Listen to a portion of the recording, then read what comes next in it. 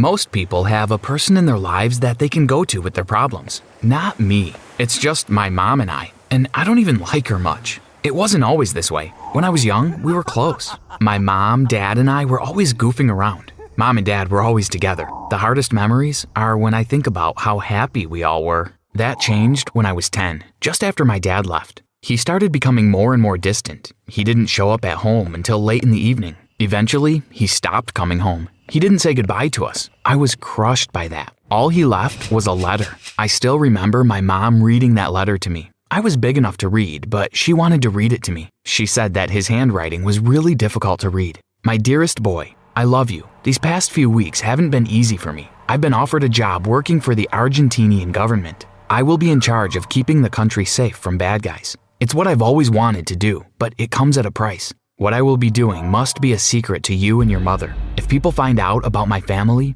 you will be in danger. I can't come back home anymore, and you cannot come to visit me. But don't worry, I will continue to write you. I will even call when I can. Love you always, Dad. I cried when she finished the letter. My mom instinctively gave me a hug. Halfway through that hug, she pulled away. Little did I know that it was the last time that she would ever hug me. From that day on, whenever I cried, she avoided me. And whenever I tried to hug her, she retreated away from me and changed the subject with a flash of a smile. The next few months were tough. I did everything I could to get my mom's attention, but she became more and more distant. I wasn't willing to give up though. Mother's Day was coming up. I spent weeks preparing a handwritten card, along with a treasure hunt around the house for my mom. I saved up every cent that I had to buy her the perfume that she liked, even going into the city alone to buy it. It was scary, but I did it all for her. I believed that if I made this Mother's Day amazing, I'd get through to her, and we'd go back to some kind of normal. Mother's Day arrived, and my mother was out of the house early, before I was awake.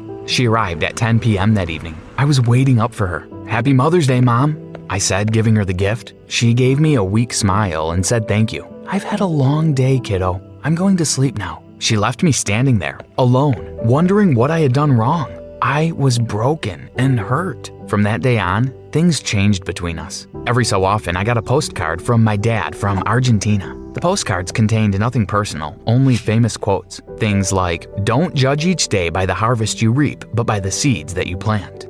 When I was young, I thought these were wonderful pieces of wisdom that my dad had discovered, but I soon realized that he'd found them on a quick Google search. On my 11th birthday, he called me. He sounded different, but I was excited to speak to him. He wished me a happy birthday. "Thanks, Dad. How are you? How is work going in Argentina? I miss you so much. When are you coming home?" I had so many questions, but my dad didn't have many answers. He stuttered out a few answers and then said he had to go. I put down the phone, beating myself up. All my questions had chased him away. By the time I was 12, the postcards stopped.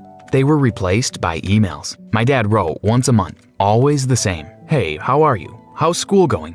Everything is fine here. The government won't let me say what we're doing, but I'm well." He'd end off with a famous quote, and I'd wait for a month to pass before I got another email. My excitement would slowly wither from reading each of these emails. I finally worked up the courage to speak to my mom about how I was feeling. But the moment I brought up my emotions, she changed the subject and found something to keep herself busy with. It was clear that my mom was too busy to listen to me. Again, I wondered how I could be so foolish to think that my mother and father actually cared about me. I was about 13 when I stopped looking for his emails. I stopped reading them. It didn't matter anymore. In my mind, they were spam now. My mom was much busier now. She had taken on another job and she was hardly ever home. She hired a babysitter to take care of me in the evenings. The babysitter and I became good friends, but I soon outgrew her care. I could take care of myself now. I was growing up quickly. As I grew older, things got even worse. I became more and more invisible to my mother. She would only notice me and speak to me when it was absolutely necessary. It made me angry, so I made it necessary for her to speak to me. I started fights at school. The teachers called her in and suspended me. On the drive home, my mom would shout at me and I'd blame her for everything. The heat of those arguments was exactly what I was searching for. It was warm and it showed me that she genuinely cared. It was amazing, but it didn't last long. After a while, she stopped coming to school when I fought. "I'm too busy," she would tell them. When I turned 14, I decided to go against everything that she said. Whatever she wanted or said, I would do the opposite. That's when I started hanging out with the bad boys in the neighborhood. She'd warned me to stay away from them. and that's what drew me right to them. It was fun hanging out with them. They had this kind of carefree life. They did whatever they felt like doing. We spent our afternoons playing practical jokes on the old ladies in the neighborhood, laughing as they chased us away with brooms from their homes. These boys were a lot like me in so many ways. Their parents didn't have time for them. That brought us closer together. Soon, we became our own family. We looked out for each other. It was great to have people care for me again. A year later, my friends and I were bored of the practical jokes. We needed something more thrilling. We started sneaking into people's houses and looking through their things. It was exciting knowing that we were always seconds away from being caught. But even if we did get caught, it was okay. We had a code of silence. We were brothers and we'd always look out for each other. Soon, the sneaking turned into breaking into houses. We kept pushing the boundaries, looking for more ways to get the biggest thrills. Up until that point, it was a game that I enjoyed playing. It was when one of my brothers fell for a girl that things turned ugly. As much as he adored this girl, she wanted nothing to do with him. We laughed about it. Move on, there are plenty of fish in the sea, we told him, but he wouldn't. She disrespected me, he said, and I'm going to teach her a lesson. Hearing him say those words scared me. Seeing the anger in his eyes told me that this time was different. This wasn't a game. We tried to calm him down, but he wouldn't listen. Worst of all, he wanted us to help him teach her a lesson. After reminding us of our brotherly code, we agreed. That night, I couldn't sleep. My stomach was tied up in vicious knots. I didn't want to go ahead with the plan, but I didn't want to upset my brothers. More than ever, I wished I could talk to my mom or my dad. But here I was, alone. What had my life come to? I barely made it through the school day. I was so distracted by my brother's plan. We waited for her in an alleyway near the school. The girl passed this way on her walk home. My job was to lure her into the alley. I saw her walking by and called her. She saw me and smiled, and she started to walk towards me. I lost my nerve. I couldn't do this. Run! Get out of here! I screamed. I felt relieved to see her run. But my brothers weren't happy. They made me pay. They beat me up and told me that I was dead to them. I was no longer one of their brothers. We'll get her without you, he said to me as they left me lying in the alley beaten and bruised. I didn't sleep well that night and skipped school the next day. My mom didn't know and didn't care either. I kept hearing my brother's words in my head. We'll get her without you. I knew that they were serious, and I knew that they were angry enough to seriously hurt her. I had to do something about it. I went to the police station and told them about my friend's plan. They took me inside the station and sent me over to a detective. He took my statement and asked me lots of questions about the names of my friends and the girl, where we went to school, etc. Then he asked me to give him a minute. I need a cup of coffee. The detective's desk was a mess of files. I decided to help him out. While fixing them up, one of the files caught my attention. I recognized the name.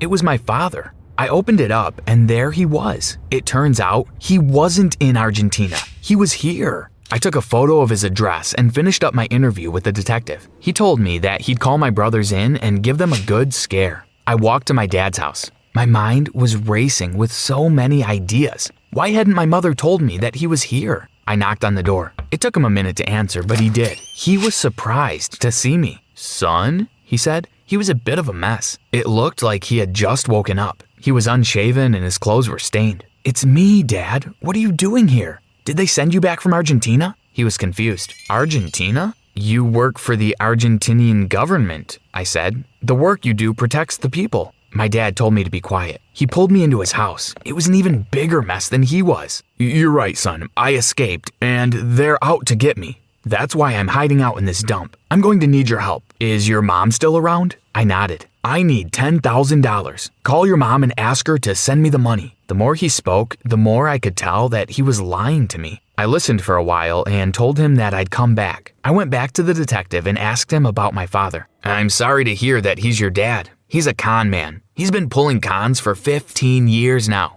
In and out of jail for the last 7. I couldn't believe it. My head was a blur, filled with all the lies I'd been fed, from my mother and now my father. I felt ashamed, angry, and confused. I was waiting for my mother when she arrived home. It was after 10 p.m. and she was exhausted. She didn't want to talk, but I didn't give her an option. I told her I'd found my dad. That was someone trying to take advantage of you, she said. But I could tell that she wasn't expecting this. I'd caught her off guard. I kept pushing her for answers. Everything you told me was a lie. She tried to distract me the way she had always done. As she walked away from me, I said the one thing that had been in my heart all of these years. The one thing that I hadn't said out loud because I was too ashamed to admit it. What did I do for you to stop loving me? She stopped then and turned around. She began to cry then. The tears coursed down her face. For the first time in years, she was seeing me, actually seeing me. I never stopped loving you. I was trying to save you, she said. From who? I asked. From me. She slumped into the corridor, shaking her head. I was a mess. It's the reason why your father left. He told me that I was too demanding, too clingy. I asked too many questions about where he was and what he was doing. He told me that a doctor friend of his had diagnosed me as crazy if I kept behaving this way. I'd lose you to social services. Eventually, he left. He told me that I was the reason you would grow up without a father.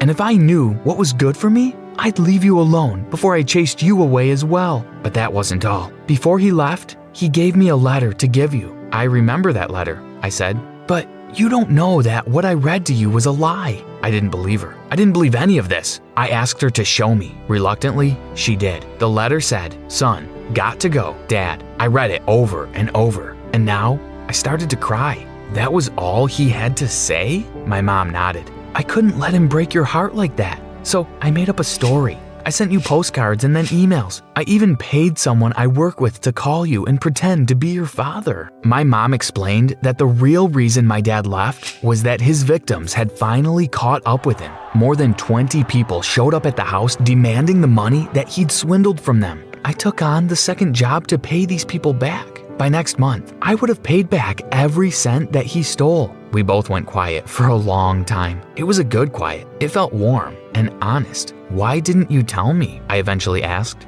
Your father was very persuasive. He made me believe that I was a bad mother, that my care was actually obsession, and that I would chase you away with my intensity. For years, I've blamed myself. It was safer to tell you a story. It was safer to keep you far away from me. I watched her now. The woman that I had come to hate for reasons I couldn't understand. Now, with her defenses down, crumpled into a heap, I saw the woman that I had loved. The woman who had loved me. All the years of hating her washed away in that moment. I walked over to her and gave her a hug. That hug was like a bridge, connecting me to that 10-year-old version of me. We sat like that for a long time. I hugged her while she cried, and she hugged me back. The next day, we went to the police station and spoke to the detective. My mom had enough evidence of my dad's scams to get him arrested for good. He had spent every cent of the money he had stolen, but that didn't matter. My mom stopped working her second job after she'd finished paying my dad's final debt. We used the free time that she now had to reconnect. The detective was true to his word. He scared my brothers so badly that they stopped messing around. They even stopped talking to each other. They never spoke to me again, but I don't care. Silence has a way of destroying beautiful things. The truth is so much better. The end. Honey, you're saying it wrong. It's, that was delicious, Mommy. I would like some more. Now come on, say it again. Mom's English accent was just as bad as this advertisement. I knew exactly what I had to do. Blah, blah, blah, blah. Hi, I'm Harper, and I'm one of the biggest television stars. Before I continue, please do like and subscribe. Growing up, I always loved watching TV shows, and it was all because of Mom. She wanted to be an actress but couldn't make it, so she made sure I became one, even though I never really wanted to. I was pretty, so I got a few gigs, and before I knew it, I was acting in several movies and TV shows and became extremely famous. But it wasn't as perfect as it looked. Mom, can I hang out with Tara? She has a new pool. There's no point being friends with her, Harper. She's your competition. All of them are. They're just pretending to be nice. When they have what they want from you, they'll pretend like you don't exist. Mom was so insecure, she even homeschooled me so I could attend all the rehearsals, acting classes, and auditions. But when I was 12, I was famous enough to not need any of that. And through a tantrum, I was finally sent to school. And I did very well, or so I thought, because a month later I found out that Mom would give gifts to the teachers to give me good grades. It was a big scandal, and I was left totally embarrassed. I was back being homeschooled, stuck with my mom, and with no friends at all. Friends are stupid distractions. You have a career to make. Yeah, you would say that. Unfortunately, you can't buy friends with money. Ugh, she was the worst. And with time, I started hating her more. We would fight almost every day.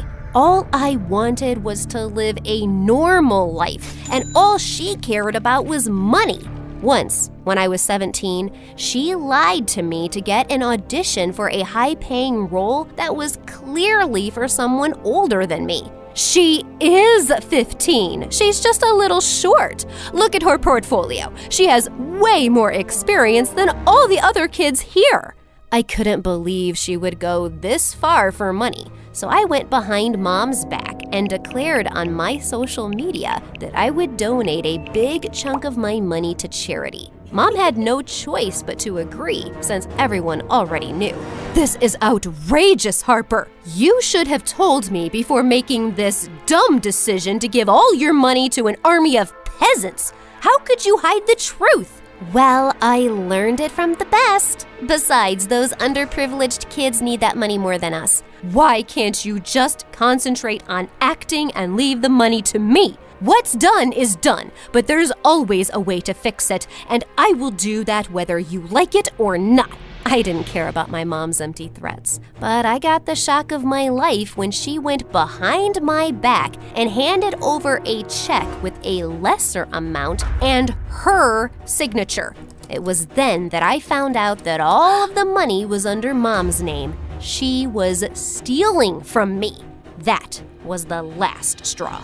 When I turned 18, I decided to quit acting. You can't! I am still the one that decides whether you can quit or not. Why are you smirking? How dare you behave? I'm not a child anymore. I can decide what I do with my life. Also, I'm suing you for stealing my money. The look on my mom's face was priceless. Mom swore she would take all my money since she drove me around to get the jobs and auditions. I ignored her and packed up my things to move out. I had finally received my own money from my last acting job and was free. You want to know what I did first? I went straight to the beach by my new house with a big tub of ice cream and enjoyed the view. I was ready to live an almost normal life. People still recognized me now and again, but it felt different now because I didn't have to pretend to be happy anymore. But the tabloids had a field day because of my drama. My case against Mom was the headline everywhere, and Mom made it worse by tainting my name on interviews. I can't believe she could do something like this to me. All I've done is put her first. Being a single mom was not easy, and she... I'm sorry.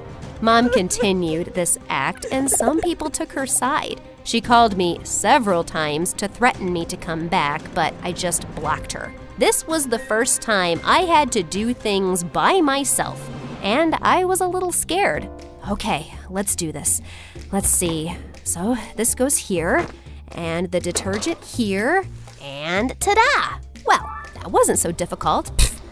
I don't know why I was so worried. Just then, the washing machine began shaking like there was a tornado in there, and there was detergent bubbles frothing out of the machine. Did I put in too much detergent? I tried opening the door to check, but my clothes went flying around the room. It took me an entire day to clean up the mess I made. But eventually, I figured out how to use the machine. I had to Google it, but still. Soon it was time to finish high school, and I couldn't be more excited for my new life.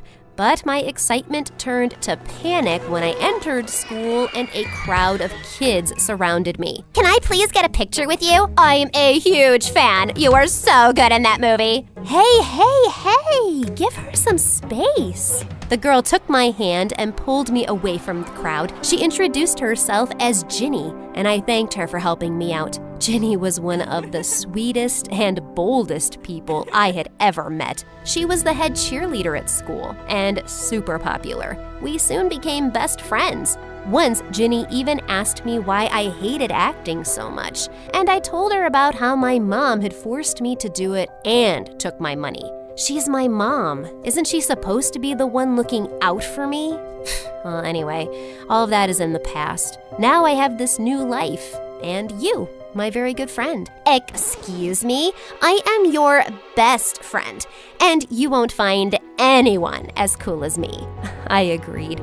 No one could compare to Ginny. She was the best friend I didn't know I needed. Ginny also introduced me to her boyfriend, Draco. He was one of the most handsome and kindest guys at school. Together, the two helped me set up my new place, and Ginny let me borrow some stuff from her kitchen so I wouldn't waste money buying new ones. She knew I had to save money since the court battles with Mom were still going on, but she never spoke about them. Why are you so good to me? You're like my sister. What's mine is yours. While Ginny helped me around at home, Draco was an absolute gem at school. Like, once I needed help with my books, and he magically appeared out of nowhere to carry it for me. And another time during school beach camp, he gave me his jacket because I was cold. Hey, here you go.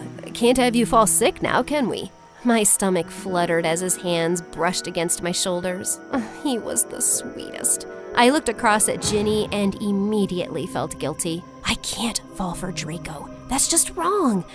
Oh, but he is so cute and sweet. But I couldn't stop thinking about him, so I decided to put my acting skills to good use and pretended that everything was A-okay. I started avoiding Draco, but for some reason he kept showing up wherever I went. And then one day, while I waited for Ginny to get done with her cheer practice, Draco came and sat right next to me. What is he doing here? Harper, I actually have a small favor to ask of you. I tried getting a reservation at this fancy restaurant for Ginny's birthday surprise, but I couldn't. I was wondering if you could use your celebrity status and get a reservation. I know it might sound weird, but it's for Ginny. No, actually, it's quite sweet. I'll see what I can do. I told him we'll go and talk personally to the manager, and he agreed. The next evening, as we walked into the restaurant, Ginny called, asking me if I wanted to join her for a movie, but I refused, saying I was busy. She's at the movies? By the look on his face, it was obvious that he didn't know about Ginny's plan. I wanted to ask him more, but decided against it. It wasn't my place. I spoke to the manager and got a reservation, and he even offered us free dinner that night. But just as we sat down, I could feel something was troubling Draco. Okay, spill. What's on your mind? I don't know. But I think Ginny is gonna break up with me. What? Why? She loves you, dummy. Isn't it obvious? She never tells me where she is, and we hardly go on dates because she's always so busy. We've been together since we were kids. I don't know what I'll do without her. Watching Draco so helpless broke my heart. I don't know what came over me. I instantly put my hand over his. For a moment, our eyes met, and all I could think was kissing him. You don't think it's in my head? Huh? Yeah, I think head is all. I mean, you're right. I don't think I'm feeling too well. Let's leave. We left immediately. But on the ride back home, I couldn't stop thinking about how much he loved her.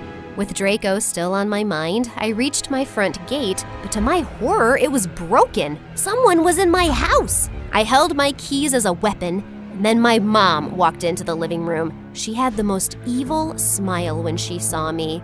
Aw, look at my little baby all grown up, living by herself. Mummy is so proud of you.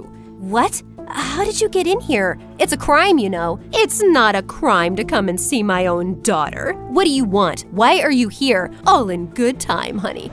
First, tell me, why are you ruining your name? A good thing I followed you around. I would have never seen you flirting with your best friend's boyfriend. I thought you were one of the good ones, but turns out you'll do what it takes to get what's yours, just like your mother. What are you talking about? Mom flashed her phone with a photo of me with Draco from the restaurant, and I was shocked. Oh, not so fast. If you want this to remain a secret, then drop the court case. Give me what's mine, and let's get you back to work. I was turning red with rage. I had had enough with her. I was not flirting with him, and you're the one ruining my name by saying mean things at interviews. I'm not playing your games. Leave. We'll see who your friend believes. Last chance. Come with me or have your friendship ruined. I'd rather be broke than work with you or give you my money again, Mom. She left. I couldn't believe that she would stoop this low to get her way. I knew I had to meet Ginny before Mom did. I know how manipulative she can actually be. I tried calling Ginny, but she was at the movies and didn't answer. So I rushed to Ginny's place to wait for her. But when I got there, she was already home and she wasn't alone. Oh, honey, good thing you're here. I was just showing Ginny these beautiful pictures of you. And what's his name? Draco. The look on Ginny's face was enough to tell me what pictures she was looking at. I thought you were busy, but you were on a date with Draco? Harper, I never thought you would hurt me this way. No, Ginny, it's not what it looks like, I swear. Please believe me. I've seen how you look at him. Are you saying you don't have feelings for Draco? Mom smiled. She had been watching me for months. She knew I was in love with him. I do have feelings for him. I won't lie about that. But I would never act on them, and he would never betray you either. She admits she's in love, and I have proof they were together yesterday. She lied to you. I see the picture, and I know she lied about where she was yesterday, but I believe you, Harper, not her. No wonder she wanted to run away from you. You're pathetic. The look on my mom's face was worth framing. She was too stunned to speak. Dumb girls! One day you'll know that money is the only thing that matters. I feel sorry for you, Mom. Now if you're done, leave. And don't come back. She stomped her heels and walked out, and I ran and hugged Ginny tight. Draco was planning a surprise for your birthday. That's what we were doing there. I'm sorry I lied, but I swear it's the whole truth. I believe you, but I also know that maybe what I'm doing to Draco is wrong. I don't like him as a boyfriend. Maybe we are just better off as friends. My heart broke for her and Draco, but I knew what Ginny was feeling was justified. The next week, she broke up with him, and I spent all my time with her.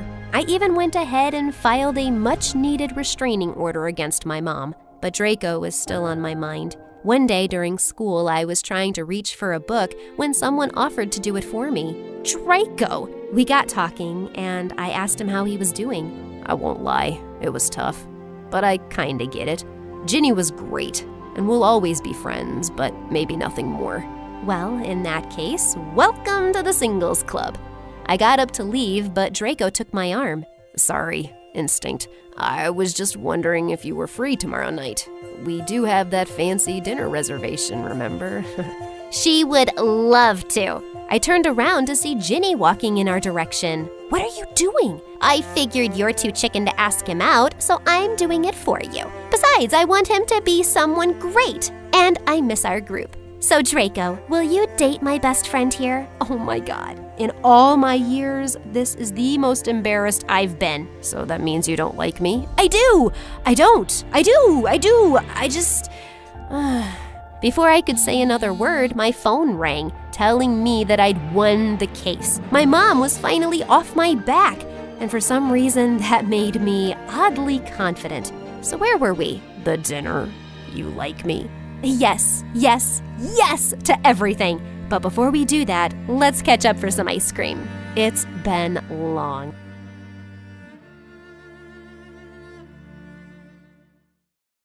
I sat looking at the screen in horror. It showed the question my entire life depended on. How many people work at My Story Animated? I closed my eyes and strained as I tried to remember. I knew this. Think, Hope. This is your favorite channel. You should know this. Suddenly, it came to me. I knew, and I excitedly yelled the answer out loud in the silent room. 80! The host said, "That is correct." I jumped from my seat and broke into a dance as everyone cheered. I'd just won $1 million. Just then, my parents and Stephanie, my sister, joined me, screaming for joy. Dad said, "You've done it. You brilliant, brilliant child. You've made us all rich." Hi, my name is Hope, and this is the story of me becoming a millionaire. Little did I know, the minute I got that check would change my life forever. When we received the money, our parents moved to a gorgeous mansion, and I officially became their favorite child. One person wasn't happy about all of this, though. Stephanie, my sister, a famous influencer on Instagram. It was like the minute I got rich, she made a pact with the devil to destroy my life. One day, as Mom ordered our new chef to make me a special breakfast, the butler came in with the mail and said there were flowers for someone. Stephanie, who was working on her newest vlog, quickly snatched them, saying they must be from one of her fans. Okay, guys, this morning there were flowers in the mail for me again. This is the biggest bouquet I've ever gotten, and there's a note here too. I'll read it. Your beauty has me captivated. I saw you and I knew I would never look at another. I love you. Hope? What? I jumped toward her to grab the piece of paper, but she ripped it up. I was joking, guys. Everyone knows I'm the prettier sister. Anyways, these flowers are half dead, and I think I see bugs. I'll throw them out. Dad threw down his fork and knife and stopped eating. How dare you behave like that with your sister? She won $1 million. They could have been for her. But she said, they were mine. I'm the pretty one. A few days later, I saw a guy mowing the lawn across from ours. I had to admit, guys on this side of town were H.O.T. I noticed he was looking at me, so I waved at him, and for a minute, he looked nervous. Then he started coming over. As soon as he reached me, he handed me a beautiful rose and said, "Hi, I'm..." The door of the house suddenly opened and another boy walked out. He took one look at me and rushed over. "Nathan, are you done mowing the lawn? We don't pay you to hit on our gorgeous neighbors." Nathan turned red. I was so embarrassed. I'd called him over, and now this rude dude was insulting him. Nathan just smiled and winked at me. Then he turned and ran back. "I'm getting to it, man. Chill." By then, the other guy had walked over to me. He grabbed my hand, shaking it far too enthusiastically for my liking. "You're Hope, that millionaire girl. I'm following you on Instagram. You looked so beautiful on TV. I'm Jake." Steph and Dad saw us from the window and joined us. As soon as Steph heard this guy was following my account, she tried to cut in and introduce herself, asking if he'd seen her on Instagram. But Jake totally ignored her. She looked furious. Uh-oh, here she blows. But thankfully, Dad cut in. "I'm glad you've all met each other. We met him when we came to check out this place. I hope you two will get along well since you'll be going to the same school." Jake grinned and winked at me. "I think we'll get along just fine, sir." Oh, great. I shuddered thinking about hearing this weirdo talk like that for a whole freaking school year.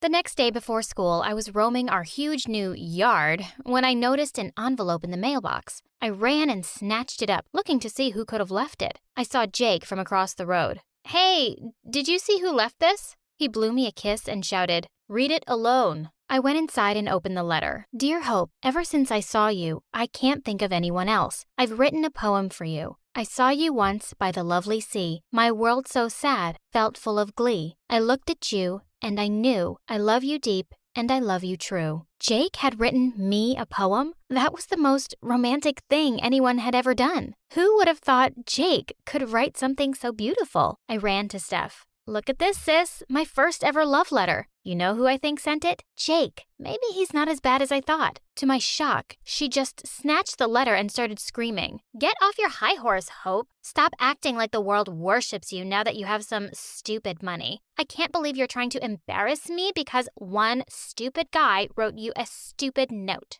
That was so mean.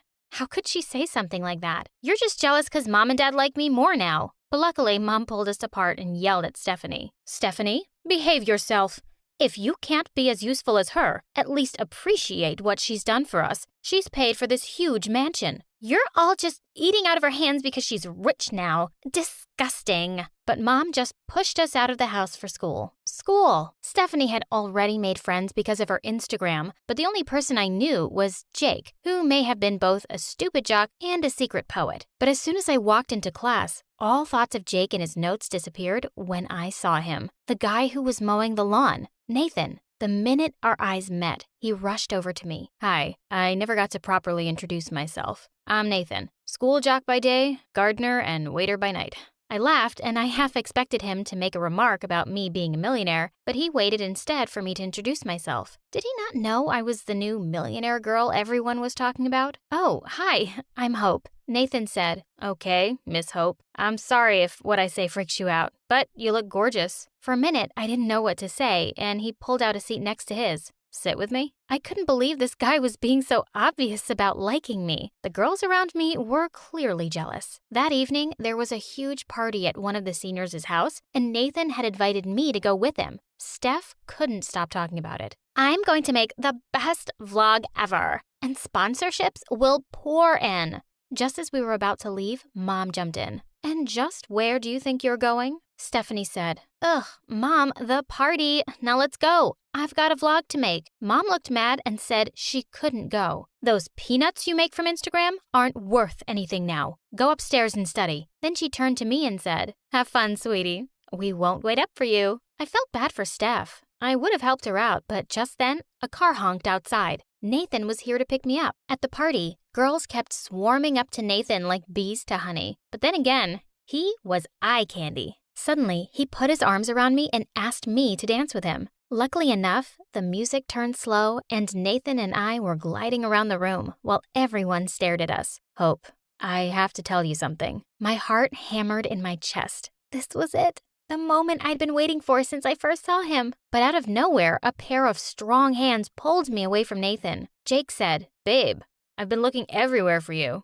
Dance with me." Oh my God, Jake? Did he seriously pull me away from Nathan when he was about to ask me out? I wanted to kill him. I pushed him away and said I'd catch up with him later. I went looking for Nathan, but it was like every guy in the school decided to ask me to dance just then. I had to practically yell that I wasn't interested and made my way through the crowd looking for Nathan. He didn't leave, did he? But then I saw him. Except he was dancing with another girl. No! I ran over to him, but when I saw who he was dancing with, I almost passed out. Stephanie. She said, "Hey there, sis. I saw you dancing with Jake, so I thought I'd give this cutie some company." I said, "Nathan, I'm sorry, he was just..." She said, "Oh, stop it, you. Stop playing with this poor boy's heart." I told him everything about Jake. In fact, I told everyone. I immediately saw what she was doing. She was streaming it live. I said, "What? No, Nathan, don't listen to her." I turned to tell him the truth, but he was gone. "What's your problem? You've gone too far, Steph." The next day at school was hell. Nathan wouldn't even look at me, and everyone else kept calling me a two-timer. At lunch, I saw Stephanie grab her tray and sit right next to him. I glared at her. "Why don't you just sit in his lap, you idiot?" Steph turned in my direction as if she'd heard my thoughts and stuck her tongue out at me. Then she put her head on Nathan's shoulder. The witch. That was the last straw. I jumped up and got onto the table. Everyone around me gasped. I said, "Nathan, I know you think I've been playing with you, but that's not true. The truth is, I really like you. And if I didn't, would I be standing in the middle of the cafeteria asking you this? Will you please be my boyfriend?" For a few seconds, no one moved. But then suddenly, everyone started cheering and telling him to say yes. Someone even shouted, "You gotta go easy on her, man. She's gorgeous." I turned to Nathan, hopeful, but he just pushed Stephanie away and rushed out. I was devastated. To make matters worse, Jake came up to me and said, "He's just the poor gardener anyway. You should date me. I'm rich like you, my millionaire babe." I was so mad at him. It was all his fault Nathan hated me. I pushed Jake and turned to run home, only to bump right into Nathan. He was smiling at me. I said, "Nathan, I thought you'd never talk to me again." He said, "And never hear that sweet voice again? I just had to get something." It was a gorgeous silver necklace. He put it around my neck and said, "You're the moon, and I'm forever a star in your orbit, Hope." I was so happy. I hugged him right in the middle of the school. I heard people cheering around us. I looked around to see practically half the school. When I got home, I was still blushing and grinning like an idiot. But the minute I walked in, my smile faded. Mom and Dad were sitting in the lounge looking grim. As soon as I entered, Mom jumped up and started to cry. Mom said, "How could you do this to us, Hope? Falling for a poor homeless boy. He'll run away with all of it. He'll ruin us." For a minute, I had no idea what she was talking about. But then she showed me her phone. It was a video of me and Nathan hugging. How did they find out so soon? Just then, I saw Stephanie sitting in the corner of the room. She caught my eye and grinned. Of course she had a hand in this. I said, "Mom, Nathan is not homeless. His parents aren't poor. He just works so he can help pitch in for school. Stephanie said, "She's lying, Mom." Dad, you saw his car. It was tiny. He's just after her money. I tried to protest and said, "He doesn't even know I'm rich. He didn't recognize me at all." But no matter how hard I tried, Stephanie just yelled louder that Nathan was lying to me. I couldn't take it anymore, so I ran to my room. I needed to think straight. I felt like I was a character in one of the videos from my favorite YouTube channel, My Story Animated. My experience with dating a billionaire girlfriend. But there was no way Nathan was lying to steal my money, was he? The very next day after school, he slipped a note into my hand. The envelope read, "Follow this heart.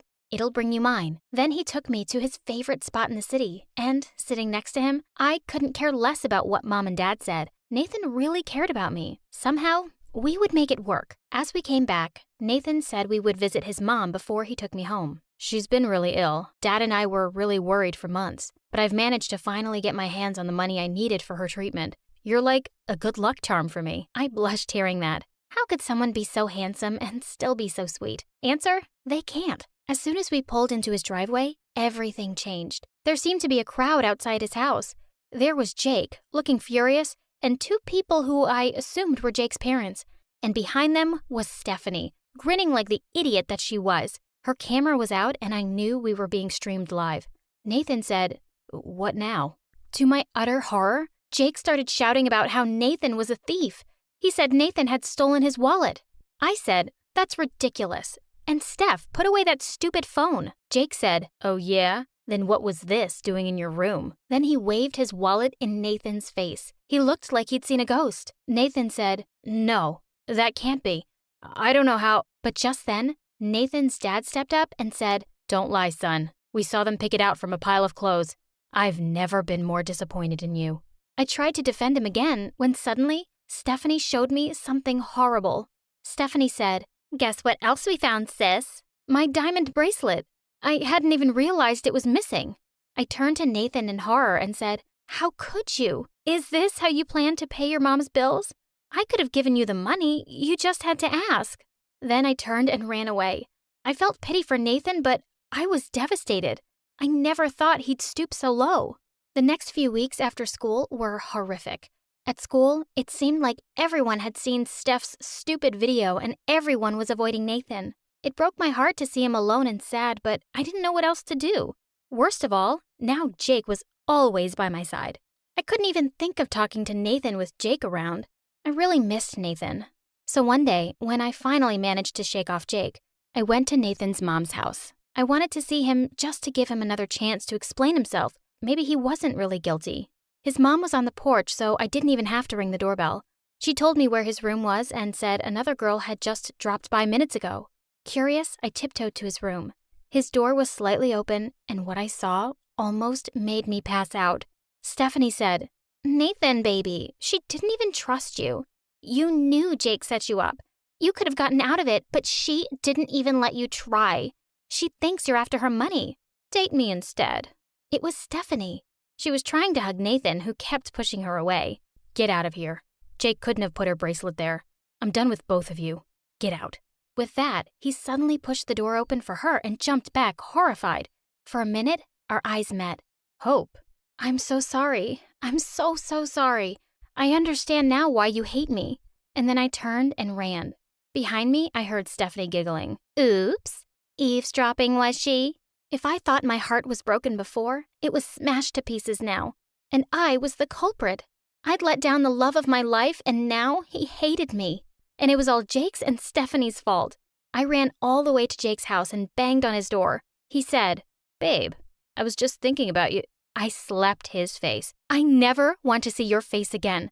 I know what you did to poor Nathan. I don't care how many love notes you write to me. Don't ever freaking talk to me again." Jake looked stunned for a minute, but the next second he burst out laughing. "What love notes? Did you think it was me? Oh, you're smarter than that. I just saw that loser gardener leaving the note there, and I pretended it was me. There was no way I was going to stand by while you dated him. Now that the romance is over, do whatever." He slammed the door in my face.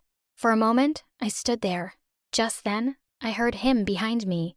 "I saw you once in a crowded room, and I felt 1,000 flowers bloom. I looked at you and you at me. My heavy heart was finally free. I turned and looked at my secret admirer in shock. Nathan.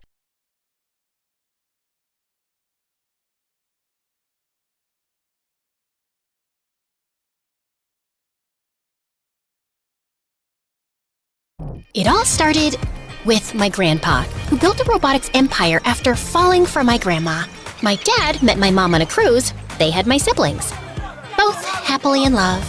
And then there's me, the only single one, until they decided ChatGPT could replace a real boyfriend. Hi, I'm Alina, and I like to believe there's a perfect match for me. Probably because everyone in my family found theirs. My best friend Melissa, on the other hand, thinks I'll die alone in a garage full of cats. You can't keep blaming your family for setting the bar too high. The problem is you. Being picky is not a bad thing, okay? It's like finding the perfect shoe. Too tight, you'll get a blister. Too loose, you'll trip and break your neck. You get what I'm saying? I get that you're a total psycho. You've turned down 4 guys this week and it's only Tuesday. She wasn't entirely wrong, but it wasn't my fault all the guys at school were marshmallows. I wanted someone who'd fight for me, who'd cross rivers of lava just to get me McDonald's at 11 p.m. Meanwhile, Melissa would date literally anyone who asked. You never know until you try. So, yeah, I stayed single all through high school. And that final summer, while Melissa was off on endless dates, I was stuck in my room, dramatically sulking over my painfully single life. Then one night, Grandma walked into my room. Come with me to the lab, love. I have something to show you. The lab was a hidden underground room where my grandparents spent hours experimenting with tech. I loved visiting as a kid, until the day I tripped over some wires and crashed their entire system. That was the end of my lab visits. Until now. Everything looked the same. The massive metal door, the dim room packed with computers and blinking lights. And there, near a towering glass tank filled with swirling mist, stood Grandpa. What's going on? We noticed you've been feeling down, so we made you something special. With that, Grandpa scanned his eye into a console connected to the tank, and it hissed open. Inside stood a boy about my age, inhumanly beautiful, and it looked like he was sleeping. Oh my god, who is that? Wait, did you guys kidnap someone? See, darling, I told you it looks real. Fantastic craftsmanship. It? You mean that's not a real boy? Alina, meet Zenith 0.1, or as we call him, Alan. Alan, introduce yourself to Alina. Are you setting me up with freaking ChatGPT? Greetings, Alina.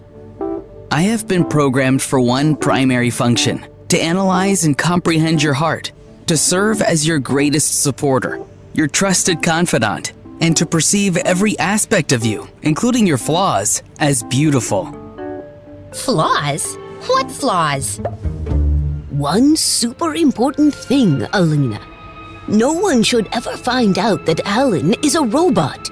The tech used to build Alan is illegal. If anyone, especially Herman Robotics, finds out about him, we're in serious trouble. That company would stop at nothing to get their hands on him. Wow, he's just so pretty.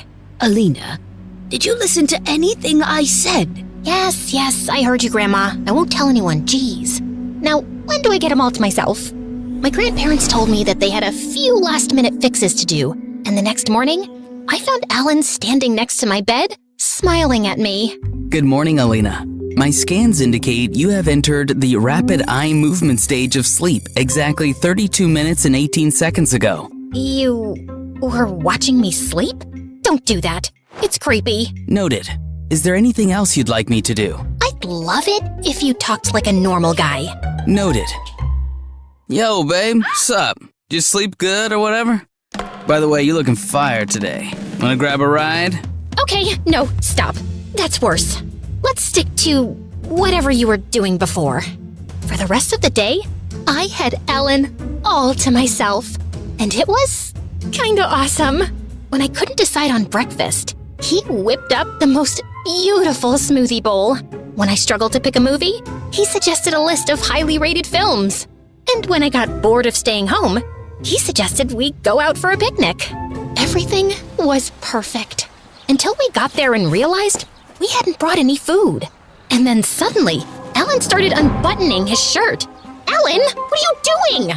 But when I opened my eyes again, I saw his chest opening up like a compartment to reveal a fridge where he stored all the food.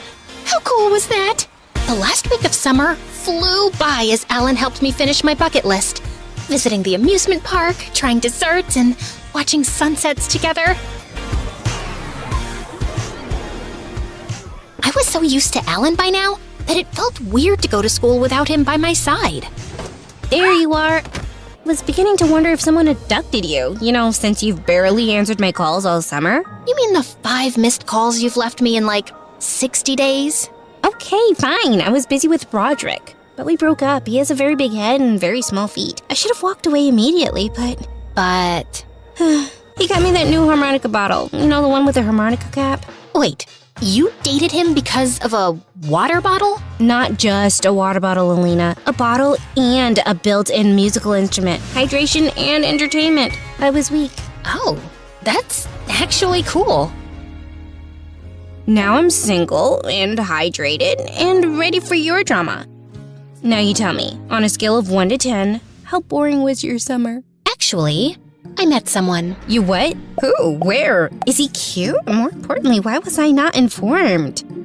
His name's Alan, and he's, the son of the head of marketing at our company? Are you asking or telling? Never mind. I want to know everything. I showed Melissa some photos, and I just couldn't stop talking about him. And I thought Melissa was impressed. But during lunch, she came rushing to me with excitement. Okay, Alan's great, but he's not officially your boyfriend, right? No, but... Perfect, because there's this new guy, Mario. He's recently moved to town, and he's in my bio class. And guess what the first thing he asked me was? If you wanted to go out with him? No, dummy, he asked about you. I'm telling you, Alina, this guy is perfect for you. He's cute, funny, manly, literally everything you've ever wanted in a guy. He told me he wants to meet you, and I told him you already met someone, but he's persistent. Meet me, now? Yeah, if that's not too much of a problem. I turned around and saw this really tall guy towering over me. Melissa introduced Mario to me and asked if he wanted to have lunch with us. And obviously, he accepted. So, you're into robotics too? Melissa told me about your family business. She's into fashion and makeup. Can't you tell by how gorgeous she is? I swear, her eyeliner skills are insane. She could do a perfect wing in 3 seconds. It's basically her superpower. Gee, thanks, Mel. I hope one day I can save the world with it. And Mario burst out laughing like I'd just cracked the funniest joke on the planet. He even joined us for our study session later and was so pushy with all his friendly questions that I barely got any of my homework done. Thankfully, when I got home, Alan was there to help. While Alan was steady and reassuring, Mario was relentless, and Melissa wasn't helping. She kept insisting he was good for me and started inviting him to everything. The cafeteria, breaks, the library. Mel, I love you, but you've got to stop shipping me with Mario. I'm not interested in him that way. Then who are you interested in? Alan? Because in that case, why haven't I met him yet? Because he's not... I think... Blah, blah, blah. Excuses. Either introduce me to Alan or date Mario. I knew Melissa wasn't going to let this go. So a couple of days later, I invited her to hang out with me and Alan in the mall. As soon as she saw Alan, her eyes went wild. Wow, you're cute. Hello to you too, Melissa. I've heard a lot about you. Me too. Is he always this formal, Alina? He's just really polite. Politeness often leads to respectful conversations, but I can adapt to the tone you prefer. It's cool. We wandered around the mall shopping, and Melissa and I got caught up in non-stop laughter over school gossip. After an hour, she realized Alan hadn't picked out anything. Alan, didn't you see anything you liked yet? I was waiting for you to finish your conversation. Oh, sorry, I didn't realize. Well, you can pick something now. Sure. Alina, what would you like me to wear? Alan just stood there like a rock, waiting for my command. I awkwardly picked up a pair of blue jeans and a white t-shirt and gave it to him. Isn't that a little boring? No, Melissa. If Alina likes this, so do I. It's my job to keep her happy at all times. I felt a little embarrassed that Alan had shut Melissa down so abruptly. There was really nothing I could do except smile. We just roamed around for a bit before pushing off home, and the next day at school, Melissa told me what she thought of Alan. Isn't he just weird? He agrees with everything you say, and didn't you see how he shut me down when I was on his side? He just really cares about me. And maybe it's hard for you to understand because you've only dated jerks. What's that supposed to mean? I didn't mean to be harsh, but it's not my fault that most of Melissa's boyfriends were selfish and Alan was kind and thoughtful. The tension lasted all day. And then Mario joined us at lunch. Perfect. He wouldn't stop talking and laughing, and Melissa joined in. My mood was a bit too sour to be part of their merrymaking, so I decided to leave. Leaving so soon? Let her be. She's just cranky because of that weird boyfriend of hers. I felt mad that my best friend would say such a thing in front of someone I barely knew. So I ignored both of them and went home. I decided not to speak to Melissa for some time. But later that day, the doorbell rang, and Melissa walked in. Hello, Melissa. What brings you here at this hour? I need to talk to my best friend. Alone. It's okay, Alan. You can leave us alone. And Alan nodded and left.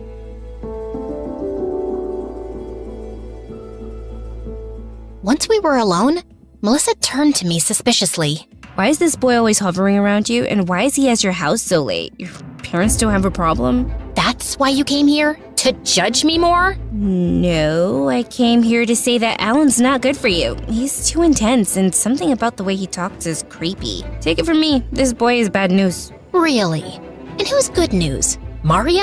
Who can't read the room and realize we're annoyed and not in the mood for his dumb jokes? Oh my god, Alina, he was trying to cheer you up. Alan would have probably encouraged you to fight me right there on the cafeteria table.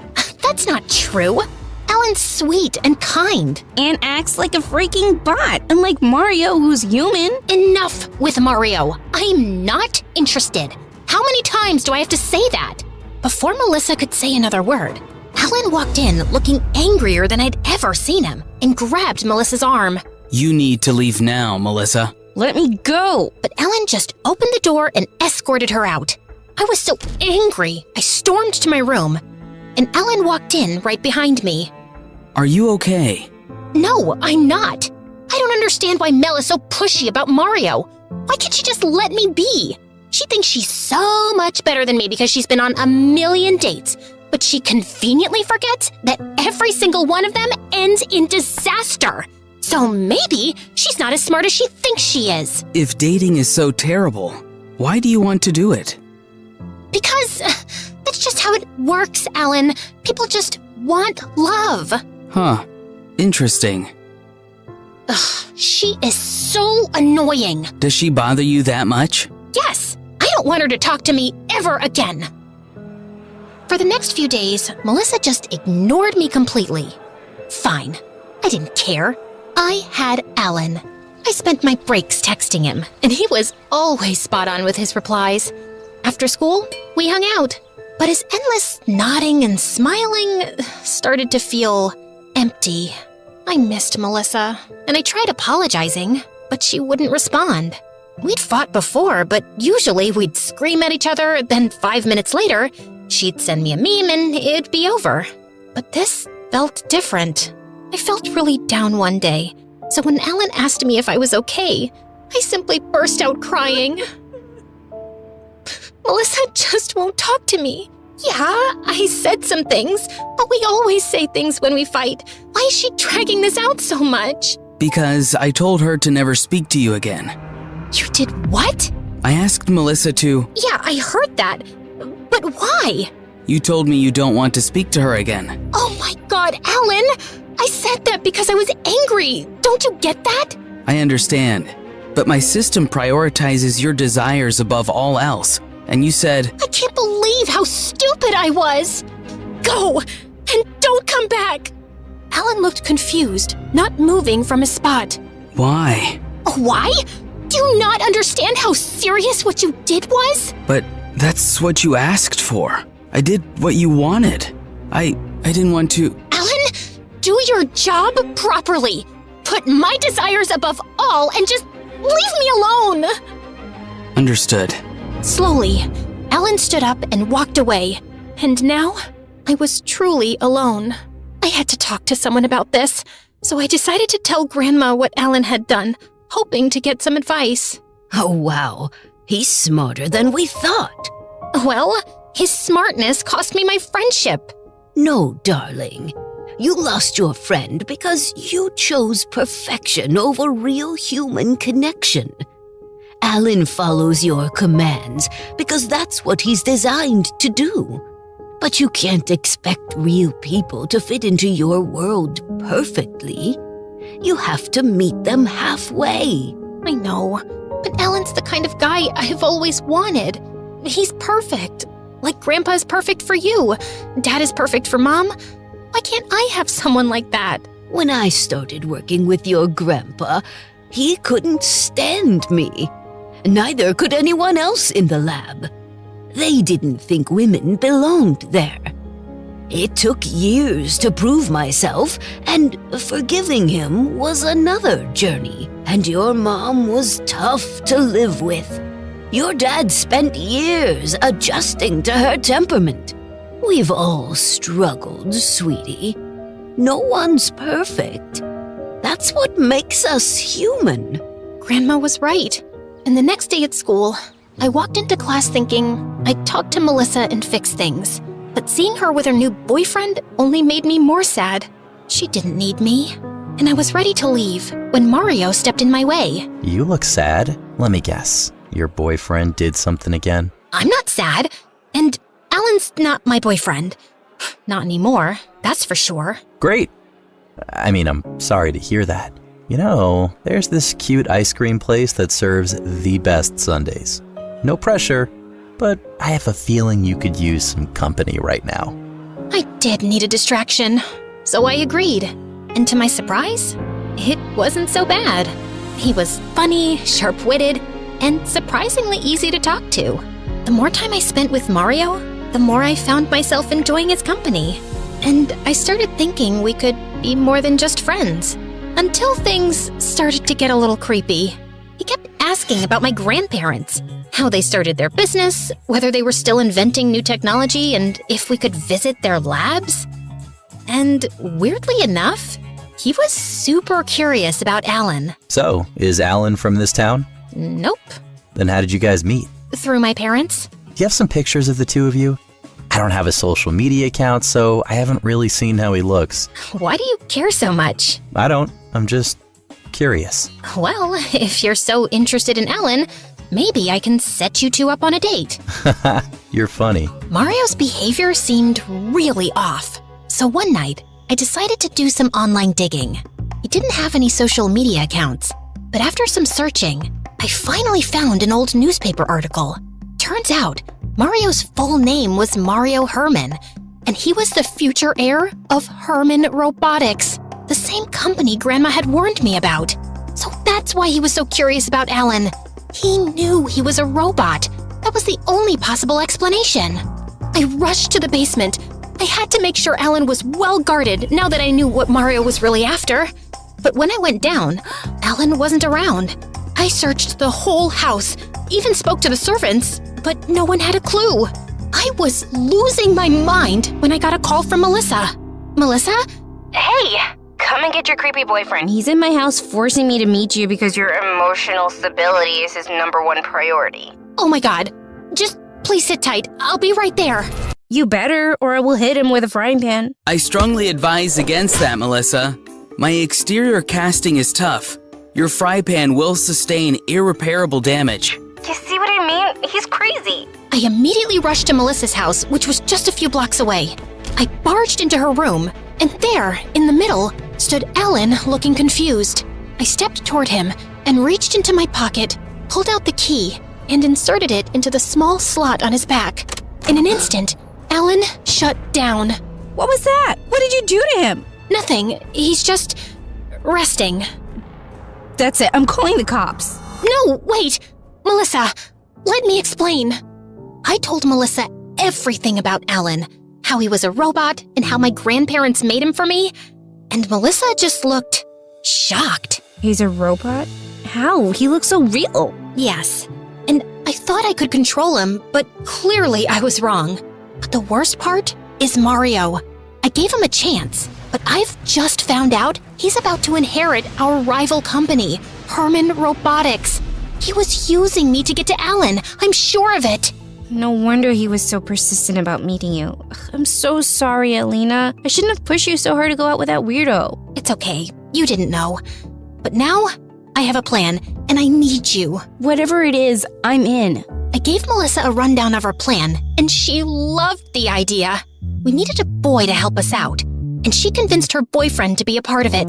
The next day, we got to work. Mask, makeup, colored lenses, and clothes that made Melissa's boyfriend look almost too perfect to be human. Once everything was in place, we set the plan in motion. Morning, beautiful. Is everything okay? Not really, no. It's Alan. He wants to get back with me, but I told him that I like you. And now, he's mad. He says he wants to fight you, but I don't think you should.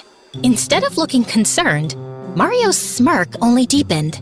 This was perfect for him. A chance to finally face Alan in person. You think I'm scared of him? When does he want to meet? I'll be there. He's waiting for us in the school courtyard. But please, Mario, don't go. Don't try to stop me. Mario puffed out his chest and marched toward the courtyard, and I ran after him. As soon as we reached the courtyard, I pointed to the bench where Melissa's boyfriend sat posing as Alan. I know what you are. A guy trying to read in peace. Oh, you think you can fool me, you freak of nature? Get up and fight me. Let's see what's under this sleeve. I bet everyone here would love to see some gears and wires. Dude, let go. But Mario kept tugging at his sleeve, trying to rip his shirt. Just then, a big burly guy stepped in. Mario's brother. I recognized him from the newspaper article. So, this is the robot you were talking about. Looks pretty real to me. And now he's ours. They lunged at Melissa's boyfriend, but he broke free and sprinted toward the cafeteria. Someone call security! Mario and his brother chased him into the cafeteria, and Melissa and I went running after. Just as we arrived, Mario hurled a chair at Melissa's boyfriend, and it crashed into a vending machine, sending a loud crack through the room. And all the students froze in place. Mario, stop! You're gonna hurt someone! Someone? Or your precious robot? I know your family's dirty little secret. My family moved me to your school. Herman Robotics is done being second place to you freaks! Have you lost it completely? He's not a robot! Shut up, Alina! My parents have been watching you.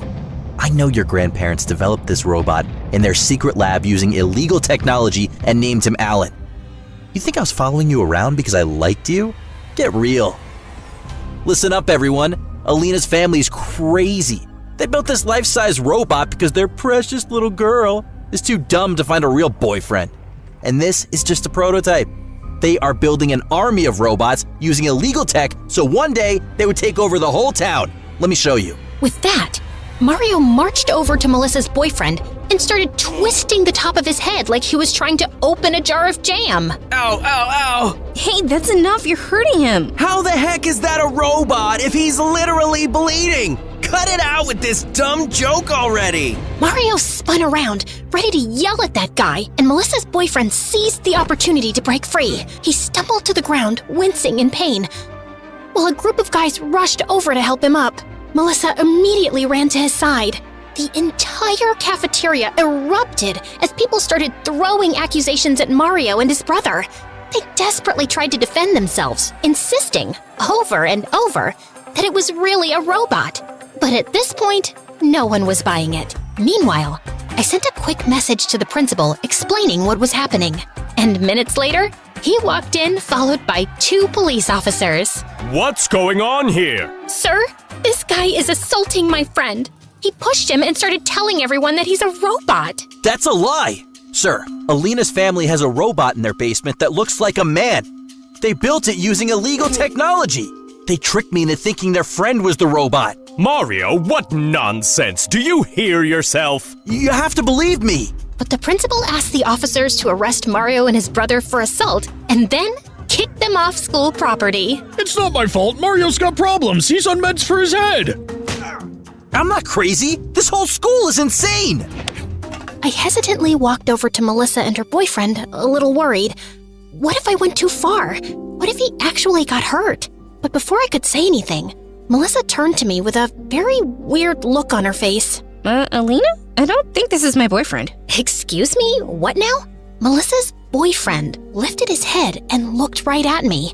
Now that I was this close, I could clearly see no wig, no contacts. It was Alan himself. Alan? But you were in pain.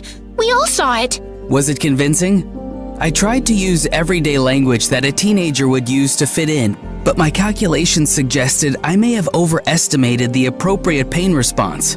As for the blood, I synthesized it myself and applied it to my hand. Why are you here?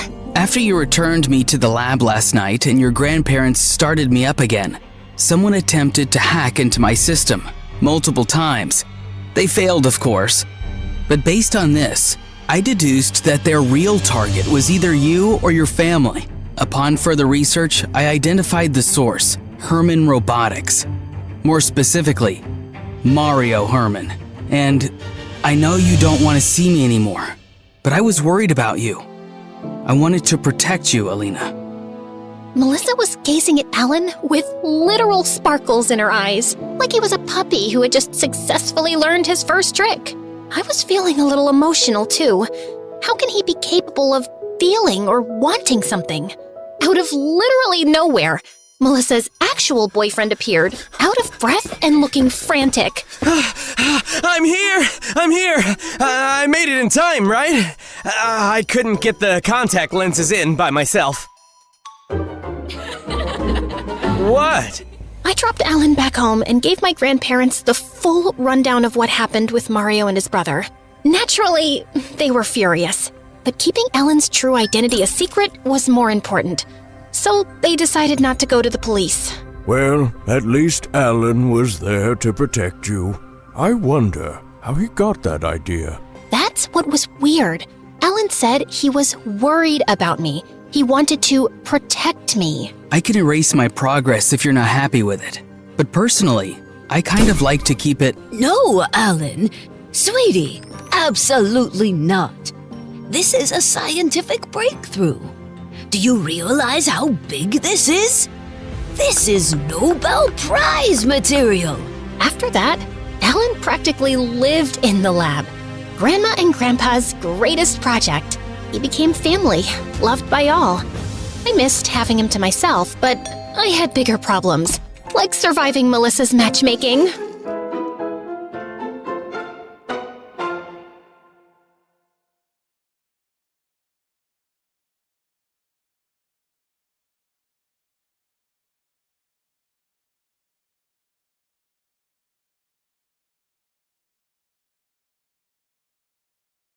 Hi there, I'm June, and today for My Story Animated, I'm going to tell you about the bizarre story of how my family convinced me I was in a coma for a year. It all started on my prom night. I was on top of the world. My life was perfect. I had everything I ever wanted and was excited to graduate and start living my adult life. That night, I was glowing. It was no surprise for anyone that I would be the prom queen. And when they announced it, I cried anyway. It was the perfect ending for the perfect high school experience. I was used to being a queen, and I deserved my crown. But as I was climbing the stairs to receive it, I heard a crack. And before I could react, it collapsed to the floor, swallowing me inside. The last thing I remember was hearing the screaming of the others in the room and feeling pain in my entire body. When I woke up, I was in the hospital. My parents and my younger brother were there. They rushed to my side, but they looked gloomy. They looked at each other before I heard my mom saying the last words I ever wanted to hear. She said, "You've been in a coma for a year." I looked at my family seriously at first, but then I started to laugh. "You're kidding me, right?" I looked around the room as I said, "Where are the cameras?" It had to be a joke, but they didn't laugh. They looked concerned. My mom said, "Look, honey, it's a lot to process, but..." "No, there's not. There's nothing to process because you're joking," I replied. Although I wasn't laughing either now. They glanced at each other in silence and my mother started to cry. And it clicked. What? A whole year? What about my prom and my crown and my plans for college? What about my boyfriend? Where was he? I couldn't understand. I couldn't think. I felt suddenly dizzy, and a second later, I threw up. This was not happening. I demanded my mom to give me my phone at once, but she said that the doctor recommended not to deal with the outside reality right now. A whole year had passed, and I needed to take things slow. When I asked about my boyfriend, they said he left for college on the other side of the country. When I asked about my college plans, they said I lost my scholarship. When I asked about my friends, they said they didn't know any, that no one had come to visit me in the past year. And that wasn't even the worst part of it all. When I told them to take me home, my dad said that because they had to pay hospital bills for a year, they now had many debts and they had to sell the house and move to a cheaper neighborhood. We were poor now? This was the most disgusting thing I've ever heard. I would have to go to community college. I threw up again. How could they do this to me? I hated them. But when I shouted at them, my mother began to cry again. My brother got really close to my face and said, "Hey, selfish prick, if anyone is to blame for this, it's you. You had an accident and it was your bills that they had to pay. You should be nothing but grateful to them." I crossed my arms and looked at him as I said, "I'm the victim here. You should be there for me." But he almost shouted, "Look around. We are the only ones that are here for you, so suck it up." As I was in the car on my way to the new, disgusting neighborhood, I couldn't stop thinking about my brother's words. He was a jerk, but he was right about something. Where was everyone? My friends? My boyfriend? I didn't have any flowers in my room or loving letters. I had nothing. I had no one. We arrived at the new house, and it was minuscule. I wanted to throw up again. I couldn't bear to be poor. I hated poverty. And now I would have to live it myself. I got inside and went to my room. At least I would have my things, right? But as I got in, there was nothing there except an old bed and an old desk. "Where's my stuff?" I shouted, trembling. But my mom said they had to sell everything. My TV, my computer, my sound equipment. So I said, "What about my pictures, my notebooks, my cheerleading prizes?" And she said we had to throw everything away. None of us kept anything. There was no room for it in this house. This was too much. I yelled, "I don't care about your stupid things. You shouldn't have thrown my things away. You shouldn't have even touched them. I hate you. I hate you." I slammed the door and cried on that little bed for hours. Why was this happening to me? I didn't deserve this. Everything I ever did was for the good of others. I was always there for my friends. I helped with the chores at home. I was thankful for the things I had. I was a great student. I am a loving sister. As days passed and I slowly realized how lost and alone I was, I got time to do a lot of insight. Since we were in a neighborhood away from the city now, and Dad used the only car we had for work, I started to go out for long walks. And one day, I saw a group of teens that were hanging around in the park. One of the girls told me to sit with them. They were skating and playing soccer and having fun. Without asking questions, they invited me to play soccer with them. I was really good at sports, so it was my opportunity to show off. But I sucked at it.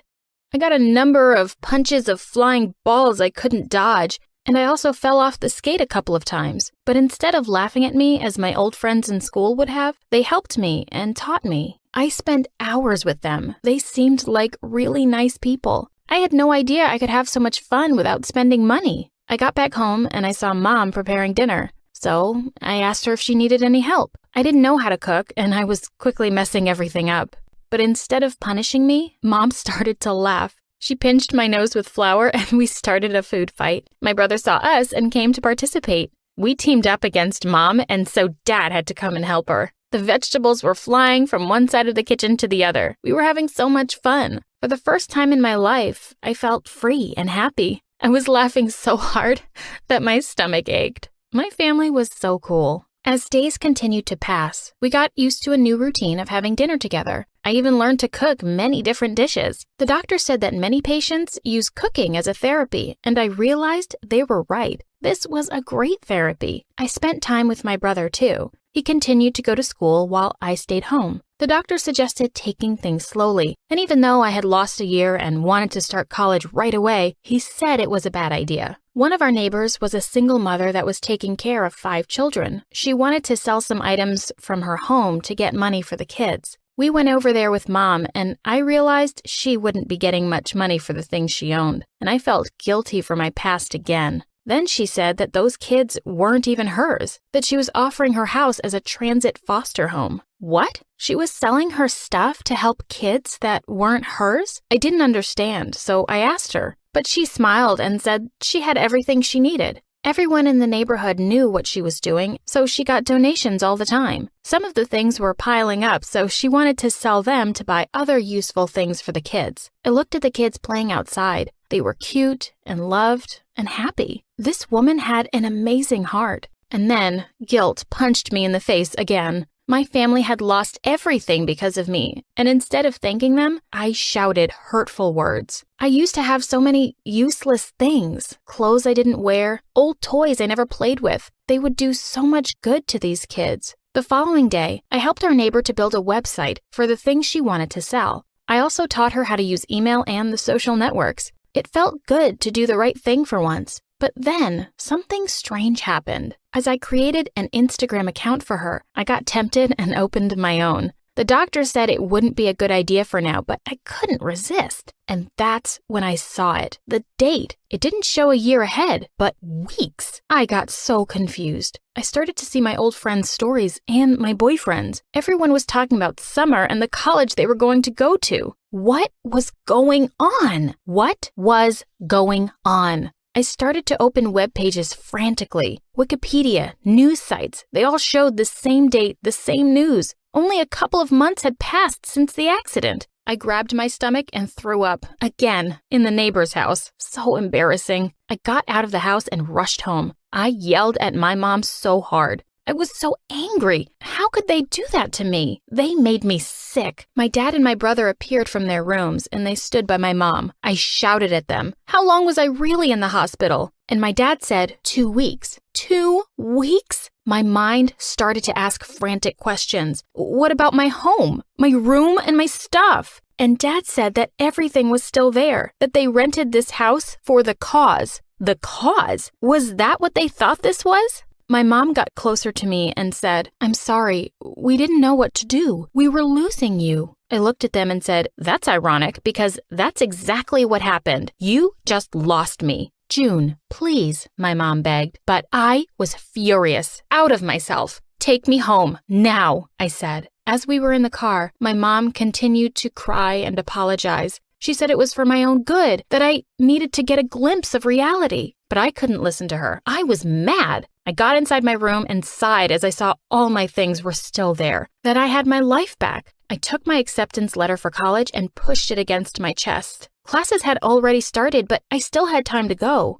I opened my closet and saw all of my clothes. For a moment, I thought about those poor kids at the neighbor's house, but I didn't let that affect me. On the very next day, I got dressed and drove to college. But I wasn't feeling as excited as I thought. The car, my clothes, my expensive backpack, everything made me feel guilty. Donating just one of those things to the woman would help the orphans hugely. I tried to concentrate on my classes, but for the first time, I felt like an outsider. So, for the first time, I decided not to focus on myself solely. The people in small groups talked about their vacations and how much fun they had together. It wasn't some needless flaunting. They were all people, just like me. I took a deep breath. I was here. I have this opportunity. I could spend my days feeling sorry, or I can do something about it. But I needed to make sure of something first. Instead of driving home, I went to my old boyfriend's home. He opened the door and froze as he saw me. Were you part of this? I asked, but he stood silent. Of course he was. A traitor, exactly like my family. I denied in silence and turned around to leave, but he stopped me and said he was sorry, but that he also saw me as a terrible person, a selfish person. He said he'd tried to make me see it for a long time, but I wouldn't listen. I didn't know what to say. I had so many different memories of our time together. I went back home and straight to my room. I started looking at the pictures on my walls. I looked happy, but he didn't. He looked sad and worried in the pictures. How come I never saw that? Was I really that selfish? I looked at the other pictures, the ones with friends, and they were all the same. No one smiled in my pictures. No one smiled around me. I remembered the orphans again and how happy they were that I had made a cake for them. I also remembered the teens at the park. They did laugh with me. For no particular reason. It was the simple things that made the difference. I'd been so self-absorbed in my own world that I never paid attention to anyone else. Not my friends, nor my boyfriend, not even my family. Things would have to change, and I was happy to know I still had time. If I had died in that accident, my life would have meant nothing. But I was alive, and there were a couple of things I could still do. I opened my closet and started to take out everything I didn't use. After just 1 hour, I couldn't believe how big the pile was. I hadn't taken out even half of it. Then I put all the clothes in bags. I also took with me all those old music players and pieces of technology I never used. I got in the car and with all of it drove back to the woman's house. The kids came out to greet me and hugged me. I started to cry as I hugged them too. The woman invited me in and asked me what was wrong. I told her my whole story, including the part of me being a terrible person. I didn't leave out any information. But I was still very angry with my family. Their actions weren't justified no matter the results. And then the woman said the wisest words I've ever heard. She said that we should only put love in our hearts, not hate. Whatever my family did, they clearly did it for love, and that's what matters. This was an amazing woman with an endless loving heart, so I'd better take her advice. Afterwards, I went back home and told my parents I would go to community college and that I wanted to keep on helping the woman with the orphans. I also told them that their actions really hurt me, but that my past actions definitely hurt them too. And I thanked them for not losing their faith in me. Hi, I'm Lucy. Get some popcorn and settle down because my story is bonkers. Don't forget to like and subscribe to MSA. My childhood was crazy. Mom was super strict and was always breathing down my neck to make sure I followed all her dumb house rules. Lucy, this placemat is 0.5 inches to the left. I'm so disappointed in you. Seriously? I got no dessert because of freaking placemats. And Dad was a complete weirdo. He stayed in his study all day long and only left at night with a suspicious-looking briefcase. But whenever I asked him what was in it, he would always tell me to mind my own business. So rude. One day, I was playing football by myself in the park when two mean-looking men grabbed my ball and squished all the air out of it. Hey, are you stupid? You're supposed to kick the ball, not squish it. She's a little firecracker. Where's your dad, little girl? He owes us an apology. Why? Who are you? And what did my dad do to you? You ask too many questions. Let's just say your father isn't a very nice man. Selfie! And they took pictures with me and left. What was going on? I ran home and confronted Dad. He looked panicked but told me it was no big deal. But I wasn't going to let it go. That night, I sneaked out of my room like a ninja and tried to get into Dad's study. But suddenly, a loud alarm went off and red lights flashed all over the house. I nearly jumped out of my skin in fright. Dad was so furious, he made me write 200 times, "I will mind my own business." But the next day, he was gone. I looked for him everywhere and called him, but his phone was off. And I felt guilty. Had he left because of me? But Mom refused to talk about him. Aren't you even a little bit worried about Dad? He's missing. He's a grown man. I'm sure he can take care of himself. People said he's a bad man. What did he do? What if I told you about listening to idle gossip? And straighten your back. Ugh, she was the worst. Rather than go to the police and file a report, she moved us to a new city. I was so mad at her that I stopped showering for a week. Then I accidentally smelled my own armpits and nearly fainted, so I finally took a bath. But I stopped doing chores according to her ridiculous rules. Lucy, I told you to dry the laundry, not dye it. Oops. But I was only getting started. I always put the forks and knives in different drawers around the house after washing them and screwed up the TV remote so it wouldn't work properly. I dyed my hair orange and got fake piercings and tattoos, but told her they were real. She was so upset, she got me enrolled in an insanely strict school. They have uniforms and rules. I'm sure they'll knock some sense into you. Not if I knock them over first. St. Mary's was a mansion with super rich kids. The lawns were perfectly kept, and the halls were so clean they shone like diamonds. But I got in trouble on the very first day. I was putting my books in my locker when suddenly someone threw a hoodie in my face. Wear this. Your ugly face is gonna make me vomit. Then look somewhere else, creep. This is a respectable school. We don't want people like you, so you better clean up. She knocked the milkshake out of my hand and pushed me down in the mess. I saw red. I was about to get up and slap this crazy witch when suddenly a boy came running down the hall and stood between us. Picking on the new kid on the first day? You're really desperate for attention, aren't you, Crystal? Mind your own business, Anthony. This is my school, not your dad's office. What I say goes. Maybe I should give him a call and we'll see who really runs this school. Crystal looked furious. She flipped her hair and left with her minions, and Anthony helped me up. Hey, I'm sorry about Crystal. Just because she's the principal's daughter, she thinks she can boss everyone around. Thanks for coming in like a knight in shining armor. I always wanted to save a damsel in distress. Oh, you didn't save me. You saved her from me. But the teachers at the school were like Mom Pro Max. They gave detention for everything. Need to sharpen your pencil twice a day? Detention. Spend more than 5 minutes in the bathroom? Detention. The last straw for me was when one of the teachers took away my bag of candies and threw them in the trash. Just keep your candy at home. Mom is a bigger candy police than the teachers. One time I had more than one M&M and she took me to the dentist for a cleaning. That's intense. Come over to my place and we can play video games and eat all the candy you want. Anthony's house was bigger than the White House. There were guards all over the place and a whole room dedicated to gaming consoles, snacks, and a freaking cotton candy machine. Fart in my face to wake me up because I must be dreaming. You are so weird. We played till our eyes hurt, and it was the best time I'd ever had in my life. Over a dinner of greasy burgers, I told him all about my parents, how we'd moved so suddenly, and how I'd never had a normal childhood, and how Dad left. I think Dad was a criminal or something. That's the only logical explanation. Is that why he disappeared? Maybe. This is the best burger I've ever had. Mom would freak out if she saw me eating this. That just shows your mom really cares about you. My dad builds bridges and has a whole list of rules that he needs to follow strictly, or people's lives could be in danger. Your mom is just trying to build a strong bridge. I'd never really thought about it like that. Maybe Mom wasn't so bad. But Anthony was so wrong, because when I got home, Mom was waiting for me in the living room, boiling with anger. How dare you go to a friend's house without permission? Do I even know these people?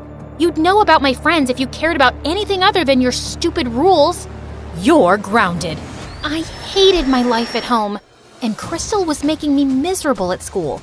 She was the student body president and was always after me for breaking some rule, which she made up herself. Ugh, I know you can't fix your ugly face, but at least have the decency not to smile. Your crooked teeth really make everyone cringe. Detention. For smiling? That isn't against the rules. No, but it should be for you. Well, if I'm gonna do the time, I might as well do the crime. I was getting detention so often that kids in school had started calling it getting a Lucy. It was ridiculous. So I decided to get even in the most Lucy way possible. I came in super early one day, did a little dance for the security camera, and drew poop emojis all over Crystal's locker. But why stop there? The whole school was a blank canvas. So I drew the little brown swirls on every whiteboard and bathroom stall. The school went nuts. One of the teachers fainted. The principal called me into her office, and soon after, Mom showed up with Dad's briefcase. She told me angrily to go outside for a few minutes. You're definitely going to get expelled, Lucy. That's what happens when you don't follow the rules. But just then, the principal came out looking pale and sweaty. Well, Lucy, I've decided not to expel you. I can see you don't do well with rules, so maybe we can relax a few and make learning easy for you. What? I was shocked, but Crystal had a full-blown meltdown. This loser drew poop all over my locker. She can't get away with this. I want her out, Mommy. Kick her out. The principal had to drag Crystal into her office because she was kicking and screaming like a 5-year-old. And Mom grabbed my hand and took me home for the day. What just happened? What did you say to the principal? Did you threaten her? What's in that briefcase? That's none of your business. Just keep your head down at school.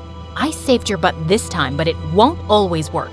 No, maybe you're a criminal just like Dad. I don't trust you at all.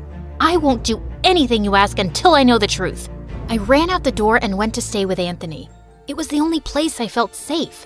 Mom kept calling, but I ignored her calls. The next day, people in school were looking at me like I was some kind of hero. One of Crystal's minions actually dusted my locker and opened it for me, while another girl brought me coffee and offered to carry my books. What's going on here? Why are you guys doing this? Because someone finally put Crystal in her place. She's no longer the student body president thanks to you. We were all so tired of her being mean to us. Aw, shucks. But I didn't really do anything. Thanks for the coffee, but you don't have to do this anymore, okay? Life was pretty sweet after that. The teachers left me alone, and Crystal's day of ruling the school halls was over. She was always glaring at me like she was planning something evil in that petty brain of hers. And a few weeks later, I found out what.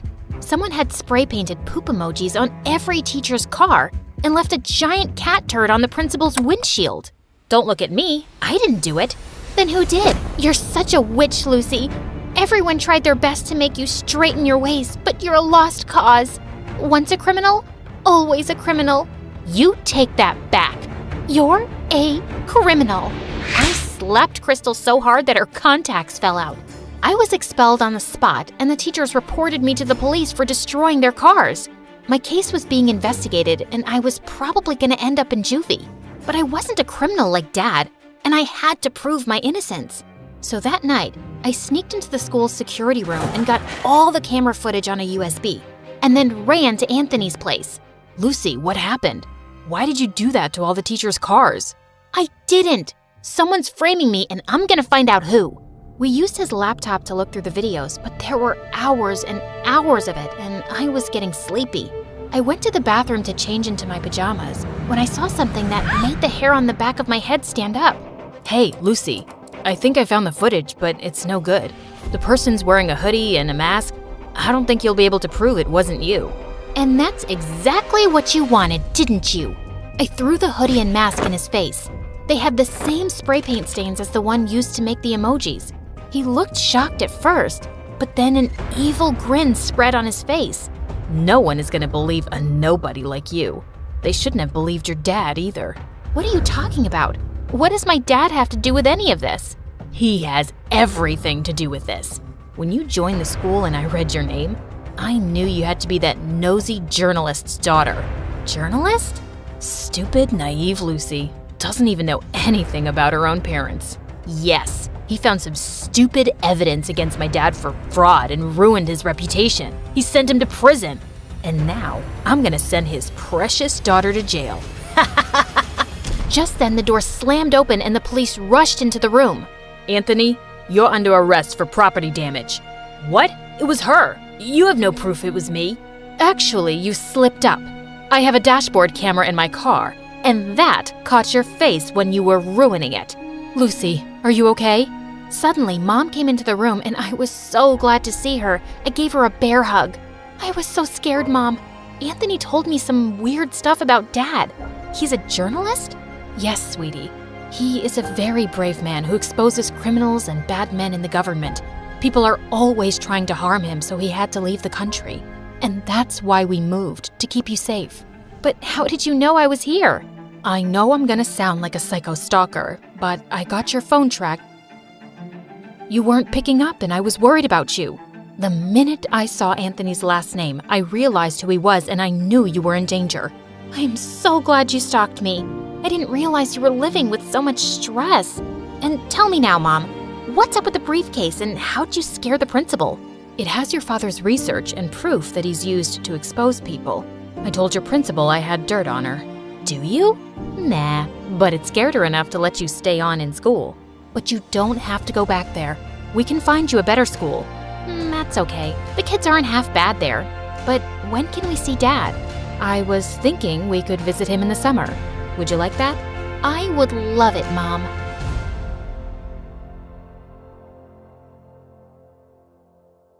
Hi, I'm Eden from California. Please like and subscribe to MSA. Ever since I was little, I hated my parents. They ignored me 24/7 because they were famous actors. They were always shooing me away while they signed autographs for their fans and talked on the phones with their agents. Can't you read me a bedtime story? Just this once? Eden, just take something from the shelf and look at the pictures. Luckily, I had someone at home to be with, so I didn't lose my sanity. My Aunt Zoe. Aunt Zoe was kind of a teenager. She wore heavy makeup and tight clothes and was obsessed with social media. Time for our morning selfie, baby girl. My aunt was my live-in BFF, but one day when I was in 10th grade, my parents decided to ruin my life. I woke up and smelled smoke, so I ran downstairs to see what was burning, but I didn't see anything. Instead, my parents were just sitting on the couch and told me the worst news ever. They made Aunt Zoe move out. Don't worry, you two can still keep in touch. But your mother and I have decided it's best if just the three of us are in this house. Why? Because she's too helpful around the house? Because she actually cares about me, unlike you two? Do you smell that smoke, Eden? My sister was cooking breakfast this morning and started a fire. She's a child trapped in an adult body. We love her, but we can't live with her. I was boiling with anger. I refused to speak to Mom and Dad for days. But one night, I agreed to go with them to a celebrity after party, but only so I could get dressed up and get free refreshments. At one point, I was standing by myself when this famous teen actor came up to me. Hey there, gorgeous. Just say your name and I'll make an autograph out for you. I really don't want it. Maybe go make another girl's dream come true. I started to walk away, but the guy pulled me close to him. Stop fighting your desires, princess. You deserve this. With that, he leaned in as if he were about to kiss me. I shoved him off so hard that he fell backwards onto the refreshment table, smashing it in half. Uh-oh, I hadn't meant to hurt the guy, but everyone started freaking out and rushing to him as they called the ambulance. All the party guests went ballistic at me. My parents and I got kicked out of the party, and me assaulting the celebrity was all over the news. My parents were furious. You've completely ruined our reputation. Now everyone thinks we have a maniac for a daughter and no one's hiring us. Apparently, Eden has violence issues we didn't know about. Violence issues? That's gotta be a joke. My parents were serious. They registered me for an anger management group every week for 4 months. It was the dumbest thing ever. And everywhere I went, people would stare at me. One morning, I decided to lock myself in my room for the day to have a break from everyone. Then suddenly, I saw my door lock moving, and Aunt Zoe burst in with a police officer. Eden, your parents are missing. What do you mean missing? They were last seen shooting a movie in the Joshua Tree Desert. Now there's no trace of them. I felt my heart pound as I thought of Mom and Dad lost somewhere in the desert. I had barely talked to them in the last week because we were fighting, but now I felt horrible. Listen, baby, I don't want you to worry about anything. The police are going to search for them. I'll move in and take care of you in the meantime. I hugged my aunt tight. I was so grateful she was by my side. She spoiled me extra that week with breakfast buffets in bed and trips to the spa. The house was 10 times messier than usual, and Aunt Zoe threw multiple midnight parties during the week. But I had missed her so much. Then one day, I was at school and went to the library to study for exams. But as I was wandering through the aisles, I felt someone watching me. I turned around to see the crazy actor who tried to kiss me, staring at me through the open bookshelf. Hey there, princess. You happy to see me? Oh my God, what are you doing here? Did you track me down? I did in fact track you down, because even though you tried to kill me, my heart is still screaming for you. I've never met a girl who's played so hard to get before, and I like it. He walked around over to me and stood inches away from my face, and I just lost it. I slapped him hard across the face, and he cried in pain. Listen, you psycho creep, if you don't get lost this second, I'll call the cops. And I'll hurt you for real this time. If I were you, I wouldn't take any chances. I stormed off and decided to get coffee with Aunt Zoe to cheer myself up. Before we went out, though, Aunt Zoe insisted on wearing Mom's clothes. She has so many designer dresses I'm in love with. I don't think she'd mind, would she? No, I don't see why she'd mind. Actually, I have to tell you something important. Once we were settled at the cafe, I told my aunt everything that had happened. But to my surprise, she shrugged like it was no big deal. You know, sweetie, maybe you should date him. He's super cute and he's like a huge star. You could be famous just like your parents. I'm sorry, are you suggesting I date someone who tried to kiss me, turned everyone against me, and stalked me?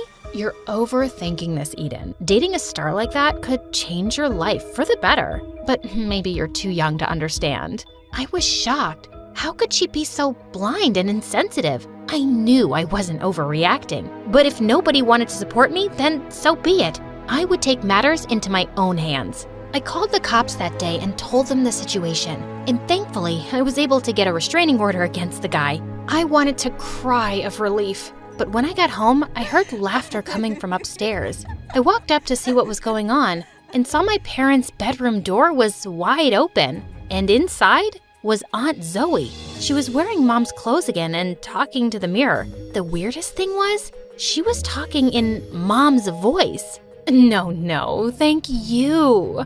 I can't believe this is my 3rd Golden Globe. Oh, you're a fan too? Oh, you guys are so sweet. I can't take it.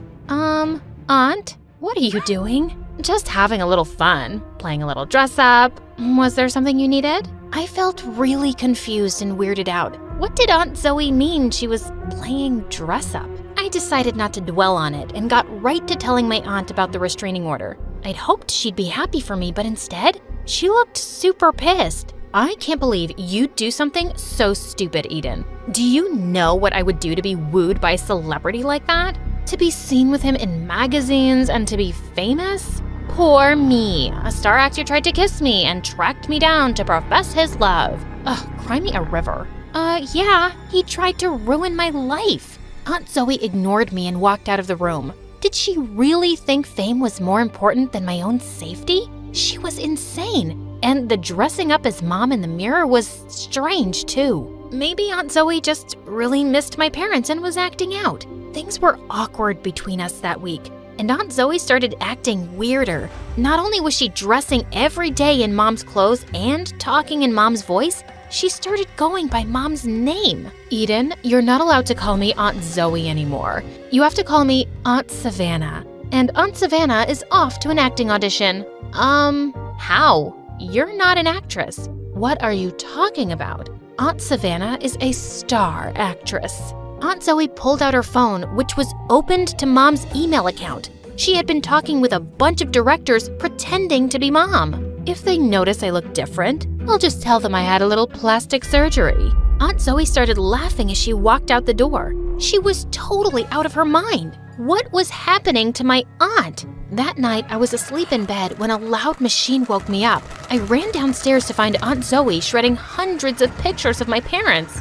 Are you shredding pictures of Mom and Dad? It's something that has to be done. They're obviously not coming back, which means we have to perform a ceremony to say goodbye to them. All of a sudden, Aunt Zoe scooped up a pile of shreds and put it into a pot of boiling water. I'm putting their old pictures into a soup that we're going to eat. Then they'll really be gone for good.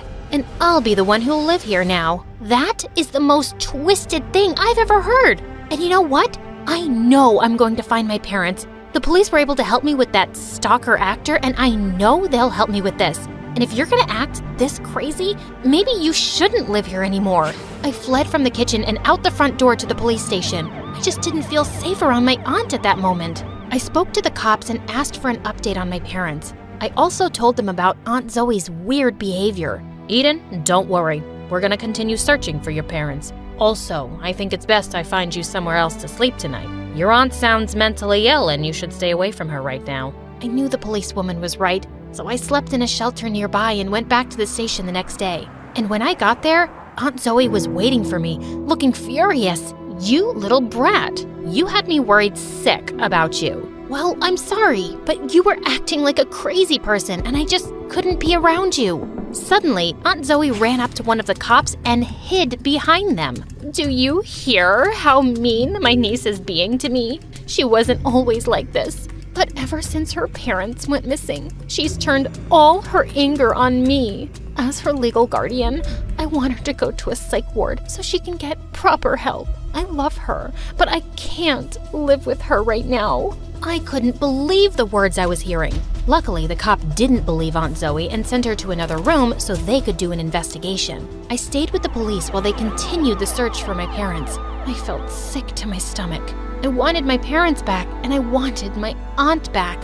I stayed at the police station until midnight, feeling totally numb. Then suddenly, the door opened and the cops came in with my parents. I burst into tears and hugged them for the longest time. I don't understand. What happened to you guys? Your dad and I decided to drive to the movie shoot and we got lost in the desert. Luckily, we found some campers who were able to feed us. But still, we're so sorry we scared you. Before I could answer, the cops came over with a serious expression on their face.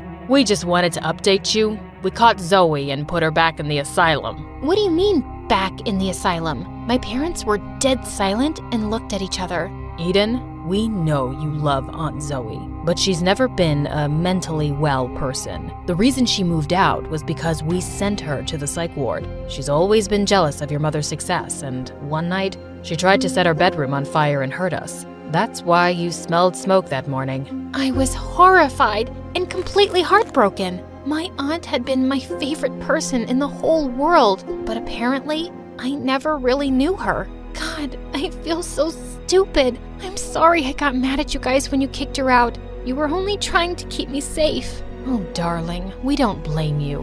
We've neglected you for so many years, and as crazy as my sister was, she did take good care of you. But we're taking time off from work now. We're ready to give you the love and attention you deserve. We are so sorry about everything. We love you, Eden. I love you guys too.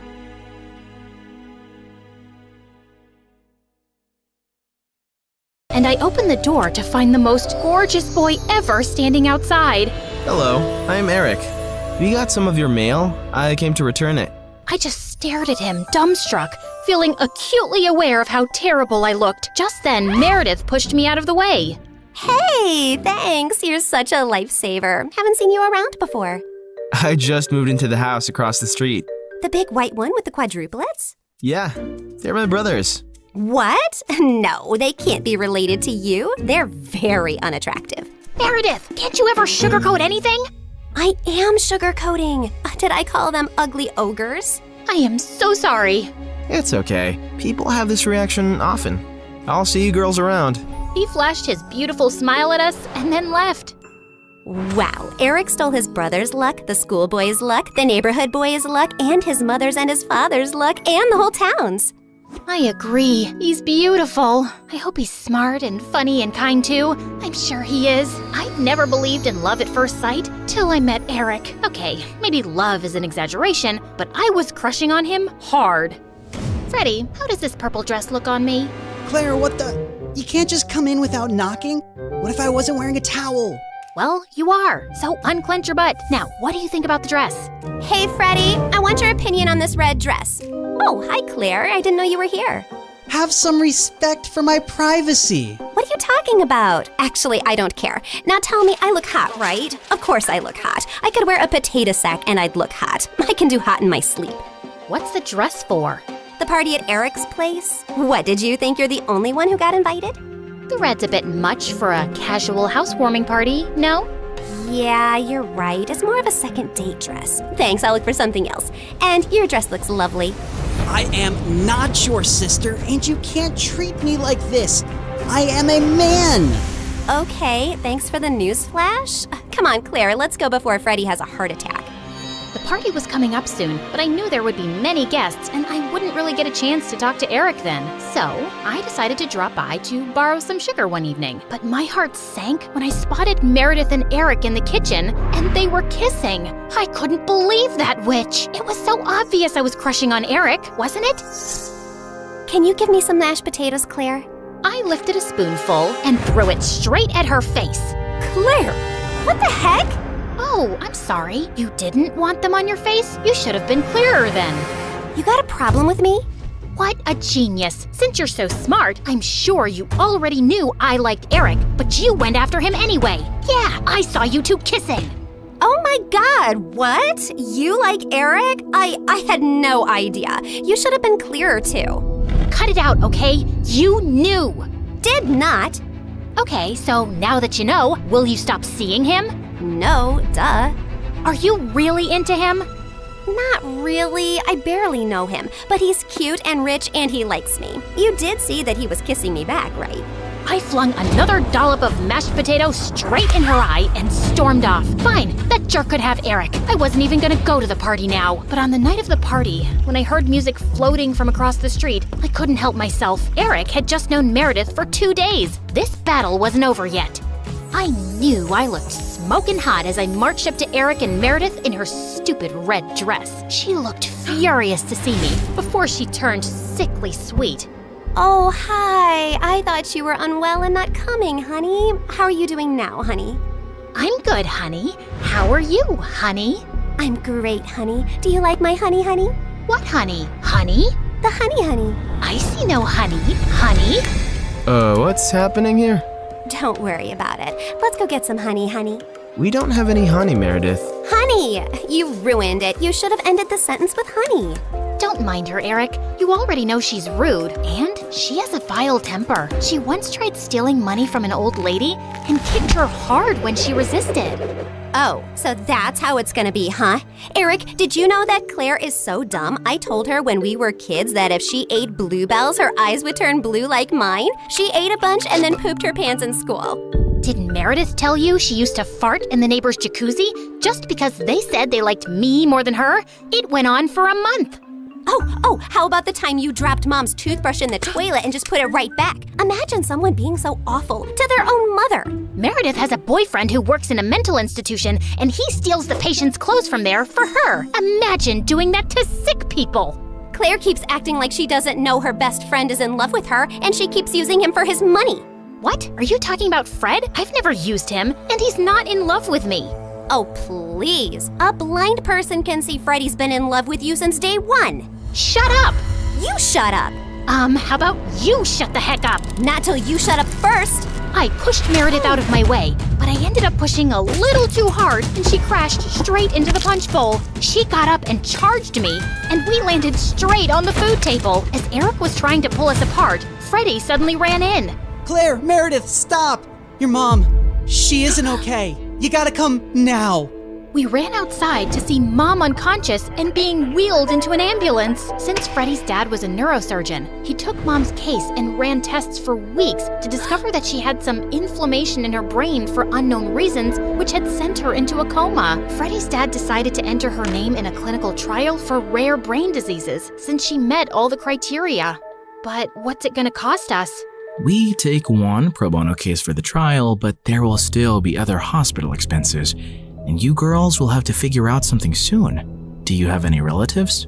We had to contact our grandparents, but to our surprise, Mom didn't even have their numbers saved in her phone. All we had was a framed picture with their names signed at the back. Freddie offered to hire a private investigator, and within a week, he said they'd been found and were flying over to see us. But I couldn't help noticing as they got out of the cab that they didn't look rich at all. Those paupers are our grandparents? They're definitely the people from the picture. Why do Grandma's shoes look like something out of a museum? And Grandpa's coat is missing 3 buttons. The old lady hobbled towards us and hugged us tight. Oh, girls, it's so good to see you. We had no idea we had granddaughters till yesterday. You look nothing like our son, though. Your son? No, we're your daughter's kids. Oh, honey, we don't have a daughter. The private investigator who tracked us down did say our daughter was looking for us, but we just assumed that was our son who ran away from home 18 years ago. He was always saying he'd change into a woman one day. What? Our mom used to be a man? No, this is crazy. Look at this picture. Does this woman look anything like your son? Our son is ugly, and I remember this woman. Alfred, you remember this beautiful lady came to stay at our motel many years ago? She disappeared suddenly one night, and the next day some mafia men turned up looking for her. Ah, yes. Those men kept turning up for weeks. They seemed like bad news. I'm happy to hear the lady is okay. So, you're not her parents? Then why does she have this picture of you guys? She took it from the motel. I don't know why. I'm so tired, dear. Can I rest for a little while? No, if you're not our rich grandparents, you gotta go. Taxi! Meredith sent them packing immediately, and we just stood staring at each other. When was Mom in a motel? And why were there bad men after her? She told us all our lives these random people are our grandparents. What else has she been lying about? Apparently, a lot of things. When we checked out if she had any health insurance, she couldn't be found in the system. I went to the diner where she'd been working for years to see if the manager could help, only to find out that no one there had ever seen her. We had no clue where she'd been going all this time while she was pretending to work, or where she got her salary from. Meredith and I tore up Mom's room looking for more clues. We didn't find anything in the closets or under the bed, but I pulled the rug away and came across a loose floorboard. We pried it open to find a laptop and so many fake IDs and passports, all belonging to Mom. Oh my God. Mom? As a French redhead? Her hair is black here, and she's Swedish. We opened the laptop, but we couldn't get past the security code. We asked Freddie to come over and told him everything. And when he went over the laptop, he let out a low whistle. Whoa, this is heavy encryption and insane firewalls. Is your mom from the CIA or something? Have you ever seen her using this laptop? Yeah, I have once, but she told me she borrowed it from a friend to watch Keeping Up with the Kardashians. Who is this woman? We really had no idea, except that her hair dye started fading soon, and we discovered she was a natural blonde. We still desperately needed the money and contemplated selling the house, but we couldn't even find any documents for it. For the first time in my life, I felt overwhelmed and completely out of ideas. Then one night, as Meredith and I were sitting on the porch, Freddie joined us, looking grim. I need to tell you guys something about the clinical trial. There's only a 50% chance that your mom will get the drug that could make her well. What do you mean? Doesn't everyone get the drug? No, half the patients get a placebo drug. Oh God, I did something really wrong. I checked the files of everyone on the clinical trial, and your mom has been assigned the placebo drug. She's not gonna get the treatment. So that's it? We're just gonna sit back and watch, knowing there's no chance of her getting better? Make your dad give her the drug! I can't. Dad would lose his medical license if anyone thought he interfered with the trial. Then why did you even tell us, Freddie? Freddie looked at me silently. He told us because he and his dad can't do anything, but we can. Whatever you plan, I can't be part of it, but you have to do it soon. The trial starts next week. Thank you, Freddie. You don't know what this means to us. Of course. I'd do anything for you, Claire. For the first time, I saw what had maybe been so obvious all along. Freddie was in love with me, and I was about to use it to my advantage.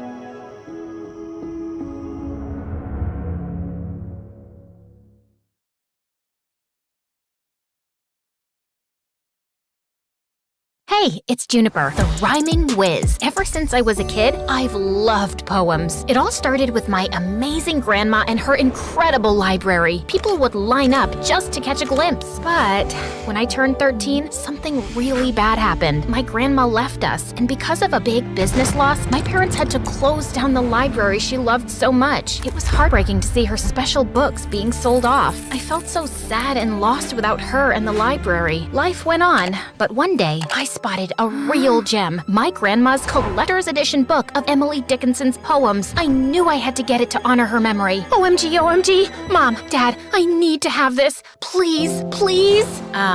It's pretty expensive. I know you want this because it once belonged to your grandma, but honey, we can't afford this. And you're just 16. Do something fun, like some TikTok dances. Isn't poetry like watching grass grow? I knew Mom and Dad would never understand my love for poetry, so I decided to take matters into my own hands. I took every job I could, from mowing lawns like a boss to delivering newspapers. I was working hard. One day, while I was sweating like crazy, Mrs. Peterson, our neighbor, approached me with an offer I just couldn't refuse, to babysit her toddler son, Tim. But I was a bit unsure. While Tim was as cute as a button, his older brother Jim was a handful. We were in the same class, and that dude had a special talent for getting into sticky situations with his failed magic tricks. But beggars can't be choosers, so I accepted the job. So there I was, babysitting like a pro, changing Tim's diapers and trying to keep Jim out of trouble. And one day, Jim called for help, all tangled up in chains while attempting a magic trick. I helped him out of the tangled mess, all the while laughing my heart out.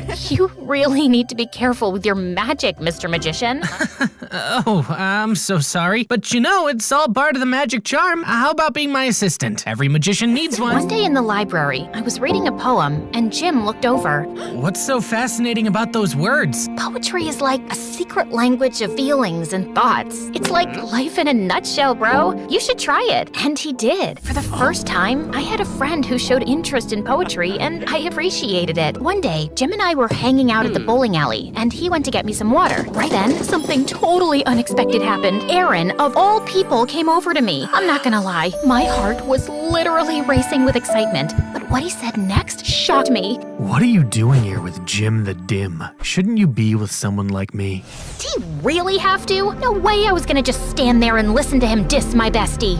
Hey, don't call my friend that. Just look. He's so dumb. He couldn't even figure out how to get water without making a total fool of himself. What an idiot. Whatever. At least he's not a jerk like you. Fuck off, Aaron. Once Jim finally returned with a water bottle, he could tell something was up just by looking at my face. Hey, what's going on here? Is he bothering you? Back off, loser. Can't you see we're having a little chat here? She is my friend. If you're bothering her, you're bothering me too. That's right. We're a team, so just back off and let us enjoy. Aaron's face turned redder than a chili pepper at a hot sauce convention as he walked away, and I realized he's definitely not the guy I thought he was. I mean, sure, he's hot, but I should have known better. The dude's got a black belt in meanness. Lesson learned. Next time, check for both hotness and kindness before developing a crush. But the next day at school, when I saw Jim, I was stunned. He had a black eye. What the what? Who did this? It's nothing. I fell from... Don't you dare give me that. Fell from the stairs. Spill the beans. What happened? I got into a fight with Aaron. He did that? Oh, I am so gonna teach that jerk a lesson. Saying that, I ran to the parking lot where I knew Aaron always hung out with his goonies, and the moment I saw him, I threw a punch at him that left him stunned. You'll regret this, Juniper. I'll make you pay. How? By hitting a girl? You're worse than I thought you were, Aaron. Back off, Jim. It's between Juniper and me now. So, Junie, you think you're tough? Yes, she is. Want to see how tough she is? Let's settle this with a rap battle. Yeah, I know you've been preparing for it. So, Aaron, are you up for the challenge? 'Cause Juniper destroyed you here, and she's gonna destroy you there, too. Bet I will. I'm not afraid of you, Aaron. We'll see about that. But just so you know, if I win, you'll have to go on a date with me. No way. Oh, you will. And if I lose, I promise I'll apologize to Jim in front of the entire school. Fair deal, right? Bring it on. As Aaron walked away with his friends, reality hit me hard. I had just agreed to a rap battle with Aaron, and if I lost, I'd have to go on a date with him. While I would have been thrilled about the idea before, now that I knew Aaron was a jerk, I had zero interest. Jim, I don't know if I can do this. Juniper, you don't have to do this if you don't want to. But think about it. The cash prize is a whopping $5,000. We can split it. You can finally get those poetry books you've been dreaming of, and well, I can perhaps get that PlayStation 5. My mom's been denying forever. His words sparked a glimmer of hope within me. Maybe, just maybe, I could pull this off. All right, let's do this. And so, we went all in, writing and rehearsing like crazy. Aaron and his crew seemed just as determined, and we saw them often practicing at the nearby park every day after school. One rainy afternoon, as I was on my way home, I was about to slip in a puddle, but Aaron caught me just in time. Careful there. I didn't need you to rescue me.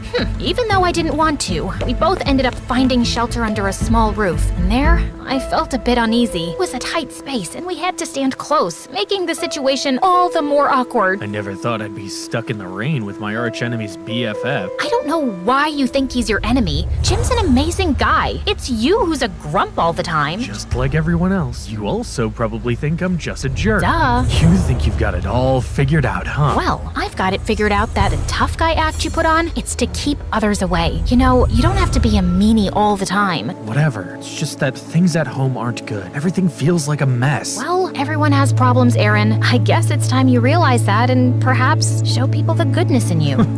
You're weird. You know that? Takes one to know one, I guess. As Aaron and I kept talking, I realized he wasn't so bad after all. Once the rain finally eased up, we both went our separate ways, but I couldn't help but feel a newfound understanding for Aaron. As the days passed, I saw a new side of Aaron, and it amazed me. One time, I spotted him helping a stray dog find its way home, and another time, he even shared his lunch money with a classmate in need. One day, I noticed Aaron leaving school in a hurry, forgetting his phone. I chased after him on my bicycle school and found him at a hospital, sitting in a room and crying. Hey, Aaron. What are you doing here? You left your phone at school. Is everything okay? You seem upset. It's none of your business. This is my mom. She's been in a coma for a long time. I come here every day to see her. Oh my God, I had no idea. I hope things get better for you. Yeah, thanks. From that day on, I saw Aaron in a totally new light, and when I told Jim about how Aaron's mom was sick, without revealing the part that I spoke to him, he just rolled his eyes. That guy's a phony. Don't believe everything you hear, Juniper. Jim hated Aaron, but I guess I had started to have feelings for him. One day, at lunchtime when Jim wasn't around, Aaron approached me. Hey, Juniper. Want to catch a movie together? Barbie's playing. I heard it's hilarious. Sure. Why not? But just as friends, right? But Barbie? Are you sure? Absolutely. I know you'll love it. If you love it, I'm sure I'll love it. I'm talking too much. See ya. Day of the movie arrived, and I had come up with a plan to watch Barbie with Aaron without Jim knowing. I told Jim I was feeling sick and needed to rest, which wasn't entirely a lie because I felt butterflies in my stomach at the thought of spending time with Aaron. At the cinema, Aaron and I laughed our hearts out at the silly scenes in Barbie. It was so fun. But as we left the cinema, I was in for a surprise. Jim was standing there looking heartbroken and hurt. Juniper, you lied to me. I thought we were supposed to be best friends, and here you are with Aaron of all people? It's not what you think, Jim. Aaron is a really nice guy. Juniper, please. This guy, he's a snake. Hey, dude, I'm standing right here. You better shut that mouth. You shut up and stay away from Juniper. Before I knew it, Jim threw a punch at Aaron and knocked him on the ground. I was shocked. Are you crazy, Jim? What's gotten into you? You hurt him badly. But Juniper, you're my friend. You're supposed to be on my side. Jim, I'll be friends with whoever I want. I can't stay around you. It's like I don't even know who you are. I then helped Aaron up and walked him home. He could have pressed charges against Jim, but he didn't, which was very kind of him. In the days that followed, Jim tried to contact me many times, but I wasn't ready to talk to him yet. It felt like everything was spinning out of control, and I needed some time to sort out my feelings. So, on the day of the rap battle, instead of participating, I messaged Jim that I wouldn't be joining. All he replied with was a simple okay. Feeling torn and anxious, I decided to at least visit the rap battle to see Aaron perform and support him, but what I saw there left me shook. Jim was trying his best, but Aaron, he was killing it, and not in a good way. Hey, Jimbo, you lost your friend.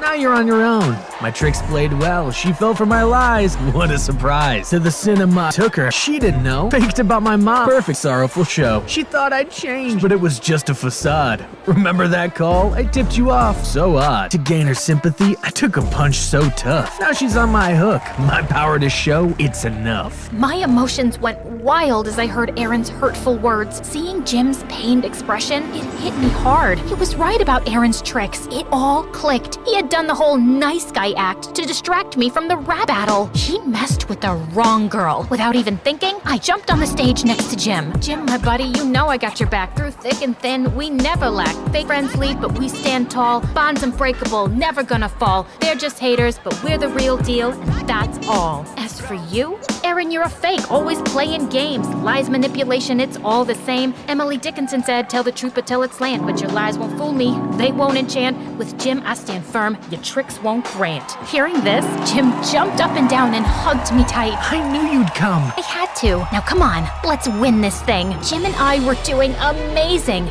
We were spitting verses in the mic like we were on fire. In the end, it was us against Aaron and his gang, and I decided to bring my A game and finish him once and for all. But before I could speak, Jim took the mic and left me totally blown. You call my friend naive, but let me retort. She's like a rainbow, shining bright, never short. Like twinkle, twinkle, little star, she'll reach for the sky. While you're stuck in the dark, telling lie after lie. Life's a journey, not a devious scheme. In the little engine that could, she follows her dream. She'll rise and shine while you're left in the dark. With no true friends, no real spark. The rap battle ended. Jim dropped the mic, leaving Aaron speechless. OMG, how did you do that? Learned from you, Juniper. In the end, we totally nailed it and won the cash prize. As Aaron tried to get off the stage, I quickly called out his name. Hey, Aaron, remember the deal? Apologize to Jim in front of everyone. Come on, come back on stage. Aaron's face turned red as a tomato, and like a kid who was punished, he took the mic and apologized to Jim. Now that was a mic drop. Once we left the venue, Jim took me straight to the bookshop where my grandma's book was. Get that poetry book you've always wanted. But it's not just my money. We both won.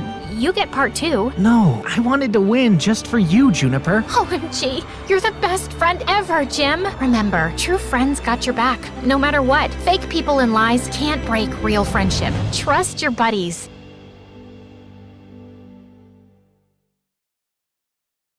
Hi, my name is May, and I live in Florida.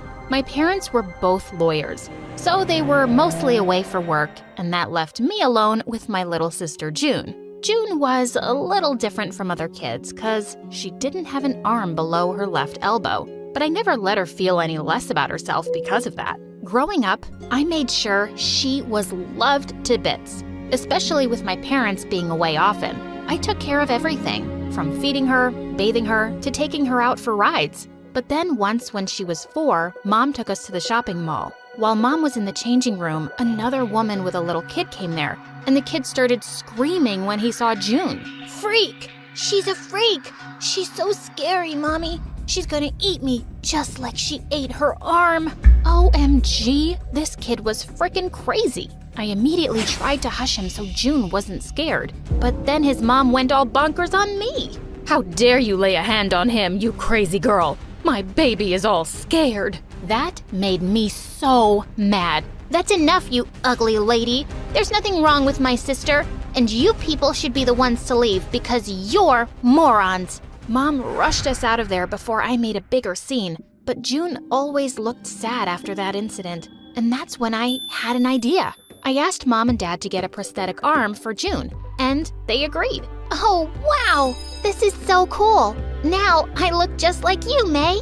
She hugged me tight, and I was the happiest to see her smile. Soon after, she joined her new school, but on the very first day, she came out crying when we went to pick her up. June, what's wrong? What happened? The other kids, they laughed at my arm and made fun of me. I don't want to go back, ever. It's okay. You can come with me to my school. We have a section for younger kids there. You'll be fine. I'll be there with you. Later, when we reached home, June said she didn't want anyone at the new school to know about her arm, so she was going to wear full-sleeved clothes and gloves all the time. But June, there's nothing wrong with you. May, please, just keep this a secret. Promise you will. And of course, I agreed. A few days later, when she joined my school, she looked quite happy after blending in with the kids just fine. And I made sure to check up on her once in a while. Grades passed by, and then one day, as I was watching her from the window outside her class, I suddenly lost my balance and tripped, but someone caught me just in time. It was my senior, Matt. He was known in school for being a math genius. Thanks. I would have fallen so hard if it wasn't for you. I wouldn't have let that happen. I'm Matt, and you don't look like a kid, so what are you doing in the junior section? Oh, I was just keeping an eye on my little sister.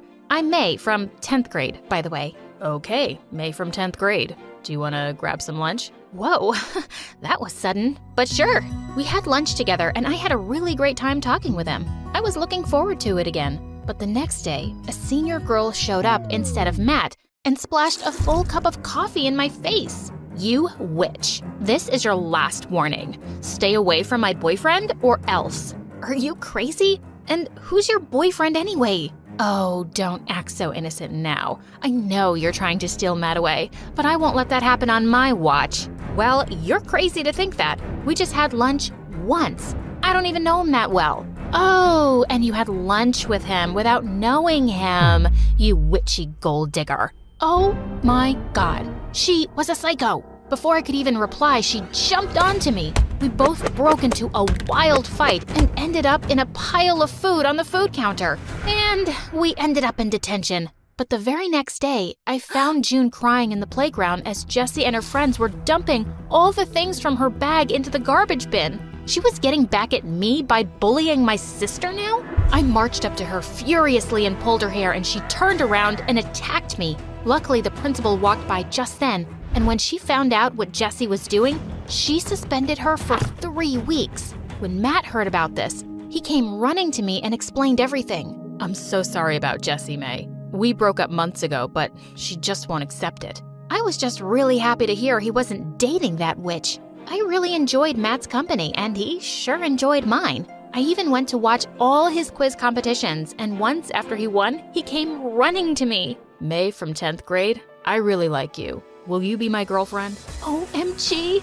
Everyone stood there in shock, and I gasped as I said, "Yes, of course, Matt." He picked me up in his arms and we kissed like no one was watching. It felt like I was on cloud 9. I was so excited that I went straight to June to tell her. But just as we reached there, I saw June push someone to the ground. "June, what are you doing?" As soon as she saw me, she came running to me. "Oh, May, those mean girls were pushing me around, so I just pushed them back. You told me to be strong, right? Did I do something wrong?" "Oh, no, June. You stood up for yourself. I'm proud of you. But they're saying they'll report me to the principal.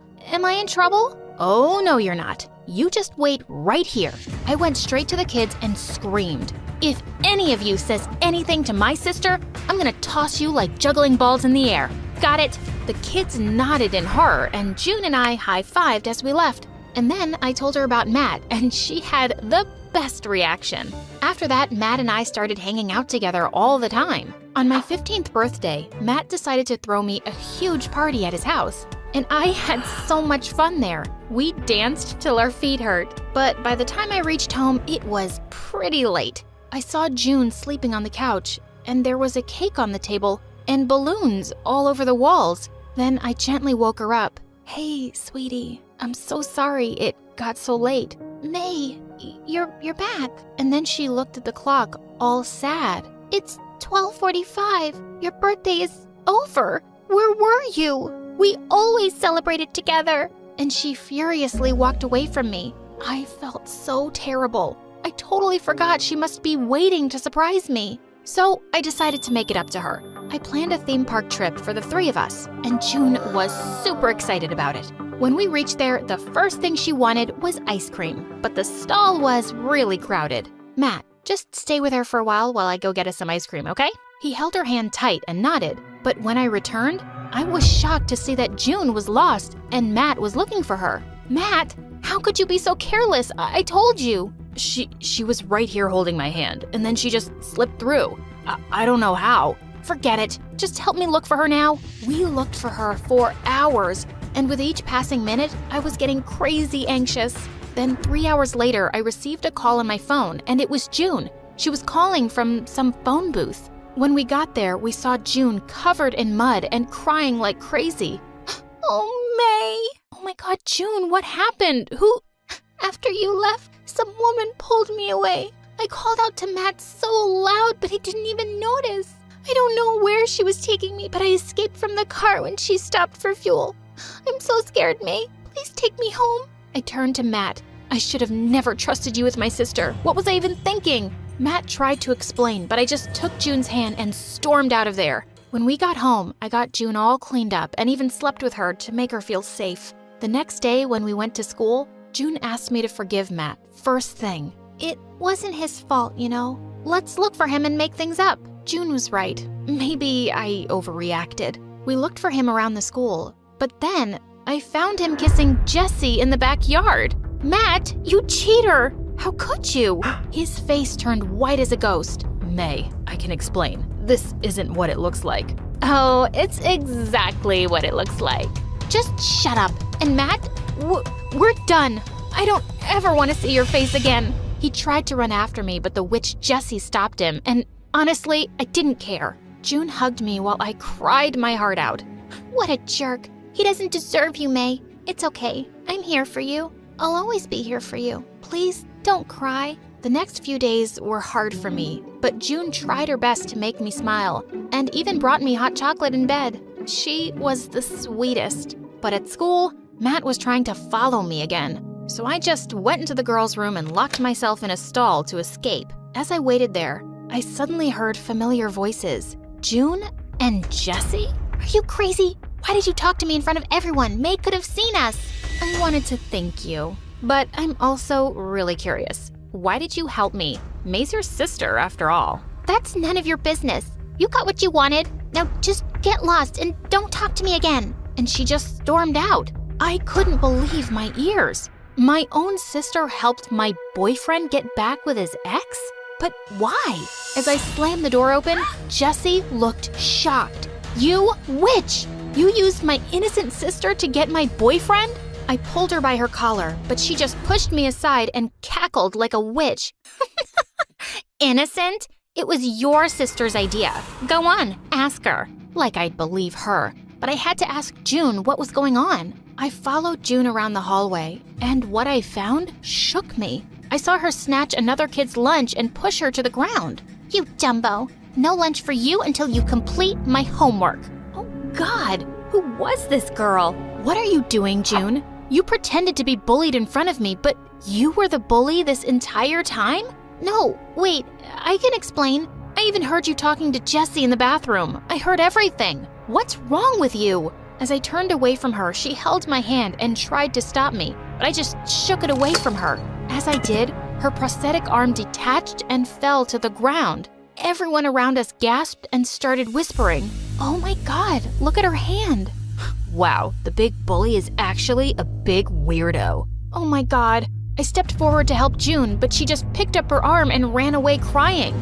I wanted to follow her, but I was also so furious. When I reached home and my anger calmed down, I went to check on her, but she wouldn't open the door. Ugh, she was so stubborn. The next day at school, I heard kids whispering about June, calling her a cyborg and a robot. OMG, I had to find June. I knew she wouldn't be taking it well. I looked for her in the classroom, but she wasn't there. And then, as I was passing by the gym, I heard her shout.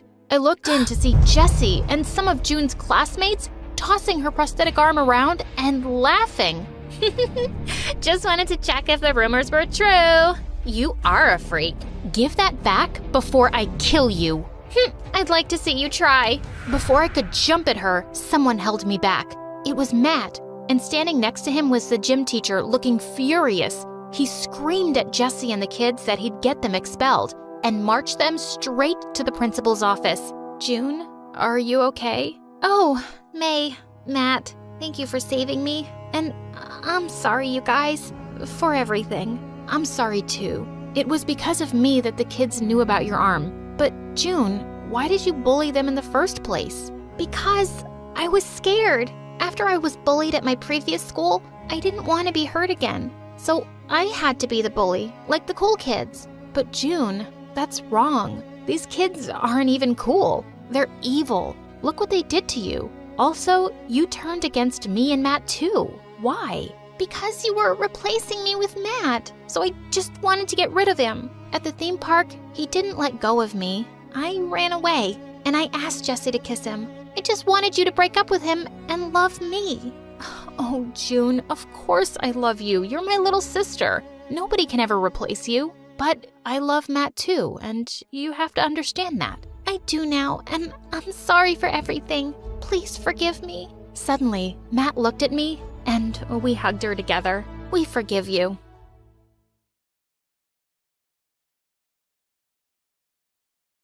I can't believe you made this, my mom said, looking disgusted. I was sitting in my playroom one afternoon, just finishing off a painting of my mom's favorite yellow flower. I made it for you, Mommy, I said, handing it to her. And what am I supposed to do with this garbage? She asked. I started to cry as my mom tossed the painting into the fireplace. You draw like an idiot. What do you expect? Ugh, just go to your room. You're acting like a 5-year-old. But I am 5, I cried as my mom left me all alone in the room. This pretty much sums up the relationship I have with my mom. While this memory is still stuck in my head forever, it wasn't even close to the worst thing I can remember her doing. See, my mom treated me like complete trash. Literally, I slept on a blanket in the living room and only ate the leftovers from her meals. She was a crazy psycho, and to make things worse, she didn't have a career back then. Her only job was torturing me as if she were getting paid for it. Her crazy ways chased my dad far away from us. He sent us enough money to live off of and left me all alone with this monster. It's not that she hated all kids, though. In fact, this kind of made it a bit worse. When I was in 6th grade, my friend came over and my mom opened the door. Oh, you're friends with this stupid creature? She treated my friend better than me. She even let my friend sit at the dining room table for dinner. My friend thought my mom was cool and funny, and they both kind of teamed up on me. When I confronted my mom about why she acted the way she did, she simply said, "Be more like your friend and maybe I won't hate you." I really tried to make her like me, I promise. I did good in school, never got into trouble, constantly did all the chores, and bought her gifts. One day when I was cleaning her room for her, I really thought my life was going to turn around for the better. Spoiler alert, I couldn't have been more wrong. Under my mom's bed, I found a gift box. My birthday was that weekend, so I just assumed it was for me. I was so excited. On my birthday, she took out the package and started walking towards me. I was crying with happiness, thinking it was for me. When she asked why I was crying like an idiot, I explained that this was the first time she'd ever acknowledged my birthday. She started to laugh. Not in a nice way, but like a supervillain. Your birthday? This is for a friend, you fool. Her birthday party is today. I guess you didn't get the invitation, she said. Later on Facebook, I saw that my friend actually had a party and invited everyone but me. She even invited my mom. I spent my whole birthday crying in my room, all alone. When I was in the 11th grade, my dad stopped sending us money. He had a new wife and a baby. He sent me an apology note and said that he would see me soon, but I knew it wasn't true. I figured my mom would find a job, but she did something crazy unexpected. See, I came home one day and saw this beautiful woman sitting in my living room. I asked her what she was doing in my house, and she said in a foreign accent, "Oh, your mom was right. She does have an ugly daughter," she said. I yelled at her and told her that she had to leave. That's when my mom came in and asked what all of the screaming was about. I tried to tell my mom how the stranger was making fun of me. Her response? "That's no way to treat my girlfriend. You really are rude," Mom yelled. Girlfriend? She ran over and put her arm around the gorgeous woman. My mom explained how she had realized she was a lesbian and she'd fallen in love with a graduate student she met at the park. The girl's parents were incredibly rich, and apparently my mom took the opportunity to get with her. I didn't know how dumb that girl was. She was 15 years younger than my mom, and they seemed to have nothing in common. Nothing in common besides making fun of me, of course. I thought my mom was bad, but having both of them constantly making fun of me was so much worse. They called me names, stole my stuff, and embarrassed me in front of my classmates. I remember this one time in particular, my mom and her girlfriend drove to my school after class. They made it seem like they were going to pick me up, which was not something they normally did. When I got near the car, her girlfriend threw a soda on my white shirt, and they laughed and drove away. Everyone in my school saw, and not a single person came to help me. I just ran home, crying the entire way. I may not have had friends or family, but I did have one thing: education. I know a lot of people hate school, but class was the only time I ever felt like a person. There was one person who made it particularly special. My math teacher, Mr. White. He was super nice to me, and I did very well in his class. He said, "You're a brilliant kid. I'm sure your mom is proud of you." Oh yeah, exactly the opposite. I continued to do super well in his class. In the beginning, it was because I really liked math.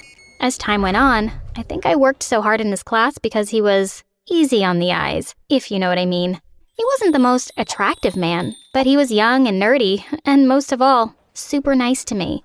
When he asked me to compete in an international math competition, I immediately agreed. A private trip to NYC with my biggest crush? Sign me up.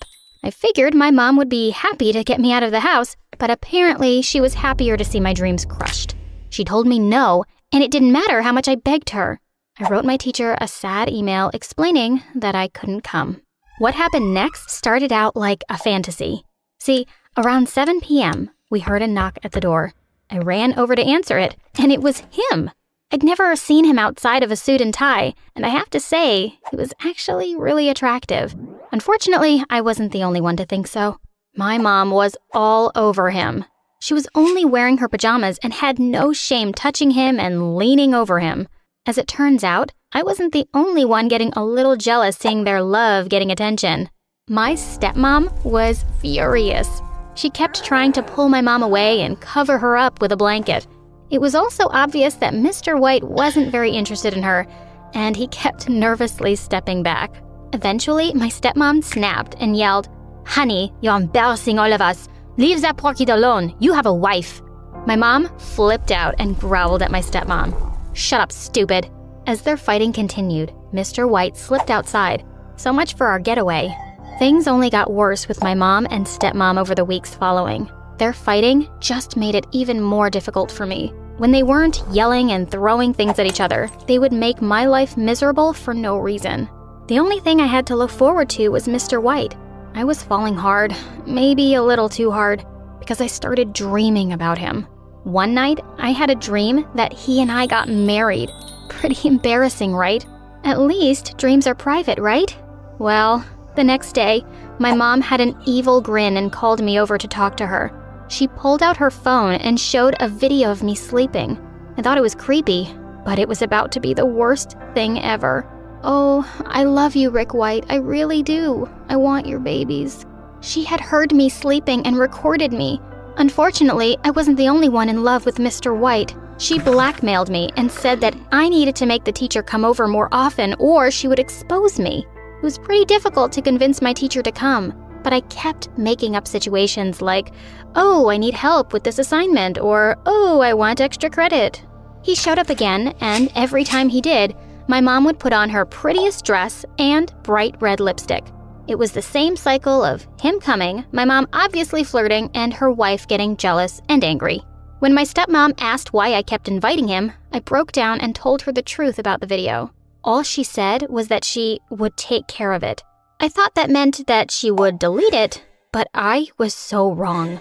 The final time my teacher came over and my mom started flirting, my stepmom whipped out her phone and showed the video of me to my teacher. I could have died right there of embarrassment. My mom got so angry, she threw me right out of there. I was crying hard, but Mr. White was oddly nice. He explained to me that we didn't need to talk about the video. He knew I was having some home problems after he met my parents. He wanted to let me know that I could stay with him if I wanted to. Embarrassed or not, I went with him. I started fantasizing about playing house with him, but I was a little shocked when he showed me my room. It was in the basement. At least it had a bed, which was a step above my last arrangement. To make matters worse, I wasn't alone. I would be sharing the room with Sally. She was another stray that Mr. White had taken in. She didn't go to our school, but we were about the same age. She purposely played her music loud all night and made a mess of my things. She was trying to make my life miserable, but the joke was on her because I already knew what hell was like, and she was a piece of cake so far. I tried my best to look past everything that had happened. I worked very hard and studied for finals. It was kind of difficult with my mom sending me hundreds of threatening texts a day, but I made it work. In fact, my grades were even improving. Mr. White constantly told me how proud he was of me and what an amazing student I was. He told me that Sally could learn a thing or two about my work ethic. She was not happy about that. It was pretty obvious that Sally was jealous of me. See, she was one of those people who acted out for attention, and Mr. White didn't respond the way she wanted. On the day of my huge final exam, she turned off my phone so the alarm didn't ring, and I missed school and the exam. I was so disappointed and devastated. I knew Mr. White wouldn't be happy about it. That night, someone knocked on the door. It was my stepmom. She said she needed help with her English exam because spending all these months with my mom had affected her performance. I should have turned her away after everything she'd done, but I was better than that. I agreed to start teaching her the next day. A second knock at the door took me by surprise. It was none other than Mr. White. Before I could explain what had happened, he went off on a rant about how Sally already explained how I skipped school and did all these horrible things. He wanted to believe that I was a good girl, but it was clear that I was just a rebel. I had only one strike left before he kicked me out. He shut the door in my face before I could explain the situation. I figured it wouldn't be a problem because I was a good student. I was about to be shocked again by Sally's creativity. See, the very next day, when I had my stepmom over for lessons, Mr. White came in and threw me out. Apparently, Sally had told him I was sitting alone in my room with my girlfriend and was making noises, and she was scared. We both knew what she meant to say. That night, I was sent packing all alone. I stayed with my stepmom in her studio apartment for a few days, but it was awkward, and it was time to address the elephant in the room. I decided to go back to my mom. To my surprise, she wasn't angry and didn't say anything to me. I decided to focus on my studies, and I got the scholarship, but Mom was absent almost all the time. Mr. White contacted me and said he wanted me back and that Sally had actually become a problem and he'd realized I was better. There was something creepy about the way he said it. I also thought it was such a jerk move to take kids in and out as he pleased. How long would his kindness last? I said, "Sorry, I'm happy with my life now, and I'll be going to college soon." I was moving to college the week after when Mom suddenly came home with a guest. I couldn't see them, only hear them. The man said she has to leave. Mom burst into my room and said, "It's your dad. He wants you to leave now." It turned out that Dad had left Mom because he didn't want kids, and he thought a new baby would be different, but he hated his new life. He knew I was old enough to move out by now, so he had shown back up to reunite with my mom. I didn't know where to go. I went to my stepmom's and found Sally there. She had started to live with my stepmom after the teacher kicked her out. She was my stepmom's new teacher and helped her with her English. Sally was furious when she saw me, and we got into a huge fight. I couldn't have this horrible fighting be in my life again, so I walked out.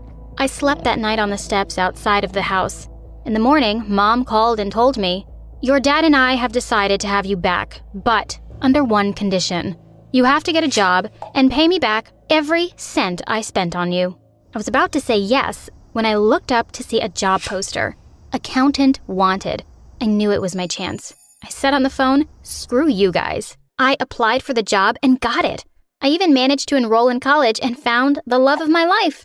We moved into an amazing house, and I thought my life was finally perfect. Until one day, the bell rang. It was my mom. She said that she was broke, and Dad had left her again. She needed a place to stay, so, against my better judgment, I let her move in. For 3 days, she behaved nicely, but on the 4th, I saw her in her pretty dress and red lipstick trying to flirt with my poor husband. She was batting her eyelashes at him and laughing the way I remembered only too well. Was she already doing this to me again? I couldn't stand it anymore. I'd had enough. I opened the door and kicked her out. If she was going to behave like that, she belonged on the streets, and that's where she could stay. Hi cuties, my name is Amy, and get ready to dive into the drama that is my life, a real-life soap opera that even Shakespeare would have loved to write. But first, hit the like and subscribe button. Now we can start. You know those apparently perfect families where the father is a smiling, rich businessman, and the mom is a lovely housewife who does everything for her 2 blonde, pink-cheeked, perfect-teeth children? Yeah, me neither. Ever since I can remember, in my life, it was only me and my mom, Margot. My mom loved me, but when it came to my dad, she made every effort to delete any trace of him. And she did a darn good job. Mom, I was wondering if my dad... What dad? Here, have a bag of candies. It was always like that with Mom. Have a bag of that. Or keep this sock of chocolates. Or look, that marshmallow looks like Grandma Teresa. So, instead of finding out anything about him, I just gained a lot of weight. Eventually, I stopped asking. Even my mom understood that something was off with me when instead of playing with our neighbor's kids outdoors, I spent all my time locked in my room reading books alone. At some point, she must have thought that I needed a father figure, which was true, and decided to get one for me. Unfortunately, her dating life was so disastrous that it probably made Cupid consider early retirement. For real, it was the same thing over and over again. It went like this. Amy, please let me introduce you to insert name, my new boyfriend. We love each other so much. Of course, 2 weeks later, there we were, indulging in a second bowl of ice cream and watching Titanic, with her sobbing uncontrollably on my shoulder. Jack, take me with you. We were supposed to stay together forever. Mom, you met him like a month ago. The best month of my life. But honestly, my mom had a PhD in ruining her relationships. All of her boyfriends had a lifespan shorter than a goldfish's memory. She would get bored of them and then do something to sabotage the relationship. And then, magically, it was always their fault. Antonio the chef seemed like a perfect candidate because who wouldn't want a dad who can whip up 5-star meals? But then, can you believe it? He left me alone all night to go to a restaurant by himself, choosing puff pastry over me. Huh. Mom, he works there. Then there was Marcin. I thought a cop would keep us safe, right? But I was expecting a rose or diamond, but he gifted me a police scanner. And Philip, I always dreamt of a dad who could always make us laugh, but he couldn't stay serious for 10 minutes straight. Well, today, he's the world's most famous comedian. I was already abandoning the idea of having a stepfather when my mom came back home one day with a new surprise. This time, though, I felt something was different, and I was right. Here, love, this This is Ben. Benjamin, this is my daughter Amy. What a lovely fairy I see. Am I welcome into your manor, my fair maiden? That man was not like the others. Ben looked older, with such a fine white beard and mustache, and those small round spectacles that made him look like some woodsman from old stories. In my mind, a dad had always been similar to him in appearance. Surprisingly, Ben actually became a father to me, and he really knew how to show me his love. Like that time when I got an A+ in mathematics, and Ben recited a poem he had written for me. Here is the smartest of my muses, the shiniest of my lights, a new Pythagoras in disguise. Nobody had ever appreciated me so much. Or that time, December 16th, when I came back home after a full day at school, only to find the hall full of fat-bearded guys,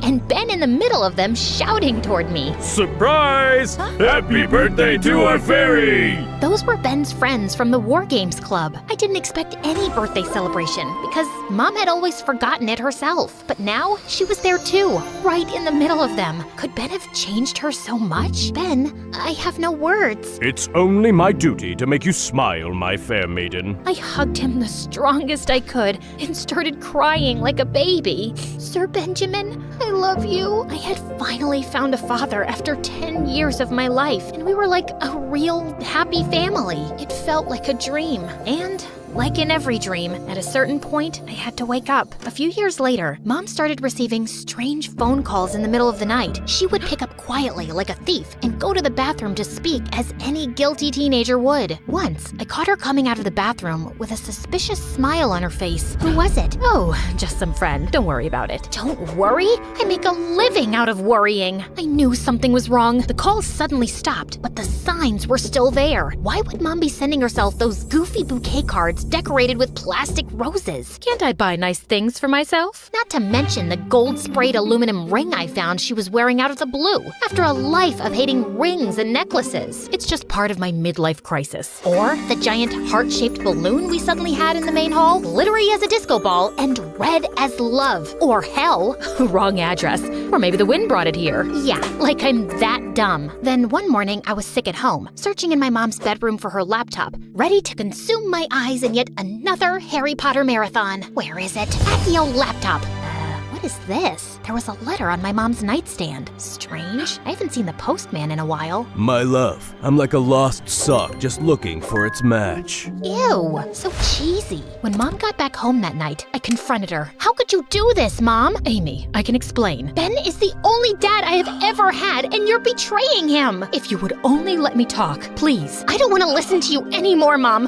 I'm tired of you and your MSA won't let me say the next word, but you can imagine what I mean. I wasn't gonna let her ruin our relationship with Ben. I had to act fast. So the next day, I went to confront that homewrecker, getting his address from the letter. I rang the doorbell nonstop. Open up!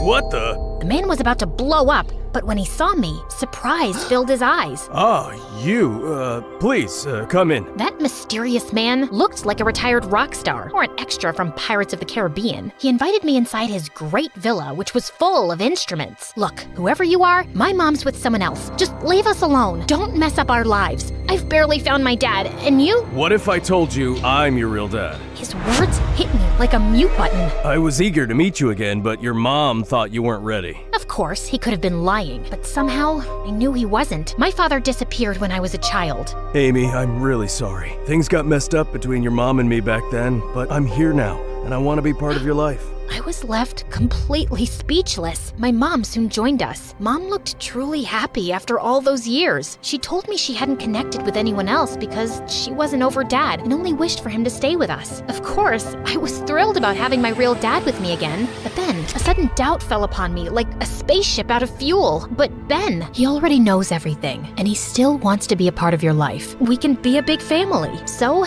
just like that, I went from having no dad to having two. You would think it's like winning the lottery twice, but not quite. I felt overwhelmed and with a great weight on me. Before, I didn't have to worry about disappointing anyone, but now I had two dads who had high expectations of me, and let's say they weren't too fond of each other. Luke, lower the volume. Amy's studying. Oh, just jamming out, man. Rockstar practice, you know? Oh, wow. But I thought rock and roll had been dead for a long time. Good music never dies. Besides, aren't you obsessed with knights and things from hundreds of years ago? Oh, absolutely. But unlike your music, Knights never go out of style. Come on, guys. If you really think about it, rock stars and knights have a lot in common. Like, both loved leather and dying young. But while some wore armor and swords, the others used guitars and a lot of hairspray. That made a lot more sense in my head. Soon, things went even further south. One day, they forgot to pick me up, and I had to walk home in the middle of a storm. When Ben saw me, he went mental. Luke, you were supposed to pick her up. I asked you to do one thing as I had an urgent appointment. Oops, I totally lost track of time making these cookies to surprise her. Come try one, honey. As I reached for a cookie, Ben sprang into action like a movie hero, dove over the couch in slow motion, snagged it from my hand, and sent the whole tray flying. These have peanuts! Amy's your own daughter and you don't even know she's allergic to peanuts, or you just don't care? I don't even want to remember the fight that followed. Can you imagine two gunslingers in front of each other, ready to open fire at the slightest movement? Well, it was kind of like that. The constant fighting became a part of my life. I realized that this was affecting them as well. Ben looked more deteriorated and tired than ever, and my dad seemed constantly anxious, as if he was hiding a big secret. On my first Christmas with my new family, they dove into a full gift duel. The prize of it wasn't a juicy bounty, but my love. Dear, I got you, Ozzy, your new puppy. Are you serious? I got her Lady Godiva, the most majestic kitten in town. Aw, thank you guys. I love them both so much. Of course, getting double presents was quite fun, but soon my new pets were casualties of the parents' war. Lady Godiva was given away to our neighbor's children by my dad after he definitely saw me sneezing with her nearby. It was mid-December, by the way. A few days later, someone shaved Ozzy completely, making him a pink bear with a black nose. Oh, that's horrible. Nobody ever found the mysterious culprit. Then it came, December 16th, my birthday again. My dad must have known what Ben did on my last birthday and decided it was a good idea to outdo him at his own game. So he called all of his musician friends to blast a birthday party rock serenade for me. To my beloved daughter, you all, the people of the world, rock! This song is for you! But then, right before the concert started, another group of people appeared. Vikings, Romans, Celts, who knows? They were an army of guys dressed for a historic recreation, waving toy spears. What is all this, Ben?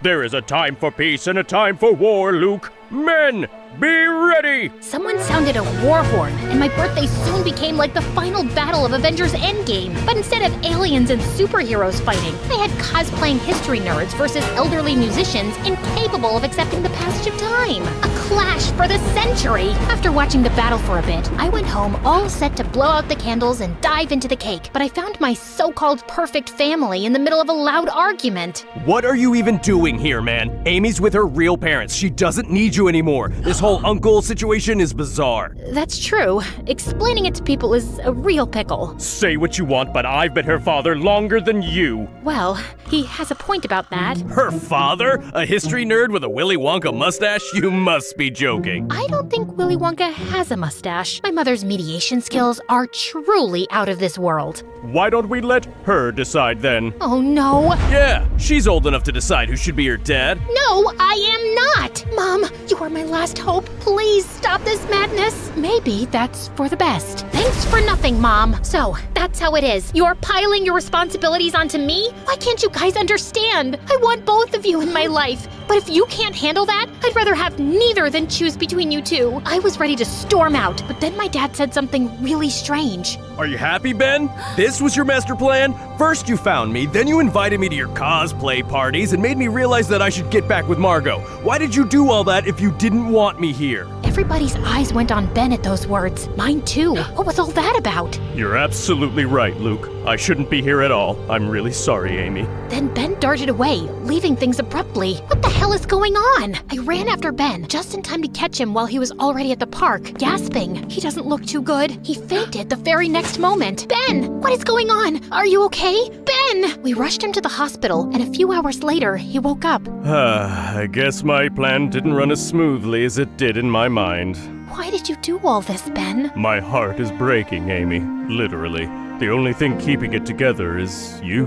I would love to be with you forever, but the doctors made it clear it's impossible. When I found out, I immediately sought your dad and asked him to come back. I wanted someone to be there for you, after me. But then when I saw you and him together, I got so jealous.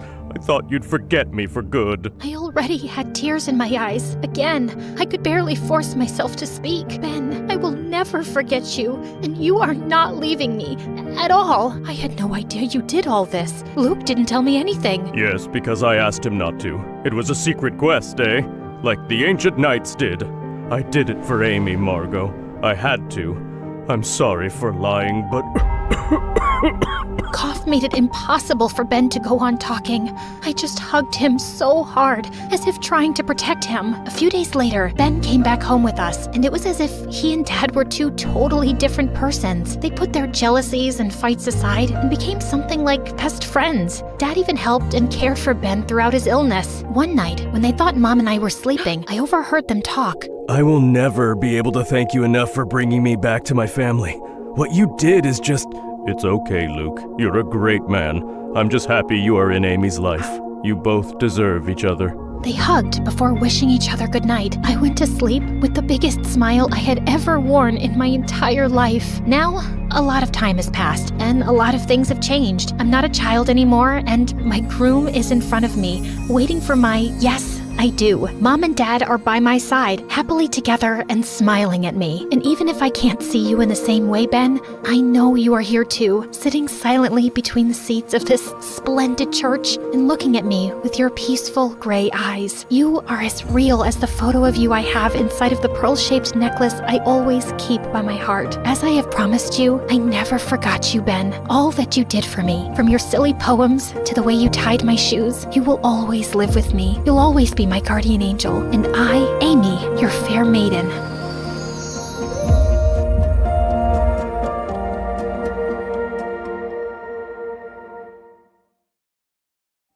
My phone had been buzzing nonstop with messages from boys in my class, asking my plans for the summer. I put it aside as I decided what I was going to wear to my university admissions interview. Anyway, I already had a pretty great boyfriend, Louis, and I had much more important things to focus on than these random boys. Hi, I'm Mia. And my life in high school was just perfect. I had all the boys in class buzzing around me, telling me how gorgeous I was. That's probably because of my Italian genes from Grandma. It turns out I inherited something else from her too, and my life became a nightmare overnight. The day of my interview, as I waited outside the dean's office, I felt excited and anxious. It was time. I saw two men coming out of the office and walking my direction. I looked at their faces, and suddenly I felt terror grip me. They had the faces of demons, and they were staring right at me. I panicked and got out of that office as fast as I could. I heard one of them laughing, saying, "I told you that beard makes you look scary. Look what you've done to the poor girl." Scared out of my wits, I ran home to tell Mom. When I walked into the living room, I cried out, "Mom, you won't believe what happened." Just then, I noticed a devil woman sitting next to her on the sofa. Mom asked me to say hello to her new friend, and I just went crazy. I screamed, "Mom, get away from her! She's going to hurt you!" Mom looked horrified and angry. "Mia, what is wrong with you? Go to your room. I'll deal with you later. Go now." After a while, she came to my room where I was hiding under the sheets, and I told her about the interview and what I'd seen. She sat down slowly on the bed, her face pale. She said, "This is impossible. They said it's one case in millions." Completely confused, I asked, "What are you talking about, Mom?" She told me that my problem was called prosopophobia, which means fear of new faces. The what phobia? Mom explained that Grandma suffered from the same condition. She saw monsters and demons in the faces of strangers. I had just always assumed she was senile. Her symptoms started to appear when she was older. That's why she lives in a special care home, and only people she recognizes can visit her. My head was spinning. Would I become a prisoner just like Grandmother? All I could think about was Louis. So I called him and told him about what had happened to me. He came over straight away, and I burst into tears when I saw him. "I can't believe this is happening. What am I going to do, Louis?" He held me close and said he would help me get over this. Maybe it was just my nerves? I always feel relaxed at the park. I need to be around people so I can feel normal again. He promised that he would go with me every day. The first day was straight from hell. Each time I looked up, I saw bloodthirsty faces. I could hardly bear it. But Louis stayed close to me the whole time. One day, Louis told me to sit tight while he got us some ice cream. And suddenly I heard a familiar voice. He said, "Hey, gorgeous. Fancy bumping into you here. Want some company?" It was so good to see someone who didn't look like a monster, even if it was this annoying guy from school. Laughing, I said, "How many times do I have to tell you I have a boyfriend?" He said, "Well, you look like the kind of girl who could have two." Ew, so sleazy. Just then he said, "Oh hey, meet my cousin." and before I could say anything, a strange guy popped up in front of me. He said, "Oh, you're the girl he's always talking about. Ciao, Bella." "Demon!" I screamed. "Get away from me, you hideous ogre!" He said, "What are you, crazy? I literally have hundreds of girls watching my Insta stories every day just to see me brush my hair." Louis came running back and took me away quickly. I was really shaken and refused to go anywhere for a couple of weeks. Louis came by to see me a few times, but he seemed distant. I couldn't help thinking that maybe he was getting tired of my condition. One day I texted him that I'd like to try going to the park again, and he came to pick me up. While we were sitting on a bench, a woman called out his name. Louis told me not to look around as there were many people there, and he said he'd be right back. But he kept me waiting for a really long time. By now, my curiosity was getting the better of me. I squinted my eyes so I couldn't see anyone too clearly, and turned around. There was Louis, sitting on a bench not too far away, with some leggy blonde in a red dress. When he finally came back, I asked him who she was. "Oh, just my elderly neighbor. She only wanted to say hello." I felt really angry, but stayed quiet on the drive home. That was definitely not the voice or the legs of an old woman. When I went back home, I saw Dad's car parked outside.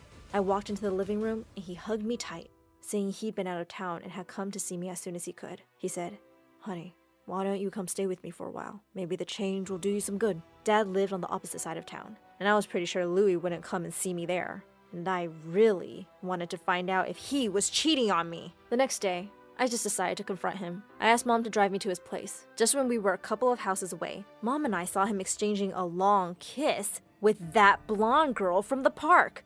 And then they both got in his car and drove away. Mom was beyond furious. How dare he! Never in a million years will he be so lucky as to find someone as beautiful and smart as my Bambina. If he ever comes around our place again, I'm going to box his ears. I was hurt and shocked. But more than that, I was angry. I wasn't going to spend any time being miserable over this jerk who was making a fool out of me. When we got home, I packed my bags and told Dad to come pick me up. I needed to get away for a while. Louis kept calling and texting me the next day, and I finally picked up his call. I said, "What?" He said, "Whoa, who woke up on the wrong side of the bed today? You want to try going to the mall, babe?" I said, "Can't. I've moved to Dad's for a while. Why don't you ask that old neighbor you were kissing outside your house yesterday?" There was a shocked silence on the phone, and then he started laughing. He said, "Looks like your condition is getting worse, babe. Are you hallucinating now?" I said, "Louis, you're a horrible, cheating liar, and we are done." He said, "Oh yeah? I'm kinda tired of your whole attention-seeking drama anyway. Good luck. Hope you get rid of your imaginary friend soon. Maybe then we'll talk." I hung up and threw the phone on the bed. How had I not known all along that he was such a child? I tried to keep myself busy, but it was hard with me stuck at home with 0 friends. And I'd also missed my shot at going to university that year. Dad said I had to focus on getting better. I could always try again later. But I had no clue how I'd ever be able to live a normal life again. Mom called me one day to check up on me, and suddenly asked if I remembered Mike from my last school. Of course I did. He was probably my first ever crush. I had journals with Mike and hearts scribbled all over. Mom said she'd bumped into him the other day and he'd asked about me, and she'd told him all about my condition. He said he wants to connect with you, so I gave him your number. I was kind of excited to hear from him. Sure enough, a day later, he sent me a message. "Hey, it's Mike. I hope you're doing okay. It's been so long since we've seen each other." And from then on, we started talking every day. My heart would skip a beat every time I got a message from him. I was totally falling for Mike. When it was time for me to leave Dad's place and go back to Mom's, Mike said he'd love to come and see me. There was nothing I wanted more than to see him, but I was so afraid I'd see him as a monster, and it would ruin everything between us. The next evening before his visit, I was pacing the living room nervously when the doorbell rang. Mom smiled at me and went to open the door. My heart was pounding and I thought I was about to faint. What would I see instead of Mike's face? I closed my eyes as soon as I heard him enter the room. I felt him gently take my hand. His grasp was strong and warm, and he smelled so good. He said, "Hey Mia, open your eyes. There's nothing to be afraid of." I did, and jumped back a little when I saw his face was covered with a mask and his eyes with sunglasses. He said, "I thought if you get to know me better, it'll be easier for you to see my face as it really is. Until then, I'll keep the mask and glasses on." We started dating, and I'd never been happier. We would go to the park or for a walk by the beach, and even though I still couldn't look up at anyone directly, I felt less afraid with Mike. One day, Mom was really tired and needed groceries for dinner, so I offered to go by myself. She refused, but I insisted that I'd been feeling so much better lately, and I wanted to face my fears. I kept my baseball cap on, and made sure I didn't look at anyone directly as I picked up the things I needed. When I made it to the counter and the cashier handed me my change, I made the huge mistake of looking up at his face. Oh my god, he's terrifying. I felt like the walls were closing in around me. I had to get out of here. I left my grocery bags at the counter and dashed out of the store. I couldn't stop crying and was trying to catch my breath. I leaned against the wall and with shaking hands, I started to dial Mom's number. Just then, a familiar voice called out to me. Long time no see, Bellissima. What's wrong? Louie. He tried to hug me, but I pushed him away. Just then, to my relief, I heard Mike's voice. Hey, you okay? Is this guy bothering you? Louie turned to him and said, I'm an old friend, jerk. Mia, what's this freak in a mask? I took Mike's hand and said, He's my boyfriend, Louie. Suddenly, Louie started cackling. Seriously? This guy? Babe, you deserve to be on the arm of someone who's as pretty as you are. Hit me up when you dump this loser. I didn't want to stand there listening to him for another minute. I took Mike's hand and walked away. He said he'd drop by to see me, and when Mom told him I'd gone out alone, he followed me to check up on me. As we walked back home, he said, Mia, what did the doctors say when you told them about your condition? I said, I never went to see a doctor. I already know I have the same phobia as my grandma, and there's no cure. He looked shocked and said he couldn't believe I never asked for help, and that we should go see a specialist as soon as possible. Soon enough, he made an appointment with a doctor, and he and my parents came along with me for the appointment. Once we told the doctor everything, he said that my condition was probably triggered by stress. He said that even though it was a very rare condition, he'd read cases of patients overcoming the phobia. The condition is not really as scary as what you're experiencing. You're letting the fear take over and your mind is exaggerating everything. You have to train yourself to believe that this is not the reality. When we left the doctor's office, I started to feel hopeful that one day, if I kept trying, I would be normal again. Mike squeezed my hand and said he would do everything he could to help.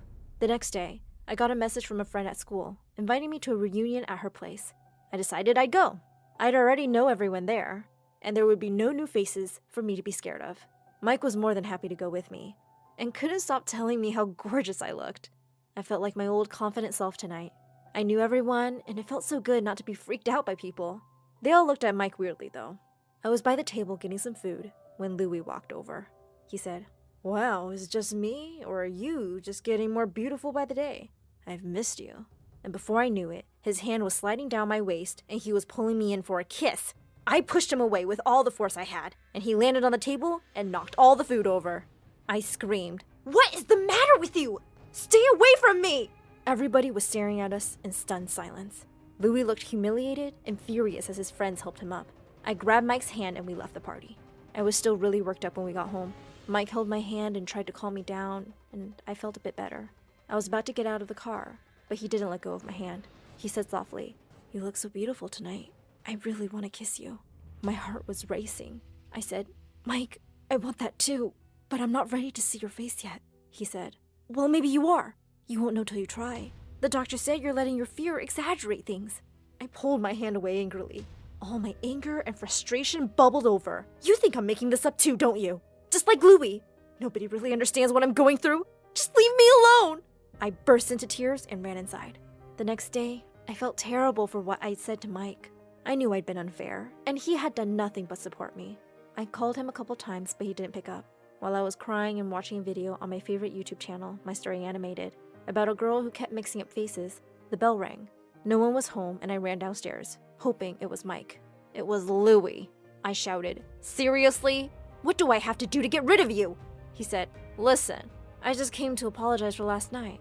I have a surprise for you. And before I could even react, 4 girls came in right behind him. I screamed when I saw their faces. They looked like banshees straight out of a horror movie. I cried and curled up into a ball with my eyes shut when I heard the door bang open. Mike shouted, What do you think you're doing, you lunatic? I couldn't help it. I looked up. I'm getting a restraining order against you. Don't ever let me catch you near Mia again. Louie scrambled away like a scared rabbit while Mike came to me and hugged me. I held on to him, crying. Mike said, I'm sorry, Mia. I shouldn't have tried to force you to do anything you weren't ready for. I only want to help you get better, as long as it takes. I said, I don't know if I can overcome this. I feel like it's going to control my life forever. Mike said, People aren't all bad like Louie. The world is full of good people, like me and you. Look at the good side of people. No one wants to hurt you, Mia. His words were so reassuring. I instantly felt better. Mike told me when I was ready, he'd take me to the amusement park. We'll have great fun. Think about it. I know you can do this. Yes, I'll do it. Sitting here and not doing anything scares me more than seeing monsters. The next day, Mike took me to the amusement park. As we entered the park, hand in hand, I felt a marvelous strength in me. I raised my head, believing from deep inside me that I'd overcome my fear. I looked around me. Everyone's faces still seemed distorted, but this time, it was different. I was still a little scared, but the fear wasn't controlling me. I could control it. As we sat on the Ferris wheel, I looked over at Mike and felt like the luckiest girl in the world to have someone like him by my side. I whispered, "Hey Mike, I think I'm ready to see your face." With a deep breath, he took his mask and glasses off. I gasped. I'd never seen a guy with such beautiful green eyes and that gorgeous dimpled face. I started crying. "I can see you! I don't see a monster! I see your face, Mike!" he said. "I knew you would!" He pulled me close, and we had the most magical kiss, high up in the sky. Hi, I'm Laureen, and for as long as I can remember, I have wanted to be famous. But I didn't want to be famous for just anything. I always envisioned myself as a rock star, screaming into a microphone in front of millions of adoring fans, like my idol. No one in my family even liked music. In fact, everyone downright hated it. The only thing Dad ever watched was the boring news on TV, and my suck-up siblings always followed suit. So every time I turned on music, my dad would yell at me, "Go to your room and put earphones on. I can't believe any of my children could be such a bum." So I would do that and get so lost in the music that I would start to sing out loud. The only problem was every time I really let go and sang my heart out, someone in my family would come banging on my door. "Be quiet in there. You're so annoying." And every time that happened, I would sing louder. I found out this later, but one day, as I was singing in my room loudly as usual, my dad's friend came to visit, and he heard my voice. "Oh my God! What a beautiful voice! Who was the singer?" "No one." "Oh, come on. Call her. You know I have some connections with someone who can make her a famous singer." "Oh yeah? So you're now that angel who was sent to change her life?" "Just call her. She's the one with the angel's voice." All I knew was that I was minding my own business when Dad banged on my door screaming, "I said no singing!" My friend got so annoyed and he left. So shut it now. A while later, my whole family came in. My sister said, "It's like hearing nails on a chalkboard." My brother said, "It's like listening to an alley cat."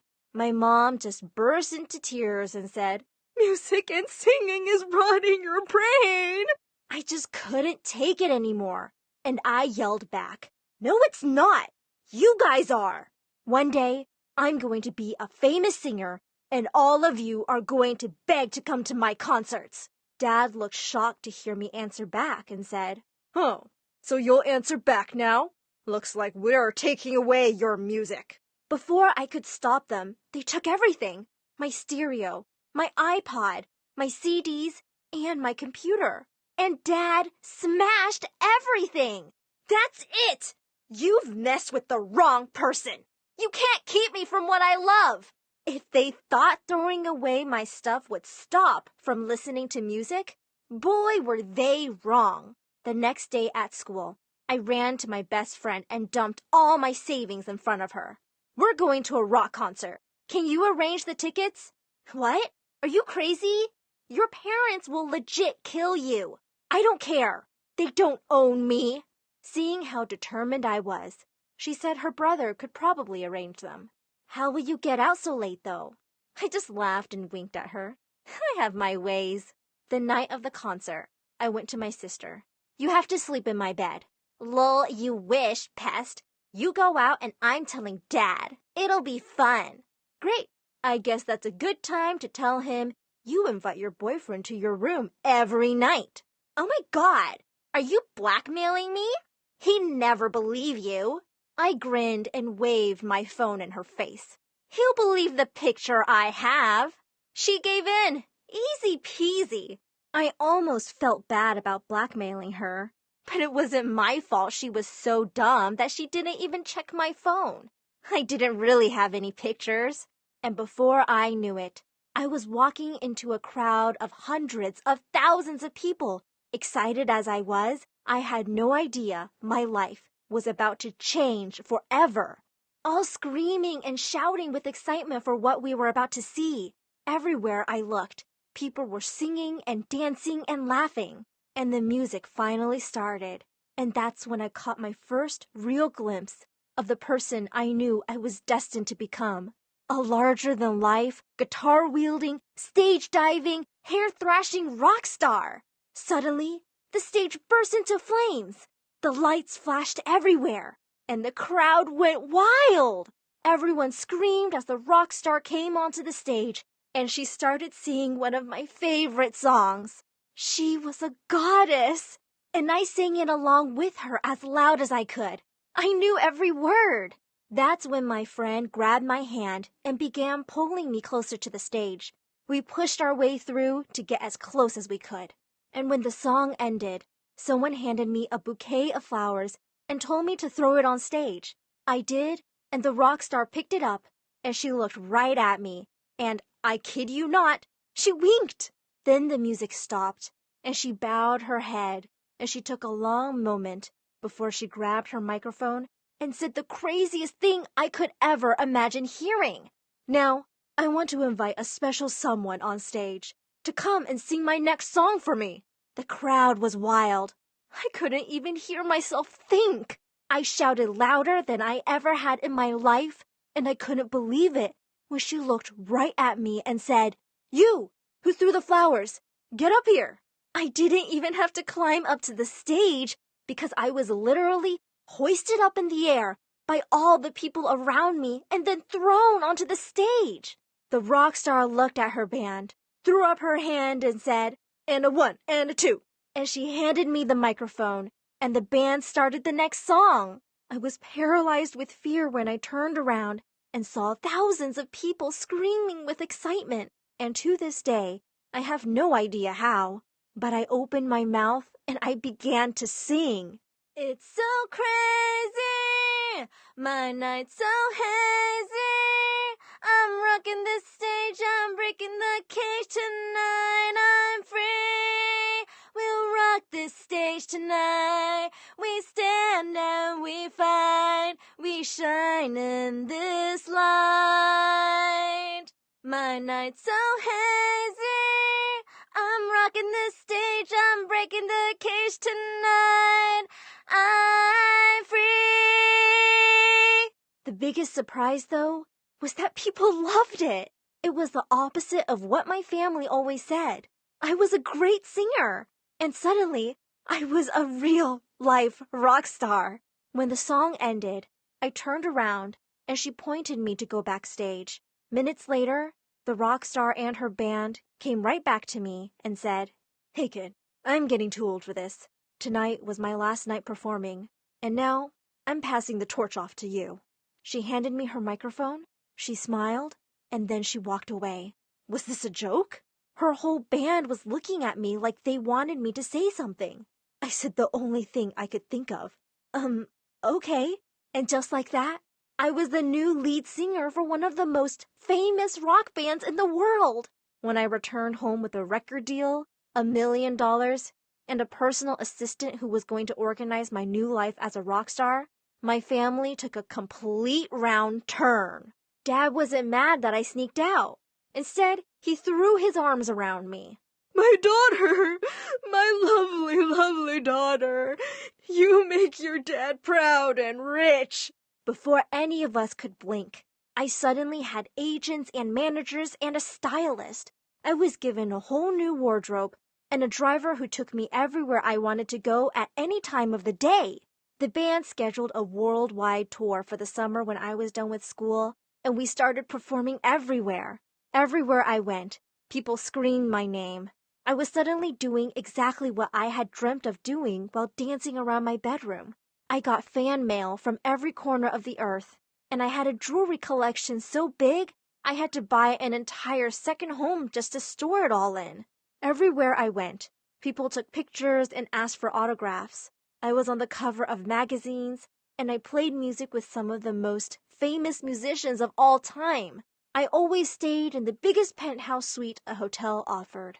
But things started to change. After months of living like this, I was starting to get really, really exhausted. Even though I was traveling everywhere and meeting the most famous celebrities and making millions and millions of dollars, it didn't feel like a vacation everyone thought it was. It felt like a chore. I was always working till late and had to be up early. I got on so many planes, I had no idea what part of the world I was in.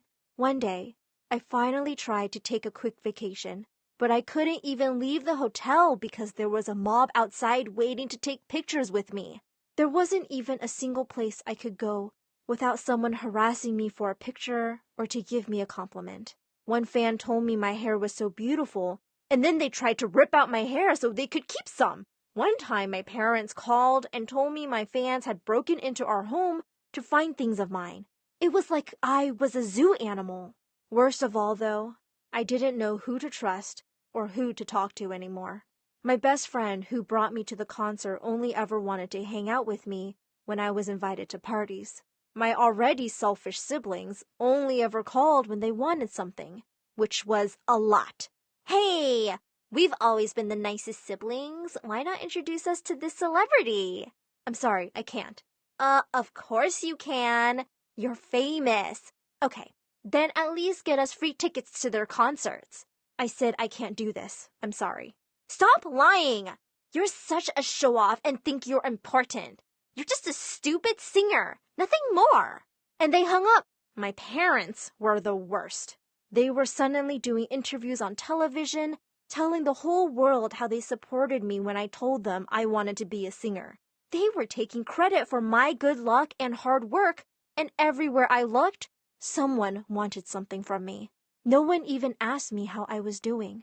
I was trapped, and I realized I didn't even like to sing anymore. One day, as I was on stage, I realized I couldn't even hear myself sing because everyone was screaming so loud. And that's when I decided, if I couldn't even enjoy the one thing I truly loved, I didn't want it. And that meant I would do exactly what was done to me. And I needed to find someone to take my spot. I scanned the crowd in front of me until I saw a girl singing all the lyrics to my songs. At the end of the song, I took a long moment and turned to the crowd and I said, I want to invite a lucky person up onto the stage to sing one of my songs. And I called the girl on stage, and boy was she good! And she seemed super excited to be up on the stage. So as soon as the concert was over, I told her the band was hers. Then I grabbed a bouquet of flowers, and I walked out of the concert and no one followed me. Everyone was too excited to meet the new singer, and I sang my heart out all the way home. Hi, my name is Anna. Before I was born, there were two things my parents loved more than anything in the world: their restaurant and their yacht, both named Bella. And that didn't change after I was born either. But soon after, their restaurant wasn't doing so well. When Dad knew Mom was pregnant with me, he said, "It's so expensive to raise a baby. We'll have to sell something. This child is already bad luck." Ultimately, they sold their precious boat, and they never stopped crying about it. Oh, if only we didn't have Anna and had Bella with us right now, we'd be having breakfast at sea. And I'd be sunbathing on the deck. Having a child just ruins everything. They never celebrated my birthday, but when I was turning 5, they decided to have a party and called all their friends. When I ran to the table excitedly to look for the cake, I felt confused. Why does this say, "Happy birthday, Mom"? Because I gave birth to you on this day. What did you have to do? Nothing.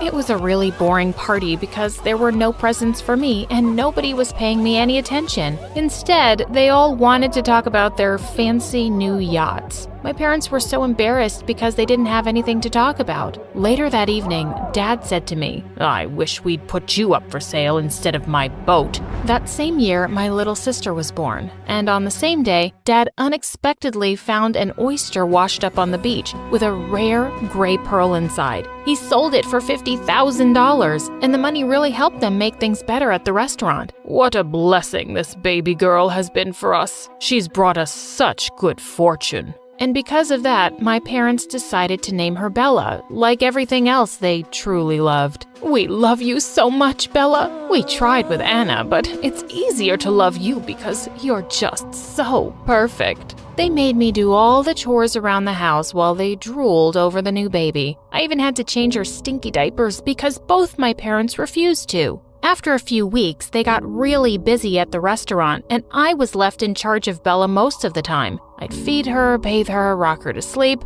I started teaching her my name. Anna, I'd point to myself. Bella would just look at me, and then she'd laugh and clap her little baby hands. But things changed forever when Bella turned 1. My parents came home from work one night, and Mom started yelling at me for not having dinner ready. "You own a restaurant. Can't you just eat there?" "We sell that food, you moron. What should I expect from someone as stupid as you?" "I guess we'll just go eat out somewhere. Come on, Bella." But Bella didn't want to move. She slapped my mom's hand away and started to cry. With her little toddler fingers, she pointed at me. "Anna!" My parents looked shocked. Bella had just said her first word, and it was my name. "Anna! Anna! Anna!" "What have you been teaching her?" Mom was so mad that Bella's first words weren't, "I love you, Mom and Dad, and I hate Anna." Dad picked her up, but Bella kept kicking and screaming for me. "Fine, we'll bring your stupid sister." I walked out with them, and Bella stopped crying. She smiled at me, and I smiled back. After that, Bella always had my back, and I always had hers. When I was in the 3rd grade, my parents took Bella to a boat show. They left me behind to clean the house, of course. When they got home, Bella ran to me and gave me a present. I was so touched. "I love you, Anna." It was a little red toy boat. I hugged her tight. When Bella turned 4, she had a phase where she wouldn't eat anything except hot dogs and ketchup. Her favorite part was when I squirted ketchup all over the hot dogs. "Ready, Bella? Ketchup party!" The funny fart noise the bottle made always made her laugh like crazy. When summer break was over and I went back to school, my parents had to hire a babysitter for Bella. One day when I got back, I could hear screams from one of the rooms. Just then, Bella came running out, holding a ketchup bottle and squirting it everywhere. "Ketchup party!" Behind her, the babysitter came out drenched in ketchup from head to toe. "That's it! I quit!" Just as she was storming off, my parents walked in looking horrified at the mess. "What on earth is Bella doing? Did you teach her this?" "No, I did not teach her to spray ketchup all over the house." Mom caught Bella and snatched the bottle from her, glaring at me. "I don't know how, but this is all your fault. Clean this up right now and stop poisoning our little Bella's mind." Just as she was dragging Bella to the bathroom, she slipped on some ketchup and fell on the floor. Angry as I was that I had to clean up everything, that made me feel a little bit better. When I was old enough, my parents made me work at their restaurant. I thought it would actually be fun waiting on tables and meeting new people. But what was I thinking? They just handed me an apron and rubber gloves. "You'll be washing the dishes." When I asked them to pay me, Dad glared at me. "We already pay you by giving you a bed at night and a roof over your head. Don't be so greedy." To make matters worse, they'd make me pay for any food I ate there. But I became friends with the head chef, and I'd eat the food he gave me secretly in the back alley.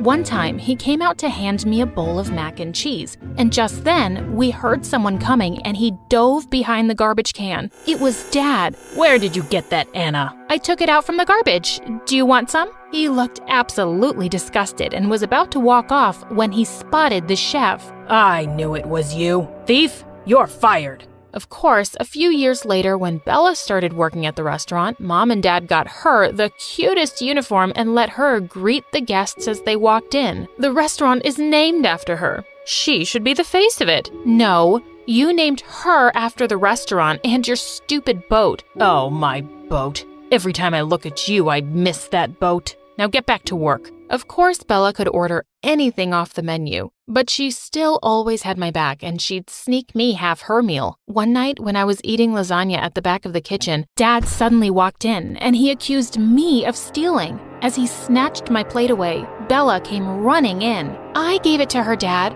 She works hard and she deserves it. No, she doesn't, Bella. You work hard for your meals, not your ungrateful sister. That was the final straw. I was done being insulted by them. The next night was one of the busiest ever, and the kitchen was chaotic. I had Dad screaming at me every 5 minutes. Anna, hurry up. We need clean dishes. I stopped cleaning them and just gave the dirty ones back to the chefs. They were so busy they didn't notice, and the fresh food went out on filthy dishes. One even had a used napkin on it. The customers were so grossed out, a lot of them left without paying. A food critic was at the restaurant that night, and he threw down his napkin as he screamed, "This is an insult. This would never happen in France." And he stormed off with my parents following him and saying sorry again and again. Of course, he wrote a horrible review. Bella and I found it really funny, though. We would burst into laughter every time we read it. Bella is the most disgusting restaurant on earth. Eat your meal from Bella or straight out of the trash can. Same difference. The reviews were so bad that customers stopped coming altogether. Eventually, my parents were forced to sell the restaurant. I hope you're happy. Now we can't send your sister to college. What are we going to do for money now, Anna? Did you think about that? Think of all the people who lost their jobs. You should feel awful. But no one lost their jobs, Dad. Everyone got rehired by the new owner. In fact, I'm also still working there, and I got a raise. I skipped off before Dad exploded. I knew I wanted to go to college, and living by the sea had always made me want to study marine biology. I got a loan, worked part-time, and put myself through college. I graduated at the top of my class and got a research job. I would spend days at a time out on the water, and I loved it.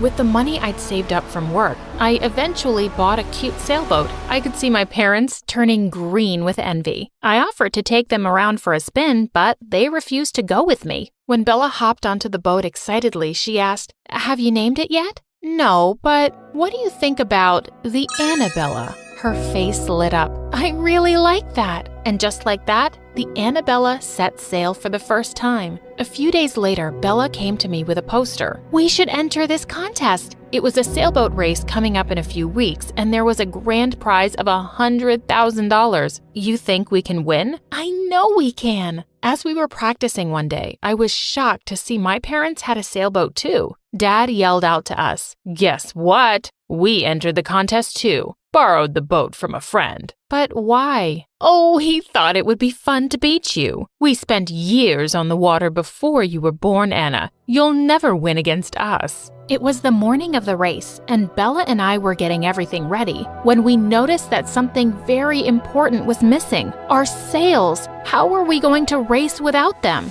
The race started, and everyone got off to a huge head start. I could see my parents pointing and laughing at us from the water. "Good luck without your sails, Annabella." Of course they'd sabotaged us. Just then, Bella came panting behind me, dragging some disgusting sails. I found them in the garbage.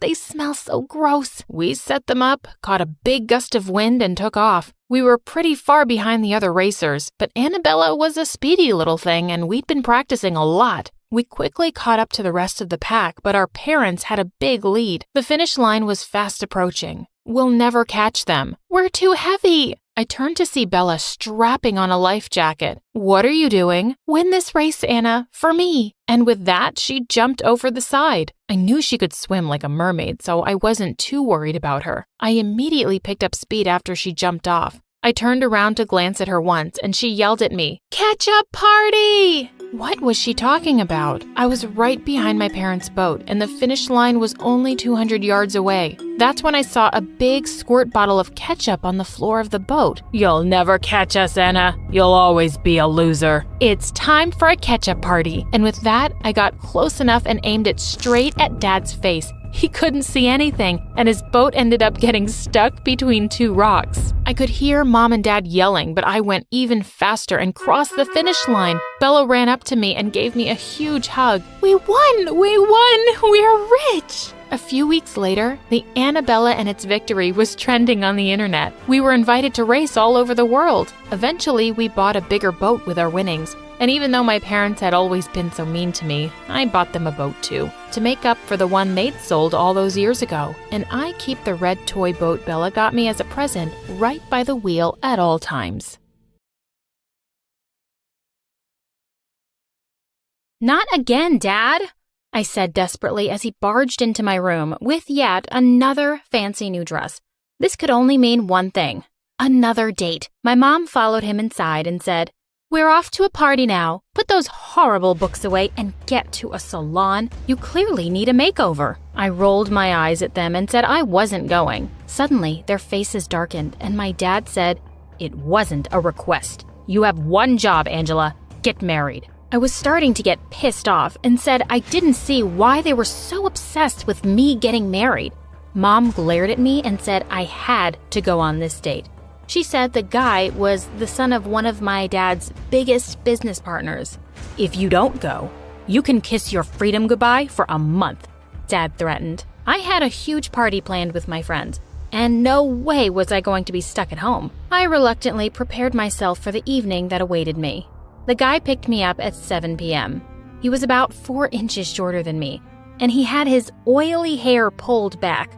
"Hey there, babe. Couldn't you find something better to wear?" I rolled my eyes and looked at his neon yellow shirt. While drinking soup at the restaurant, Mike, my date, burnt his tongue and screamed so hard that 2 of his front teeth fell out. I couldn't compose myself anymore. I grabbed a cab and rushed home. A few days later, my parents barged into my room and yelled at me for deliberately sabotaging their deal. What deal? Apparently, the guy's dad was going to sign a deal with Dad if I started dating him. I gagged. They were furious and wouldn't listen to me when I tried to tell them what had happened. Dad yelled, "Shut up, you ugly moron." Then they slammed the door shut. I was locked inside. Thankfully, that evening, my Uncle Tom came home. He got me out of the room and told my parents to act like normal people. Dad glared at him, but Mom jumped to her feet and said, "I don't need any advice from you. No one here needs a gay man's advice." Uncle Tom looked horrified. I felt so sorry for him. He looked at my parents and said, "Just behave or I'll take her away." With that, he was gone. The next day at school, a boy came up to me and said, "Hi, I'm Peter." I looked at him suspiciously. He looked familiar. Just then, behind him, the most gorgeous girl I had ever seen appeared. My jaw dropped, and Peter introduced her as his sister, Penny. They were twins. The twins and I quickly became friends, and I would often invite them over. Apparently, their parents were uber rich, so Mom and Dad didn't mind. But one day, Mom came up to me and told me I had another date that evening. When I got to the restaurant, I was shocked to see that the person they had tried to set me up with was none other than Peter. I was furious, and I ran right back out. How could he think this was okay? I'd never even flirted with him. Peter caught up with me and asked me what was wrong. I told him I didn't have any plans to date him, and he said he was sorry. Then he said my parents had forced him and his twin sister to be my friends. I was furious. I rushed home and confronted my parents. They started to yell at me. "Do you know just how much we paid their parents?" I was stunned. Why would you pay them at all? They said it was because I was so dumb and good for nothing that I couldn't even make friends. I decided that this was all too much, and I told them I was leaving. I called Uncle Tom and asked him to come and get me. I thought life would be easy now that I was no longer living with my psycho parents. But boy, was I wrong. At school the next day, Peter approached me, and I told him that I didn't want to be friends with him anymore. He looked disappointed, but smiled and said, "It's okay, Angela. I understand completely." Without responding, I turned to leave.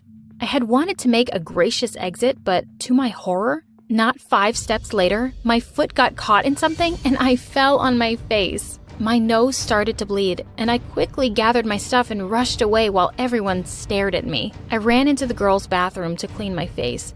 Just as I was done, a notification popped up on my phone. It read, "Hello, Angela. I hate to break it to you, but if you don't do everything I say, I'm going to tell everyone your biggest secret. I have your diary." I laughed at such an old-fashioned prank, but the text messages were pictures from pages of my diary where I had written my deepest, darkest secrets. No one could find out about them, or I would be over. I had no choice but to do as they said.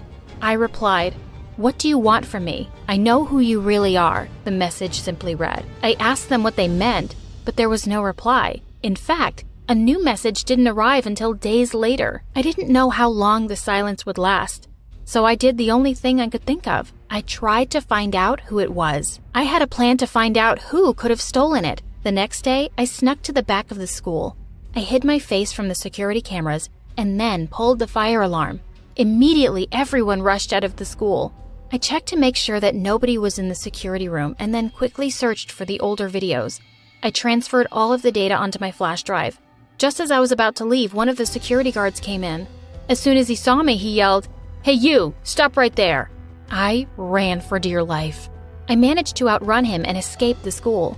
Once I was safe, I checked my bag, and to my despair, I realized I'd dropped the flash drive somewhere. I'd missed my chance. But before I could investigate further, I got this message. "Ha ha ha. I know what you did, and I know why you did it. So you like being a spy, huh? Well, do I have a mission for you?" I read the next message in shock. This was going to be horrible. If anything bad happened, my parents would kill me. The next day, as instructed, I called my mom. At first, she was angry that I'd called her, but when she heard what I had to say, she was thrilled. My blackmailer had told me to ask my parents to set me up on a date. That evening, I found myself face to face with one of the most boring people I could imagine. The minute I reached out to shake his hand, he pulled me in for a kiss. Ew! The boy wouldn't take no for an answer. And 5 minutes into the date, I dumped a glass of water onto his head. He screamed, jumped back, and threatened to destroy my parents. He said he was my dad's boss's son. I couldn't believe my ears. The very next day, Dad lost his job. Mom called and yelled at me for deliberately ruining their lives. I tried to explain, but obviously she didn't listen. "You are the worst possible child. If only I'd never had a second child," I gasped. This was the first time my mother had mentioned my brother in a very, very long time. "Mom, listen to me." I tried to explain things to her, but she hung up. My phone screen lit up. Ha ha ha, that was a fun show. I was furious. Whoever this person was, he or she was ruining my life. And I had a feeling that this was just the beginning. I was right. The next message asked me to do something even worse. Something I hadn't been prepared for. "Forget it," I messaged. "Are you sure? Are you truly ready for your secret to come out?" The truth was, I wasn't, but I also didn't think I could do this. So I didn't reply. Maybe I should have. The next day when I went to school, Penny marched up to me. "You are disgusting, Angela. I hate you. Stop spreading rumors about me." I tried to ask her what was wrong, but she slapped me in the face in front of everyone. Then she left. My phone pinged. I took it out and saw another message. "Enjoy." Oh no. Sure enough, I then received a link to a TikTok video. I played it. It said, "I'm gay, so I go on dates just to break men's hearts." It was followed by a video of me dumping water on my last date's head, the one who got my dad fired. To make matters worse, the video ended with a picture from my diary with mine and Penny's names written in hearts. My phone suddenly blew up with thousands of messages from Mom and Dad. All my friends were calling me too. Everyone wanted to know if this was true. I rushed home to Uncle Tom and barged into his room. Mom and Dad were already sitting there. They looked at me and then at Tom, waiting for him to say something. He got to his feet very slowly and said, "I'm sorry, Angela, but you can't live with me anymore." I was horrified. I asked him why, and he said that my parents were disowning me and wouldn't give me a single penny now that I had come out. They had also threatened to sue him if he tried to help me. I asked my parents if it was true, and they acted as if I weren't even there. I was certainly homeless. There was nowhere to go. There was no reason to stay in this town since everyone either hated me or thought I was a joke. Besides, I didn't want to play into the blackmailer's hands anymore. With whatever money I had, I moved to another town. In this new place, I got a job at McDonald's and even managed to enroll in college. Except for the occasional threatening message from my parents, it seemed like my life was almost headed towards normalcy. Or so I thought. On the very first day of college, I bumped into Peter. I had almost completely forgotten about him. He asked me what I studied, and I was thrilled to find out that we were doing the same major. I wasn't really thrilled, but at least I finally had a friend here. He was always with me. We hung out together, and he even got a job at McDonald's too. One day, he asked me out on a date. "I never truly got over you," he said, looking like a lovesick puppy. After all of my parents' messages, I knew that they would never accept a girl as my partner, so I gave in and agreed to date Peter. The very next day, I got a message from my parents telling me that they were so happy I was dating a guy. How the hell did they know? Was there no escaping these two? But the worst was yet to come. A few days after Peter and I started dating, he invited me to his house. While he was making dinner, I began to roam around the hallway when I came across a door he usually kept locked. He told me it was his storeroom. I went inside and almost passed out. This was no storeroom. The room was full of pictures of me, some of them as old as high school. Suddenly, a thought occurred to me, and I began to explore more. Where is it? Where is it? And then I saw it. In the middle of a pile of paper, my diary. I almost threw up. Peter! It had been Peter all along. But that's when he saw me leave the room. His jaw dropped. "Angela, I can explain, but there was nothing he could say about this." I ran to my place and locked the doors. Suddenly, I heard a knock on the door. I was almost certain Peter had followed me home. I looked through the peephole and almost jumped back in shock. It was the last person I had expected. Penny. I slowly opened the door to let her in, and almost passed out when I saw who was standing behind her. It was my brother, Zach. I hadn't seen him in years. I just stood there in shock with my mouth open. Penny explained that her crazy brother had told her he was dating me, and she had tried to warn me about the psycho that he was. Zach was with her because apparently the two had been dating. Just then, we heard Peter banging loudly on the door. "Angela, please let me explain. I love you and I want to marry you." "Let me handle this," Zach said. Zach had suddenly left many years ago when I was very young, and the very next day, I'd heard my parents fighting. That's when I discovered my biggest secret. I never told anyone. When he came back, he apologized to me. "Angie, I'm sorry I left you alone with our crazy parents." He said he hated that Mom and Dad had tried to force him into medical school. "Moving out was my only option," he said. I was really surprised. I thought he left because of me. We started hanging out a lot, and he was always trying to make up for what he called not being there for me. Then one day, he called me and said he had a surprise for me. I was psyched as I waited for him. When he finally came, I was stunned to see his surprise, Dad. I couldn't believe Dad had agreed to come and see me. Dad begged for my forgiveness and asked me to come home. He even said that he would set me up with a pretty girl. I told him to stay away from me and my private life, but Zach said I should forgive him and try to fix my relationship. So I moved back. To my surprise, Dad was very kind to me, even though Mom was her usual mean self. She kept insulting Dad. "I can't believe you let this horrible embarrassment move back," she said to him every time she saw me. One day, I got a call from Zach, and he told me to meet him at his place. He was panicky and crying, so I rushed over.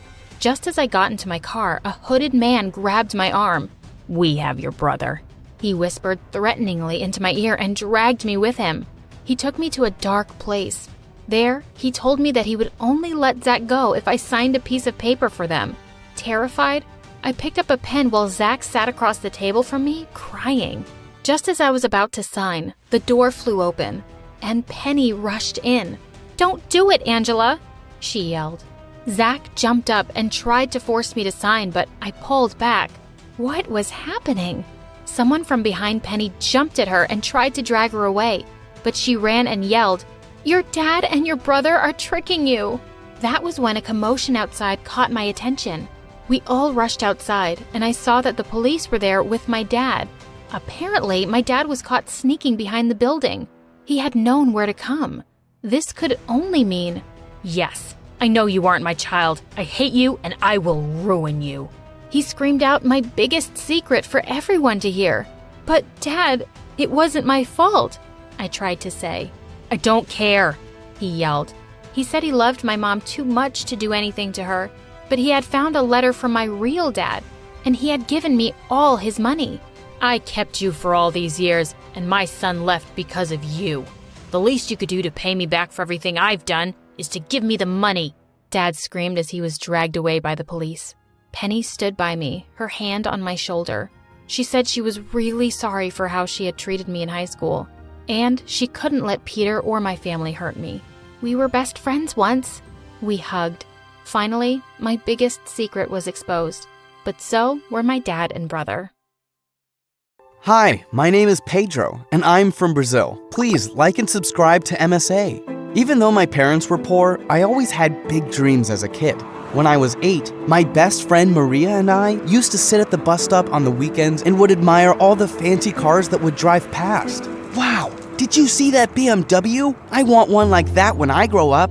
I believe you'll drive a car like that one day, Pedro. Remember what our teacher said. If you believe it, you will have it. Maria also came from a poor family like me, and I cared about her a lot. Once when we were in the 8th grade, she couldn't bring her lunch for the whole week because her parents were so broke. And even though she came up with all sorts of excuses not to take my lunch, I wasn't going to leave my friend to starve. Pedro, I'm not that hungry. Please, I don't want to take your lunch. You know you don't have to have pride with me. Come on, let's share. Okay, but next week is my turn to share with you. But when next week came, Maria had more than enough to share with me since her dad got a big job in the city. I got us candy bars today. Wow, thank you. I'm really happy that your family's doing well. Yeah, and there's something else I need to tell you. She looked a little sad, and then I felt sad when she told me. We won't be living in the same place anymore. We're moving to the city, and I won't be in this school. I was happy for Maria because she was going to have a better life, but I was sad since she was my best friend. We promised to write to each other every month, but as time went by, she stopped writing, but I didn't. I started focusing a lot on my studies when Maria left and became the top student in my school. When I was in 10th grade, I got selected to participate in a national math tournament. When I was at the tournament, I was so happy when I saw Maria. She was also selected from her school. Maria? She looked so beautiful now. Her eyelashes even looked longer than a normal person's. Maria looked at me like she didn't even know me. Or maybe it was because I also looked different. It's me, Pedro. Oh, hi. It's been a while. She looked down at my shoes and made a face of disgust. I'm guessing you're still stuck at the poor people's location? If that's what you call it. Okay. I have to go. My friends are waiting. That was not the Maria I knew, but I didn't let that distract me during the tournament. I beat all the kids, even the rich ones from Maria's school. Well done, Pedro. I was surprised that she even congratulated me after the way she looked at me. Thanks, Maria, and it was nice seeing you again. As I walked to the hallway, a tall man approached me. He was the principal of the most expensive school in the city. It was the same school Maria went to. Well done on your achievement today. I would love to have a student like you at my school. Thanks, sir, but I don't think my parents can afford your school for now. You would definitely qualify for a scholarship, and I could help you with that. Been an only child in this massive house. It's just me and my father. I'm so glad to finally have someone to talk to. Come on, I want to show you our swimming pool. I've won 5 gold medals because I practice every day. Thanks, but swimming is not my thing. What? Swimming should be everybody's thing. What would you do if the world comes to an end and the entire earth gets flooded? It'd have to be everybody's thing then. I'll teach you. Let's go.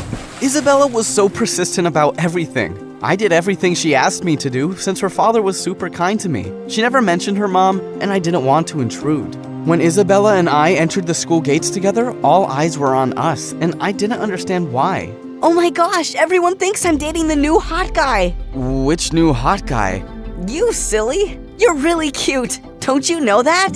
I blushed when she said that because I never really paid attention to how I looked since I focused so much on getting high grades. And then as we walked into our next class, all the girls started tapping the seat next to them. Hey, new guy, you could sit next to me. Oh no, you should really sit next to me. I have all the answers to everything. Isabella suddenly hid behind me when she saw Maria walk in, and then she took my hand. He'll sit next to me. We come from way back. Isn't that so, Pedro? I saw Maria glare at Isabella sternly, and she quickly ran to her seat and didn't look at me for the rest of the day. Maria pulled me along with her everywhere in school, and because I missed her so much, I stuck with her. I'm so happy that you're in my school, Pedro, but we gotta get you some new shoes, okay? But these are my favorite shoes, Maria. I know, but change is good sometimes. Look at me. I live a fabulous life, which starts with how we look. Isabella walked past me and Maria like she didn't even know me, and when I saw her after school to find out what was up, she acted like everything was normal. Hey, you suddenly avoided me? What happened? Nothing. I just wanted to give you and Maria your space. She seems to really like you. Yeah, we're old friends. Are you afraid of Maria? No. She's just this popular girl who gets everything she wants, and I don't have any trouble at school, so we could just be friends at my house. Okay, if that's what you want. The next day at school, Maria immediately approached me and took me to a quiet place, and then she took a new pair of sneakers from her bag for me. I felt very uncomfortable taking them. Maria, I told you I don't need new shoes. Pedro, it's rude not to take a gift. You know that. Remember that time you made me share your lunch, and I took it? Yeah, but I was helped. Take my gift, Pedro.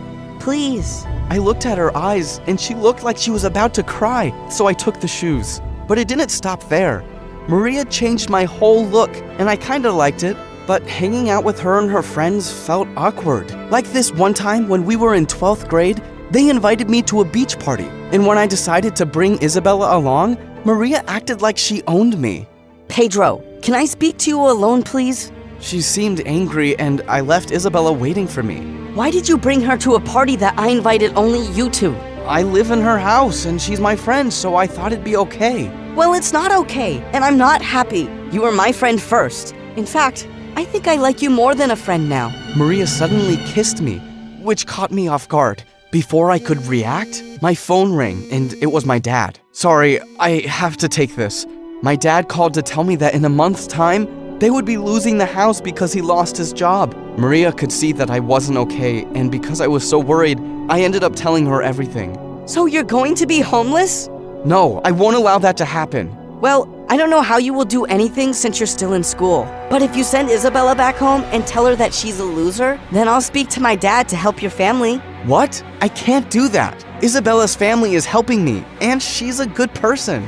She's a freak, Pedro, and you're hot and smart. And I want you all to myself. I was so turned off with Maria. She wanted me to hurt another person for no reason, and I just couldn't do it. I went back home with Isabella, and she was happy to get out of the party because it wasn't her vibe either. Maybe we can go get some ice cream? Yeah, let's do that. What did Queen Maria say? You looked so unhappy after you spoke to her. Don't worry about it. I don't think I'll be hanging around her anymore.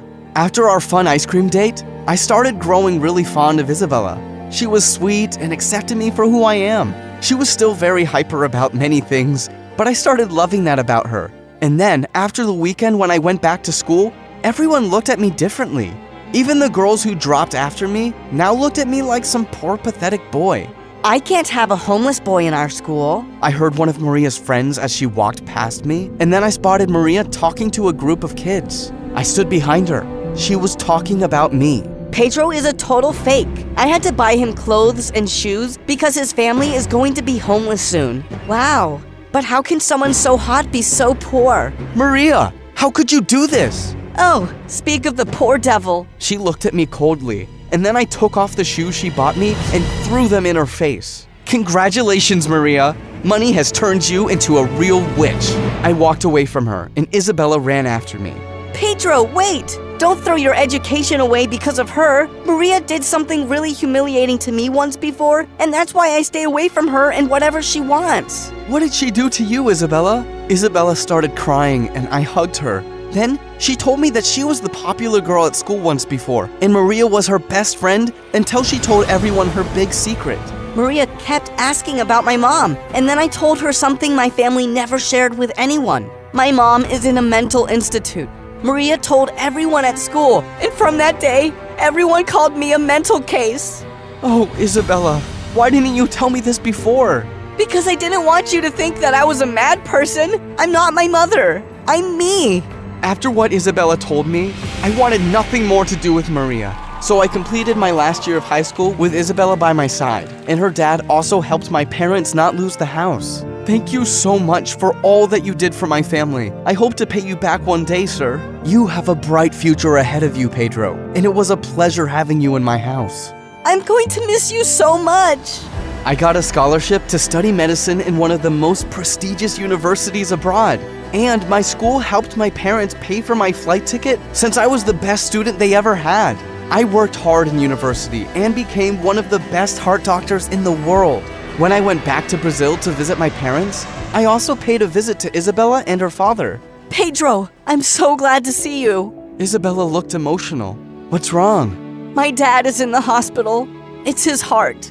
I spoke to the head of the hospital that Isabella's father was in, and I was ready to do anything to save him. While I was at the hospital, one of the nurses suddenly approached me. Pedro? I couldn't recognize her since she had her hair covered up, and when I looked closer, it was Maria. Hello, Maria. Wow, you're a doctor now. Yes, and I am a very busy person, so please excuse me. I walked past her, and I could feel her eyes still on me, but she was someone I forgot about a long time ago. After my successful operation on Isabella's father, he couldn't stop thanking me, and I was happy that I was able to do something good for him and Isabella. Pedro, you are like my angel. You always come into my life at just the right time. When I was lonely back at high school, you filled up my life, and today, you saved my father. I hugged Isabella, and then suddenly Maria tapped my shoulder. What can I do for you, Maria? I just wanted to say I'm sorry to both of you. She looked really sincere, so Isabella and I forgave her. She asked if we could have dinner together. I looked at Isabella and she nodded, so we hung out together. As we sat in a restaurant, we actually enjoyed ourselves. And when Isabella excused herself to go to the bathroom, Maria held my hand. I still love you, Pedro. I don't know what came over me in high school, but I've changed now. I slowly pulled my hand away from her. I'm sorry, Maria, but I'm in love with Isabella, and that's why I came back to Brazil. Maria understood and then got up and left. Where's Maria? She's gone, so it's just the two of us. I took Isabel's hand, looked into her eyes, and told her how I felt. Isabella, will you go out with me on a real date? She smiled. So, I guess I did get the hottest guy in school after all. She always knew how to make me blush. Never let your current situation determine your future. When life throws you lemons, make sweet lemonade.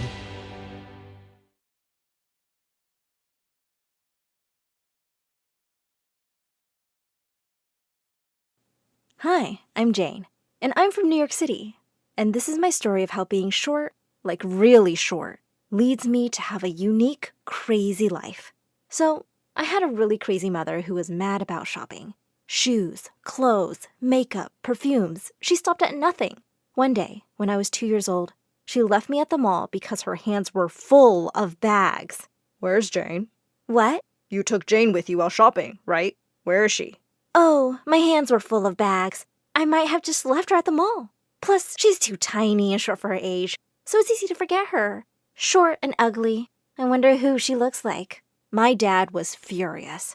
I already knew your shopping was a problem, but this is the last straw! So he took me and left Mom for good.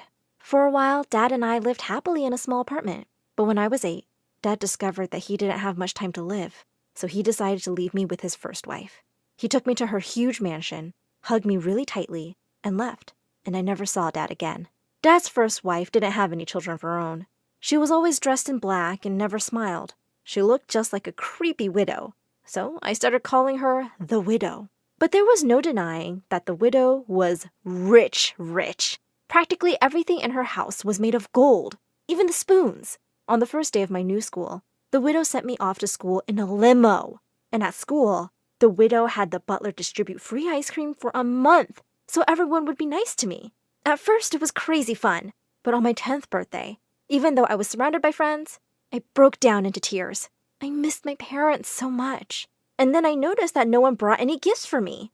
When I asked them why, some boy yelled, "Because we don't like you, you dwarf, and your breath smells bad."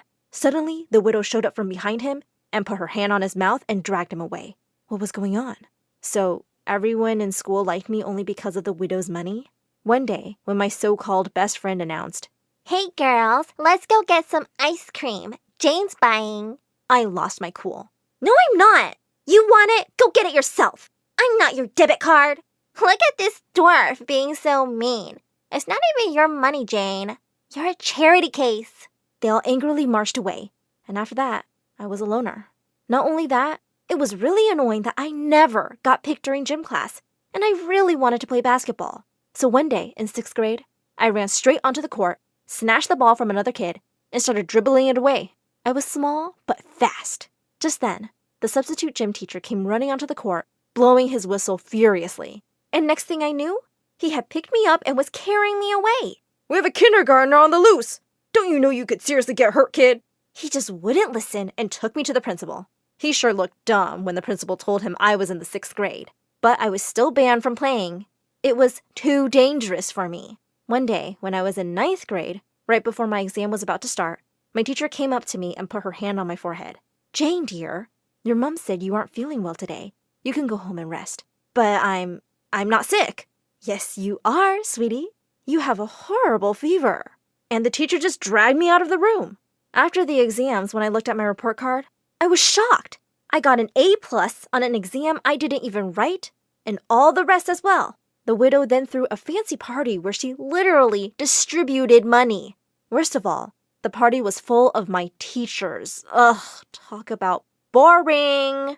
The only person at the party my age was Andrew from school, the son of one of the teachers. I always had a crush on him, and now he was making his way to me. My heart began to beat like crazy. I do, Andrew, I do. How does it feel to take something you don't deserve, just because you have money? Huh?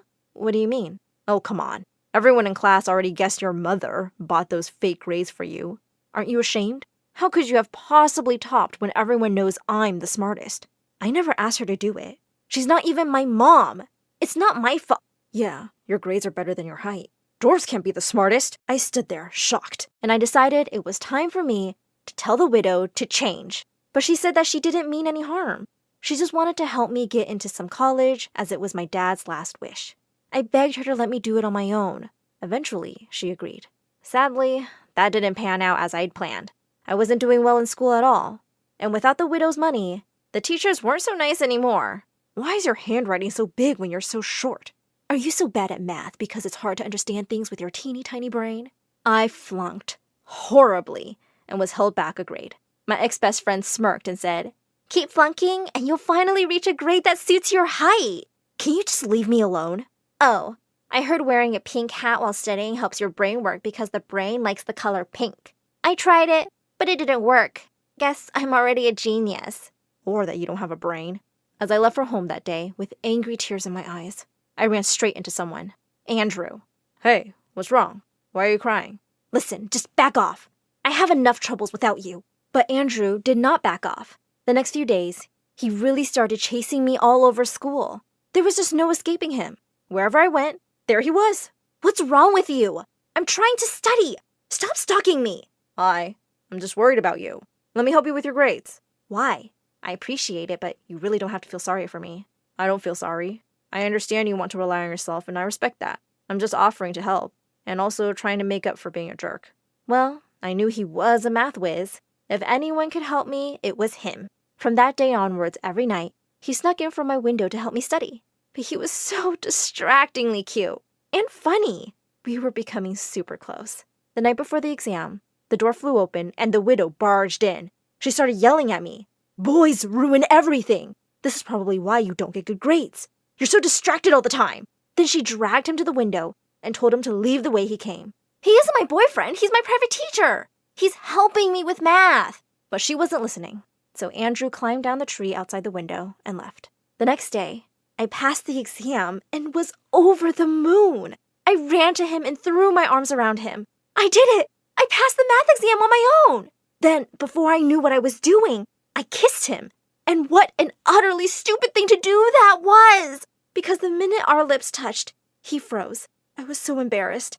I let him go and stepped back. I'm so sorry. "Jane, I had no idea that you felt this way about me.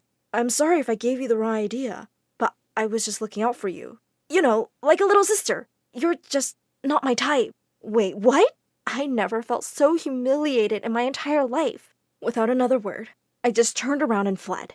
And that was my real first heartbreak. I refused to go down for dinner that evening and shut myself up in my room. A little later, the widow knocked and came in. "Do you want to tell me what's wrong, Jane?" I burst into tears and told her everything. "You were right. Boys ruin everything. From now on, I'm just going to focus on me. I'm going to get a university scholarship and leave this this stupid place. And for the first time ever, the widow hugged me. It was really awkward, but also kind of nice. I'll send you to any university you want. You just focus on studying really hard. And that's what I did. I really focused on my lessons. And at home, the widow started to help me out too. She also had her chef make me really healthy food and gave me multivitamins regularly. She helped me out with all my college applications, and for the first time since Dad, I felt like I did have a parent. As I was about to graduate high school, our student counselor called me one day to her office to give me some really amazing news. You got into your dream university, Jane! Congratulations! I squealed in excitement and hugged her. In my excitement, I knocked over my bag, and my bottle of vitamins fell out. Just then, the counselor picked up one of the pills, looking confused. Jane, why are you eating these? Oh, they're just multivitamins. No, they're not, Jane. These pills are given to kids with ADHD to improve focus. No one should be taking these unless a doctor prescribes them. I couldn't believe it. Why would the widow do this? I rushed home and barged straight into her room, throwing the pills on her bed. Why have you been lying to me that these are vitamins? Why are you feeding me pills I don't need? Are you trying to poison me? The widow looked stunned. Then she said, Jane, just let me explain. I was only trying to help you get better. Oh, so you thought I'm so dumb that I needed pills to make me smarter? I only want what's best for you, Jane. That's all I ever wanted. And then I said the words I would regret for the rest of my life. Well, in case you forgot, let me remind you, you're not my mom. You're just a pathetic old widow, and you don't deserve to have kids. And with that, I stormed off to my room. I didn't speak a word to her for the next few weeks, and then I left for university. I felt bad for the things I'd said, but I was too angry to take them back. I was doing really well at university. I met a wonderful guy, Dave. He was the only person I'd ever met who didn't treat me like I was dumb, and he never made me feel little in any way. One day, while we were on a date, I got a terrible phone call. It was a doctor from some hospital saying the widow had been found unconscious in her home and was really unwell. Dave drove me straight to the hospital, and when I went to her, it broke my heart seeing her so pale and weak. I sat down by her and started to cry. Please be okay. I'm sorry, I didn't mean those awful things I said. I love you. You're my mom. Just then, her eyes fluttered open. She gave me a weak smile. Jane, I'm so glad you're here, dear. I'm sorry, too. You were always so tiny. I became really overprotective. I see now that you didn't need that at all. I moved back with Mom to take care of her, and soon she fully recovered. I graduated with honors from university, and I was so happy she could be there. After university, Dave and I got married and had 2 beautiful kids together. We named our son after my dad, and our little girl after the widow, her godmother.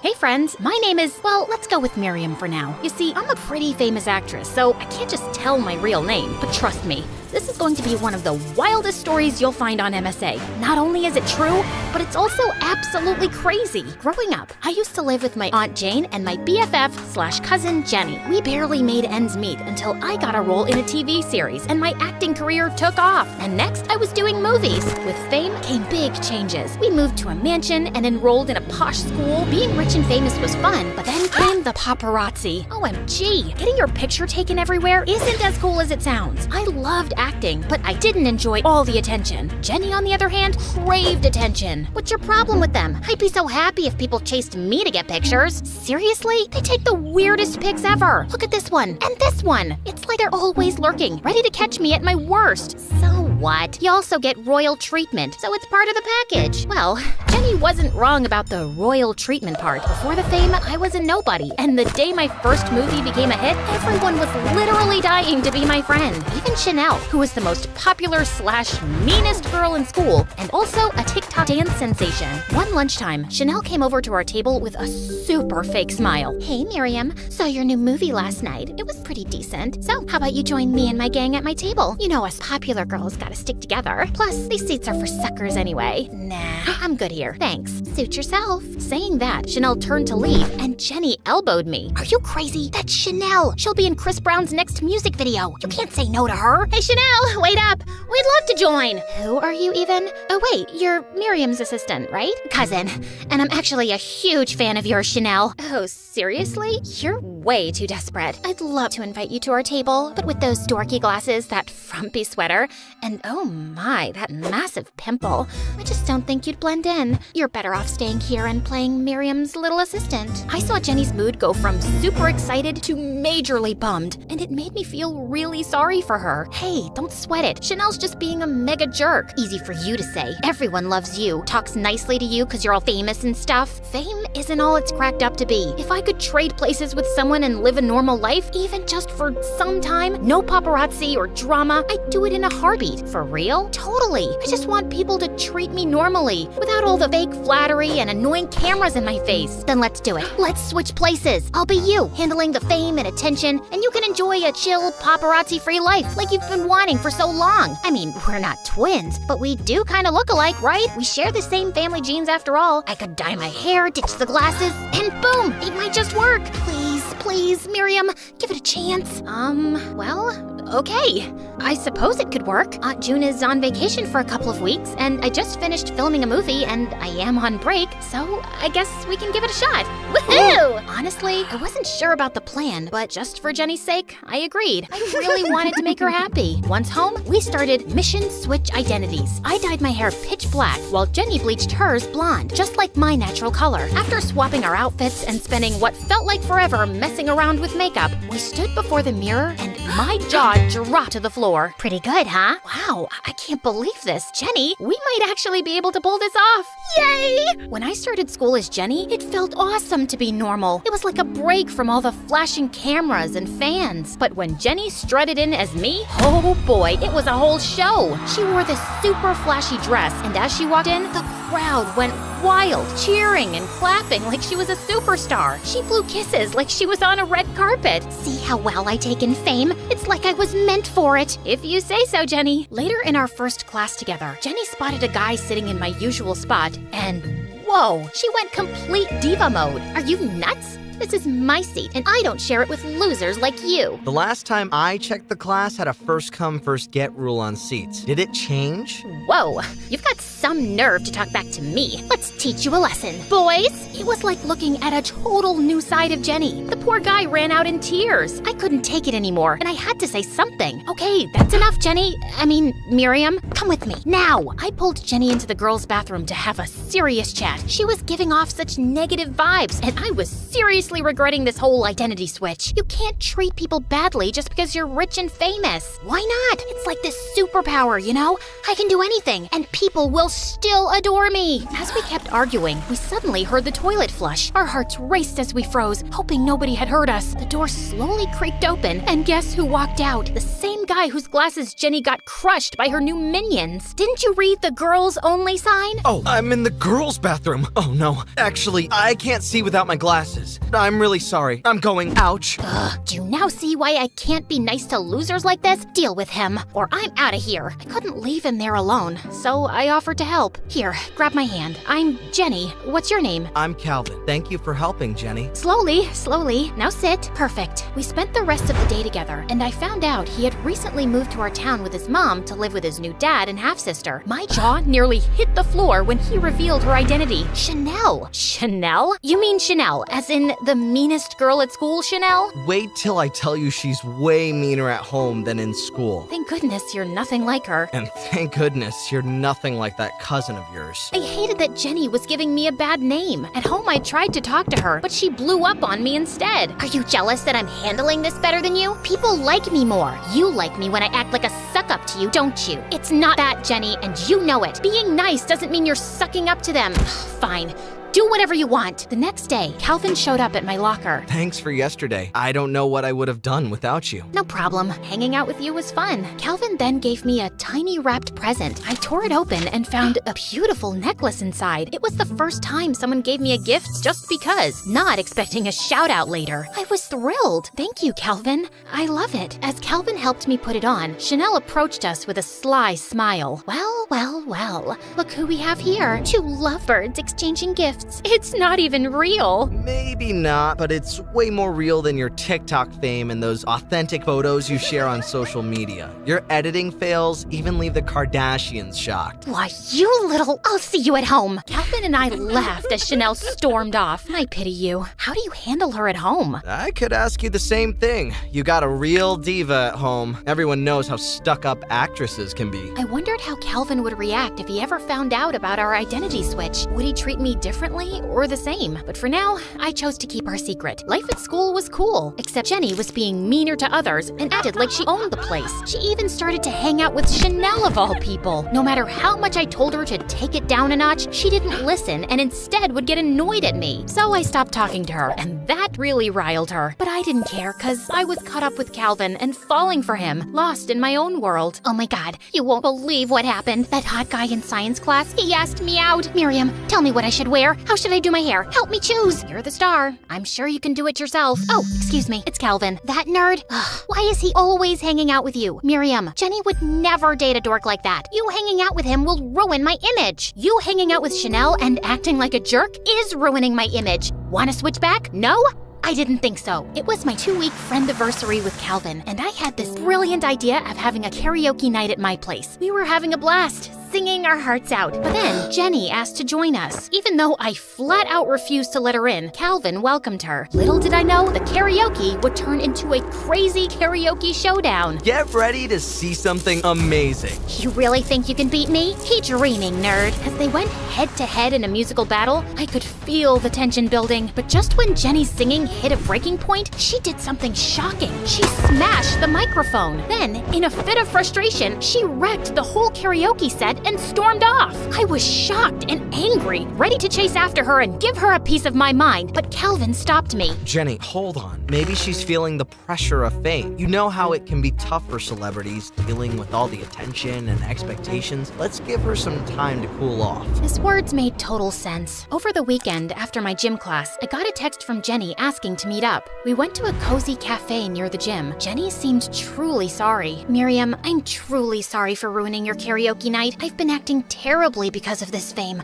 I do enjoy it, but even the kids at school are different with me now. I don't think they genuinely like me. It feels like they're only pretending because I mean, you're famous and rich. It's okay, Jenny. I got caught up with Calvin and I'm sorry for neglecting you, but the way you acted at school pushed me away. I can imagine the pressure of fame. Do you want to maybe put an end to all of this? We can return to being ourselves. How about after the launch party of your new movie? I just want to experience being a star for one night and then we end this, okay? Deal. During lunch, people asked Jenny for autographs and photos. She happily smiled for the camera and loved the attention. Later, at home, we found Calvin in my room, standing in a mess. What are you doing here? You texted me to meet you at... OMG, you're stealing! Look, it's your jewelry and these expensive decorations? Calvin, I can't believe you do this! Did you use Jenny to rob us? I'm calling the cops this instant. I snatched the phone from Jenny before she could call the cops, and then I slapped her. I know I'm easy to trust people, but I'm not a fool. I know you're framing Calvin. I saw you using my phone in the cafe when I went to give an order, but I never knew you could do all this. What happened to you? What happened to me? Ugh, what happened to you? How could you let some average-looking, glasses-wearing, ugly dork come between us?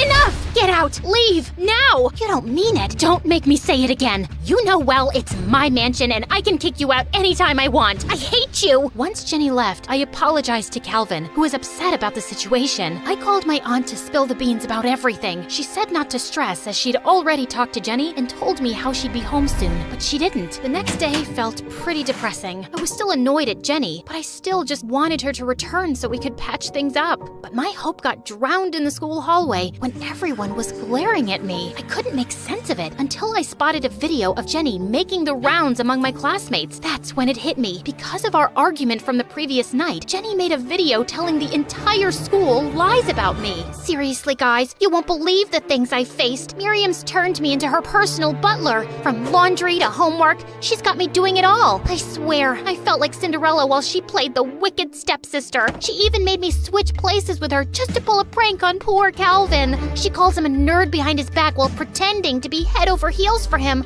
all to humiliate Chanel, whom we all know is a total saint. She's just jealous that Chanel is a rising star and one day might take her place. The aftermath of Jenny's nasty video was a total nightmare. Kids were snickering at me, and Chanel seemed to be having a field day seeing me miserable. And when I tried to talk to Calvin, he gave me the cold shoulder. Stay away, Jen, Miriam, whatever. I thought we had something. We did.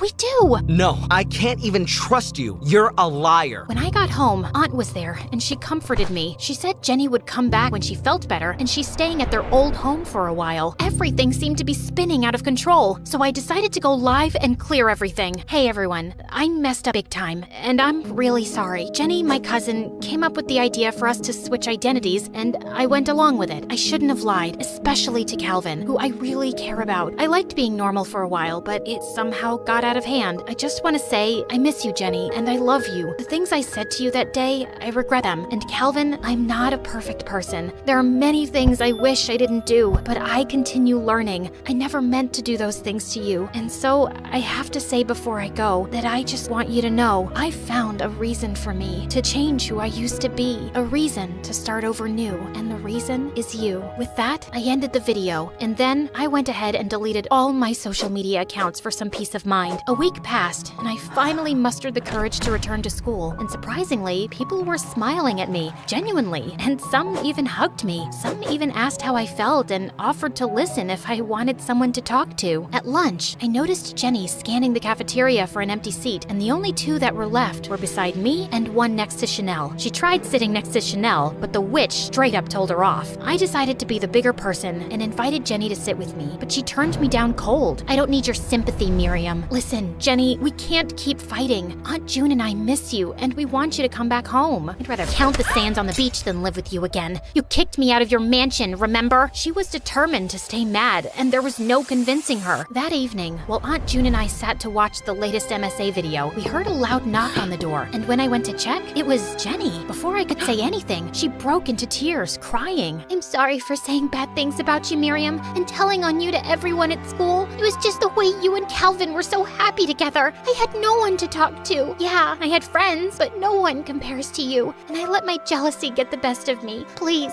forgive me, Miriam. It doesn't matter. As long as we're all back together, safe, we'll work things out. And then we shared the longest hug before Jenny's voice broke the silence. I know I ruined things between you and Calvin, but I got him to come over with me so both of you can talk. Right then, Calvin walked in with a warm smile. This was the first time he'd smiled at me since the incident, and I felt butterflies in my tummy leaping for joy. Would you like to take a long walk with me? How about we start over? I'd like that.